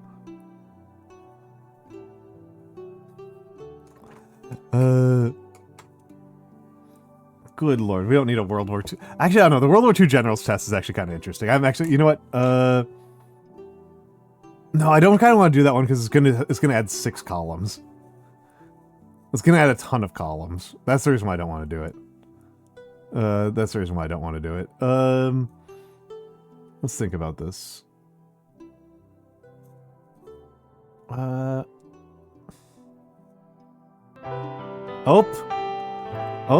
Aria, Arikia.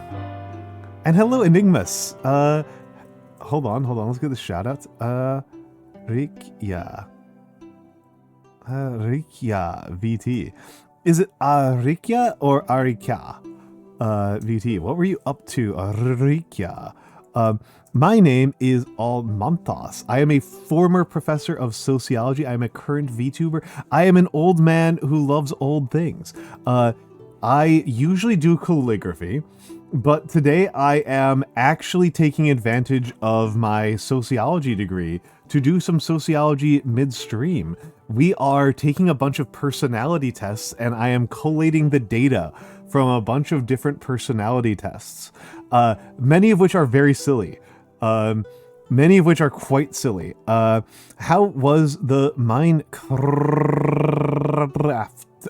Hello Enigmas, hello Solus Ignis, hello Arikia VT. What do you mean, oh? Okay, yeah. Things that were consistent. We were very consistently goth. Very consistently goth behavior here in the Almantas channel.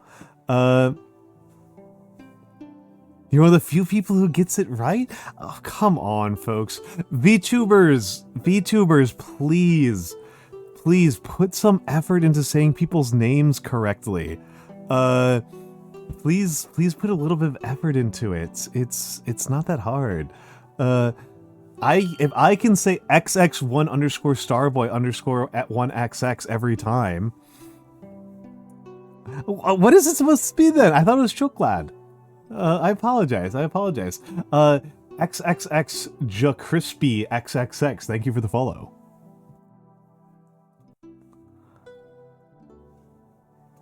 Enigmas. I feel like Enigmas is straightforward. I think Enigmas is straightforward. I'm trying to think of who I like struggle with name-wise. There are occasionally people who I struggle with name-wise. Sugiyamagawa, I tend to struggle with. It's perhaps similar to Chalk Lad. Okay, Chalk Lad. Okay, Chalk Lad. Chalk Lad. There we go, Chalk Lad. Yes, you were doing Minecraft. Was it Minecraft or were you in like one of the Cobbleman RPs or something like that? Well, I have never actually played Minecraft. It is one of my strangest gaps in my gaming history is I have never played Minecraft and I have never played League of Legends. Not even once. Not even a single time. It was nice after getting some art done. Excellent. I hope you had some good time with the art. As mentioned, I am normally a calligrapher and I paint a lot of miniatures. But yes, right now we are looking at we are looking at you spent a time as a cooking streamer and you'd make chocolate from cocoa beans on stream. That's lovely. I misread that twice, Chocolad, as you were a cooking steamer. And I was like, that is some VTuber lore. That is VTuber lore. I actually really like doing cooking streams. I don't do them very often because my kitchen is very hostile to any cameras. It is very hostile, and so when I do cooking streams, I do them at my desk in my bedroom with an induction stovetop. And that's pretty limiting and frustrating, so I don't do cooking streams very often. I would like to do cooking streams more often, but I do understand that there's a lot of limitations. And XXXJ Crispy XXX.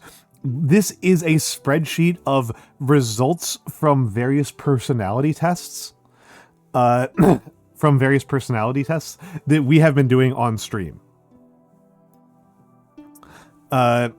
We have been doing various personality tests, so these are some of the results that we've gotten so far. This is individuals and all of their results. So, you know, we've got various... We saw a lot of consistent gothiness. True goths and LARPers were the two most common. We did a hot versus crazy test, and very consistently people showed up in the fun zone. We got a lot of people in the fun zone for the hot versus crazy test.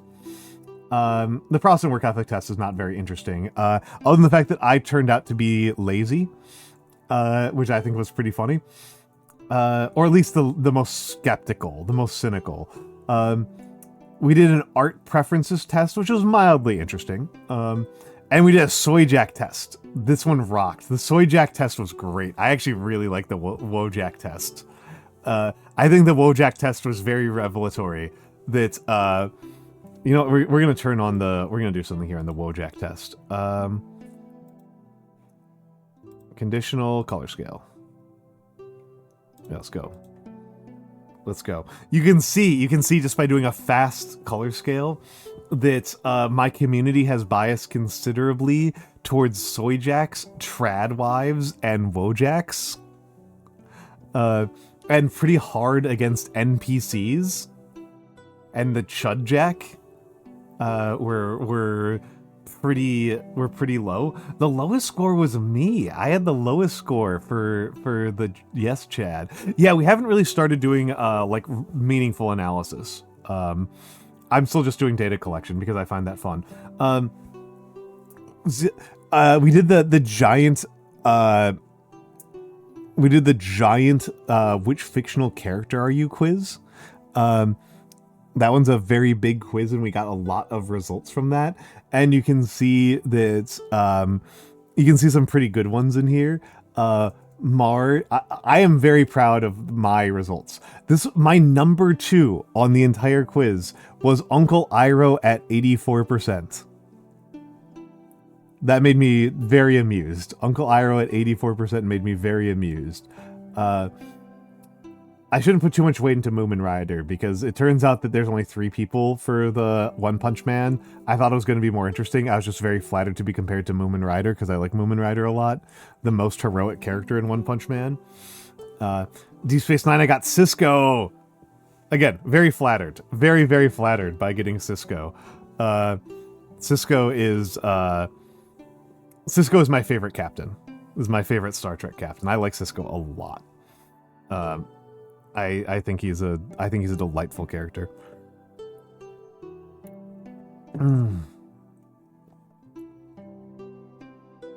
But hell yeah. So that's what we have been doing. That is what we have been doing. And if you need to raid and run, I'm sorry, why am I rolling my R's so much?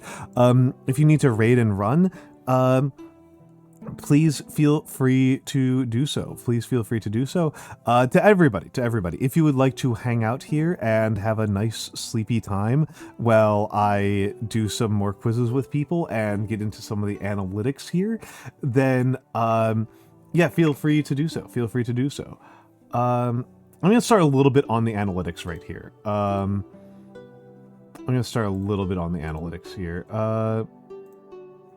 So let's show these columns.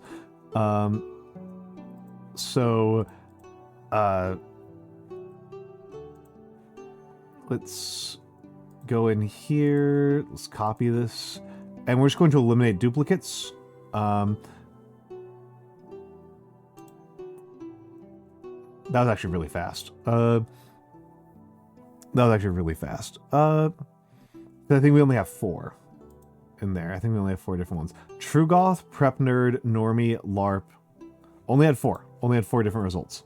So that's really fast. So we are going to go so equals count A. We go over to the raw. Well, I'm sorry, not count A. What am I doing? Wow, that's a bad sign. Count if range criteria and then comma A9. Okay, so we had 4 True Goths, 1 Prep Nerd, 1 Normie, and 8 LARPers. That's pretty good. And let's go over to here. I think we had a similar thing happening. These are just some very basic analytics. So, fun zone, marriage, date, danger,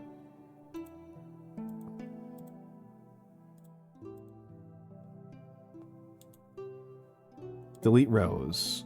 Okay.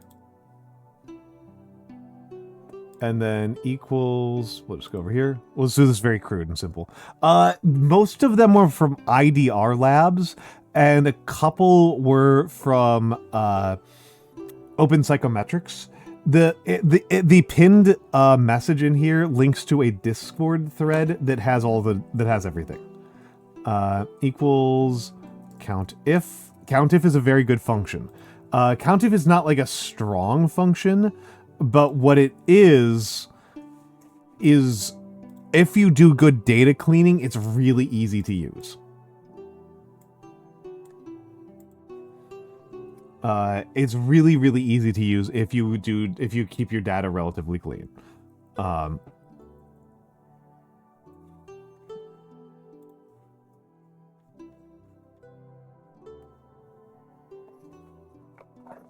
just kind of curious. So the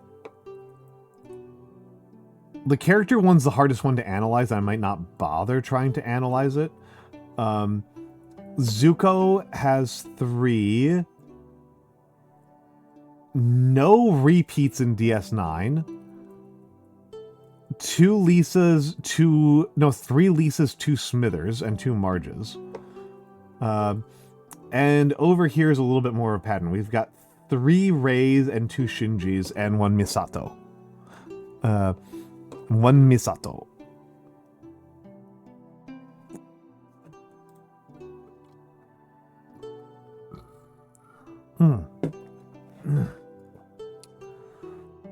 So the question then is,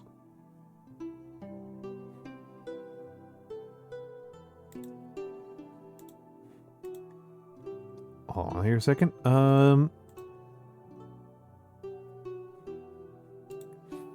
Question here is, where do we go from here? Oh, the wife test. Wife test. Everybody failed except for Sybil. Everybody failed the wife test except for Sybil. That was pretty funny. They should be. They should be. They should be. So let's take a look. Everybody correlates with Zuko. That's the theory, right? That's the theory, is that, like, the characters have common traits. So, like, everybody should kind of converge on a couple of on the characters they converge on, right? I did make that sound kind of tautological. That wasn't very helpful. That wasn't very helpful. We definitely do not need some of these tests. Good lord. Good lord. Let's do the chaos test. Let's do the chaos. Oh, hold on. What's the Star Trek one? Oh, it's just TNG. Whatever. Let's do this Star Trek one. Let's do this chaos one. Let's do a 40K one. People love 40K. People love 40K. I'm assuming this is going to add 4 rows, 4 fields, which is not the worst. Which is not the worst. I am an Eldar player. It must be said. I do not respect the Marines. The Spessa Marines. I do not respect these fools in the Spacey Marinesy. I think they are silly billies. I have taken drugs with strange and dangerous effects, or would be willing to do so. That seems kind of binary.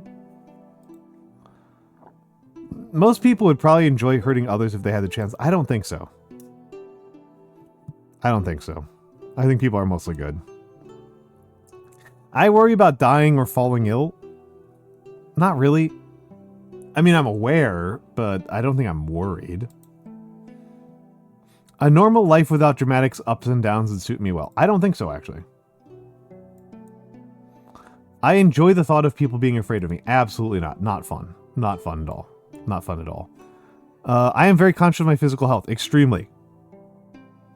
Would you smoke that to her type question? Yep. Mysteries like the true nature of the universe or why we're all here aren't really useful enough for me to spend my time on.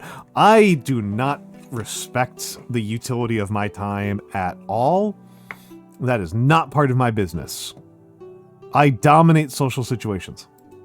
I don't think so. I think I'm too socially skilled to dominate social situations. I fantasize about extraordinary prestige or status. Honestly, yeah, a little bit. People who mess with me almost always regret it. No, they get away with it all the time. I have fantasies that involve hurting people. No, not really. I should not have to deal with trivial matters or the humdrum of everyday life. No. Trivial matters are very important. I can often achieve impressive results without making much of an effort. Absolutely not. Absolutely not. I feel like I have to struggle to get like even the basics down. I see potential in people that are dismissed by others all the time, all the time. That's a critical part of being a teacher. That's so important to teaching. I have never broken something that belonged to someone else on purpose. I have to rack my memory. I think actually I have not. I think I actually have not. Huh. I assumed that I could figure out a time when I had done that, but I genuinely don't think I have. I keep track of sensitive information that can be used to hurt people at a later date. Okay, so this is a funny question, right? This is a funny question, which is like...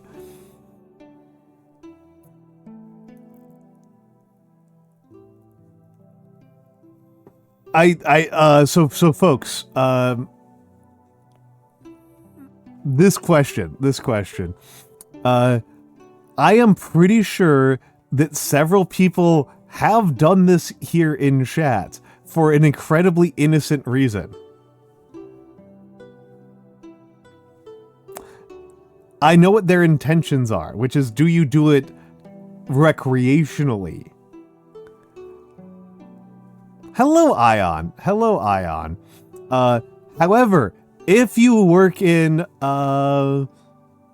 let's say, medical billing, you do this.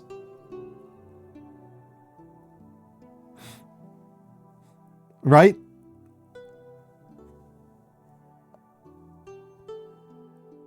Yep.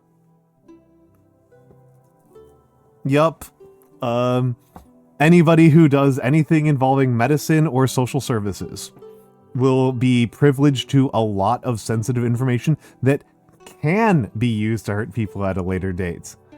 But I don't think that's the intention of this question. So, I strive to be tidy and clean, not particularly. I wish I were better at shrugging off worries. Absolutely. I put a lot of effort into my physical appearance. Yes, I do.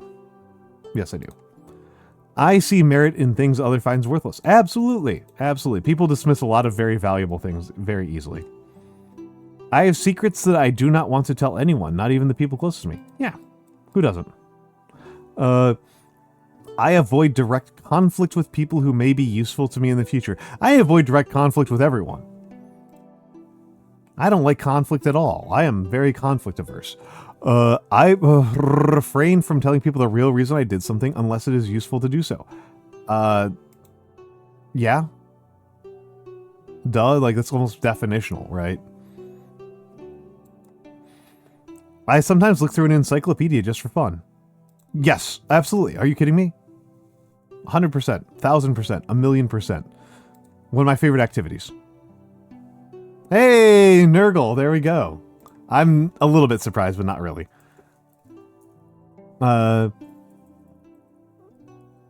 Zinch. Nurgle. Slanesh. So 17 for me. 75. 83. 54.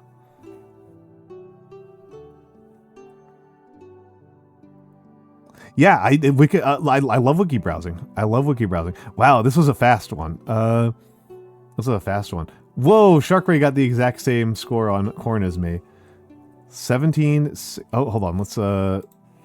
Let's remember to move us over here. Yep.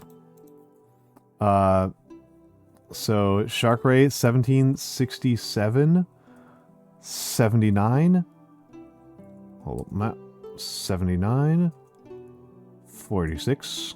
I kind of like doing data entry, I cannot lie. I know it's like the dumbest task, and it's like the number one job that we should be like automating more.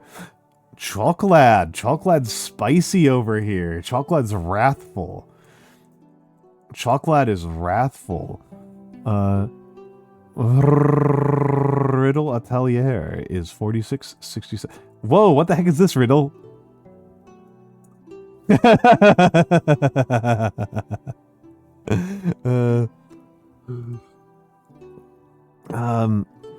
Sybil! Have we finally found a flaw with Sybil? Is Wife City filthy? Does Wife City not clean things?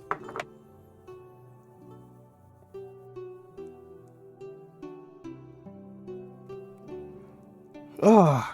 Okay, there is actually this has inspired me to look up another test that they might have on here.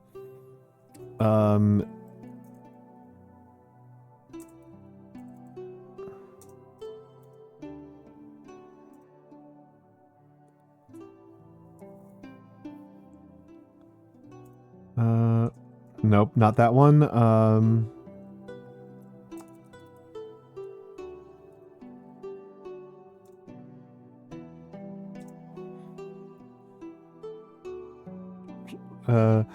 Yeah, why are you nurgling? Why is she nurgling?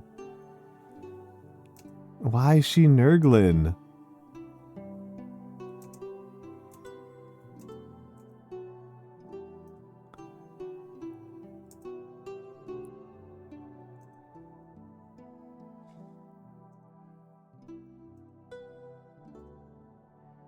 Why is she nurgling out here? We all nurgling out here.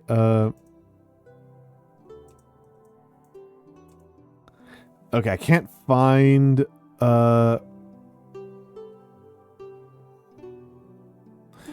so the test I was looking for was like a disposition test, like a 4 humors test. And I didn't find one that I liked the look of.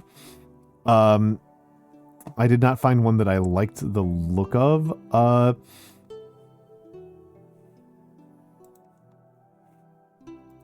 me just try this.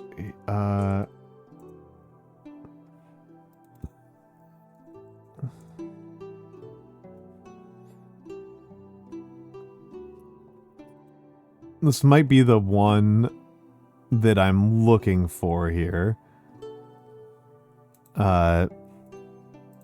This one might produce some correlations. This actually probably should have been one of the first ones that we did. Because this one might produce some strong correlations with other things, because it's supposed to be temperaments, right? Yep, you the gentle boy being the most corn-like. Yep. Shinji Ikari over here.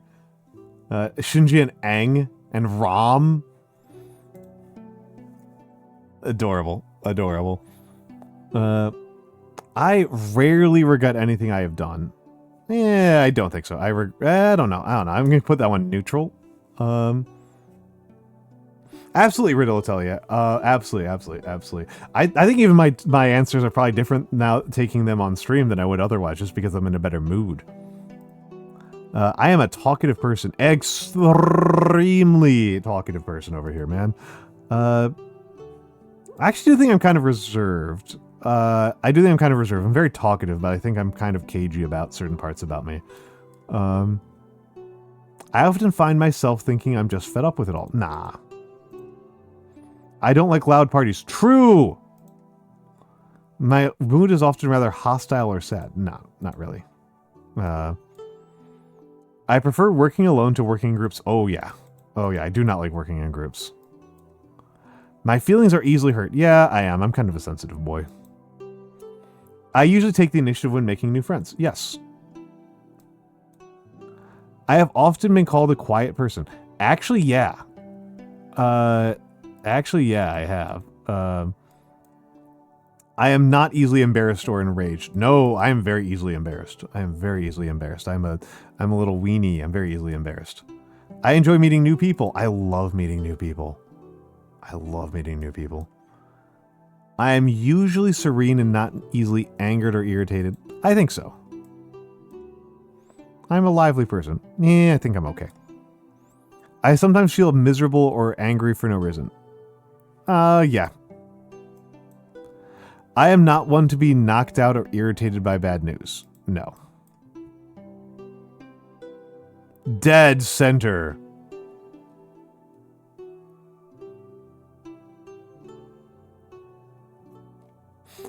Okay, so I'm gonna have to call that introversion and neurotic. 0 and 6.24.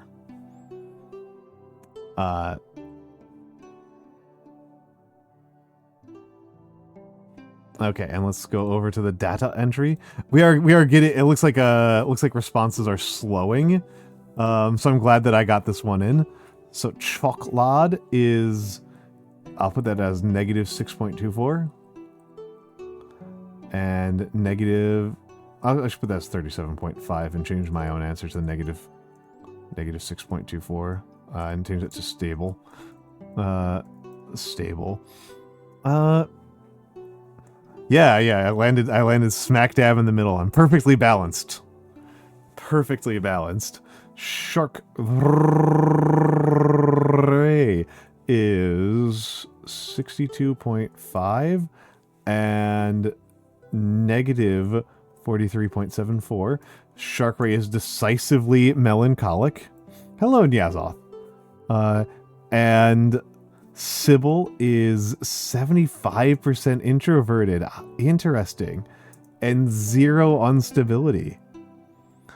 And Riddle Atelier is 12.5 and negative 25.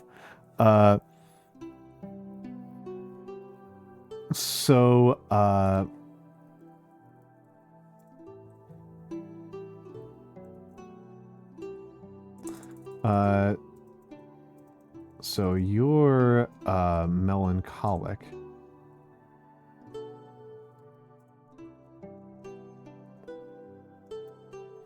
Nobody here is sanguine, choleric, or phlegmatic.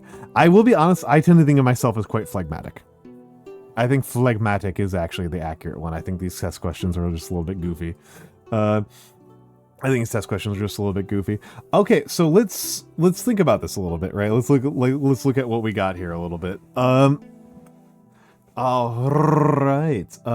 So chocolate is, you're a bit sanguine. It's true. Well, on this one, it would have you down as phlegmatic, introverted, and stable.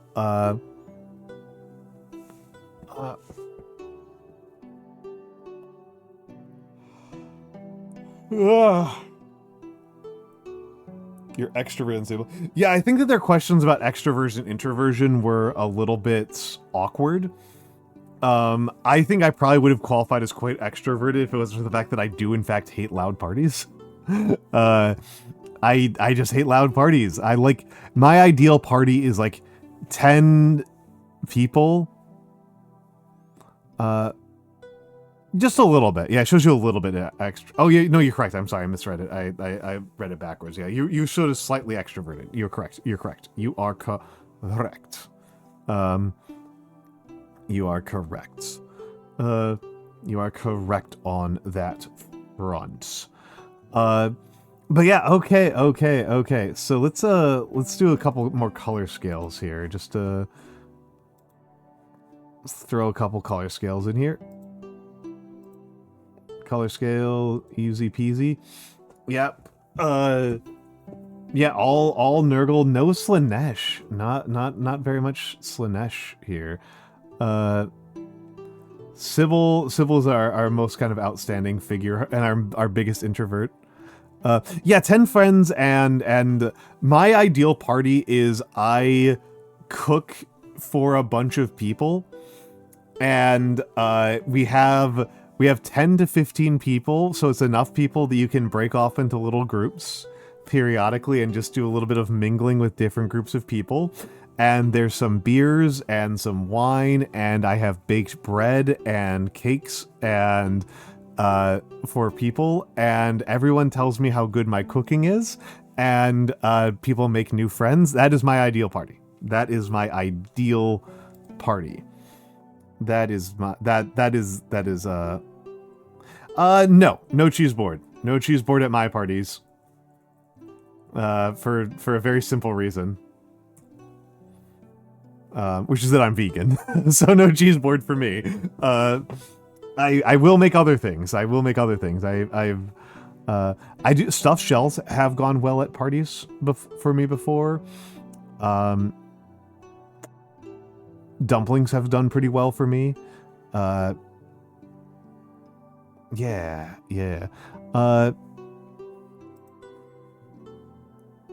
All right. Good old-fashioned vegan charcuterie board. Well, I'm not a shark VTuber, so no charcuterie around here. Oh, XX Crispy got in here at the last second. Crispy. 12.5, and this one was less telling than I thought it would be. 12.5 and 31.26. Excellent. Good work. Good work on being stable. Good work on not being insane. I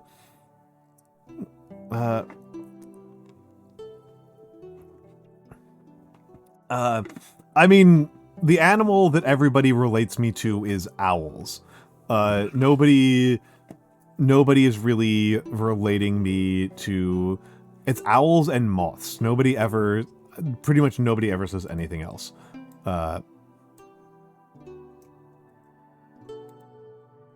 Those are the two that I get all the time. Okay.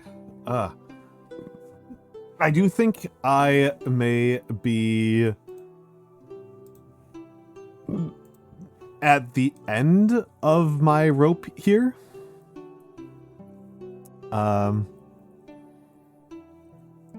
I do think I am at the end of my patience here. Okay. Oh wow, we've got a lot of my comfort raids are live right now. A lot of my comfort raids are live right now. I am going to put up a survey. I'm going to make a survey because we've been doing them a lot. Come on, why does this one always disappear on me? I want a poll. Ion, you didn't answer any of these. I was really curious what Ion's answers would be to these. Okay. Okay, let's think about who we've got.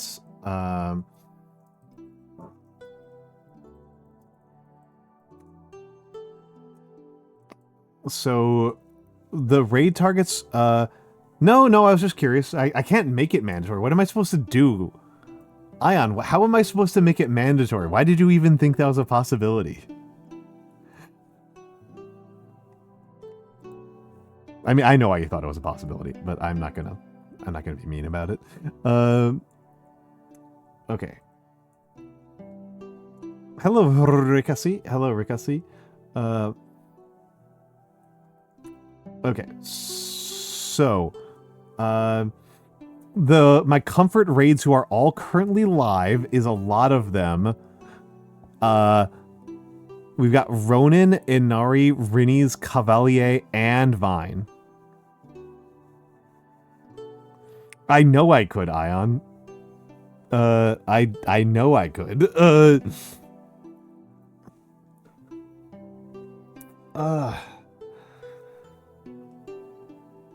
Oh. Because I am clever, because I can notice patterns in people's behavior, Ion. And I have noticed patterns in your behavior.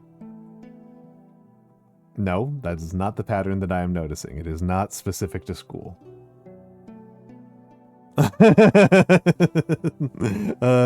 Only go to Florida, Disneyland. I mean, enjoy Florida. Enjoy Florida. I do not like Florida. But good luck. Good luck. I think Florida is way too hot for human habitation. Yeah. And good luck there, Rikasi. Good luck there. All right. So, Yeah, yep. I think I've gotten a sense of a lot of people around here. So, our, um,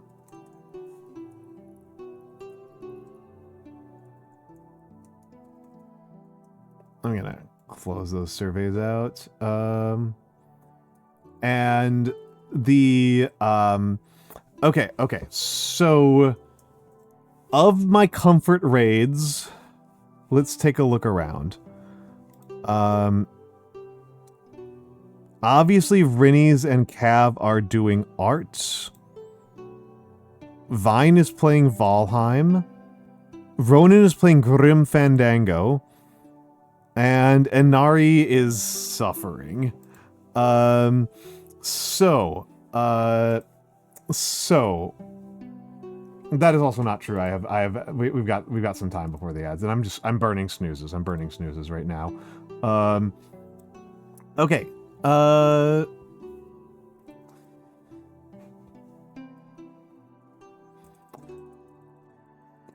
I'm torn a little bit because Inari is doing a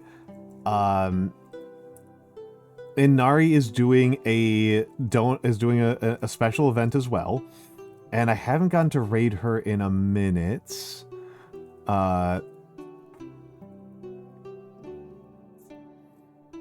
I think I might go with Rinnies. Let's go with Rinnies. I haven't raided Rinnies in forever. Wow, I haven't raided Rinnies since the start of the month. We are raiding Rinnies. Oh god, hold on a second. I screwed up something here. We are raiding Rinnies, though. We are going to raid Rinnies. Rinnies is a dear friend. She is doing some digital art. Oh, hold on. Let me cancel that raid. Before we raid out, let's just go over some things briefly. Here is my Discord. Here are my socials. I will do some more analysis later on us tomorrow, probably.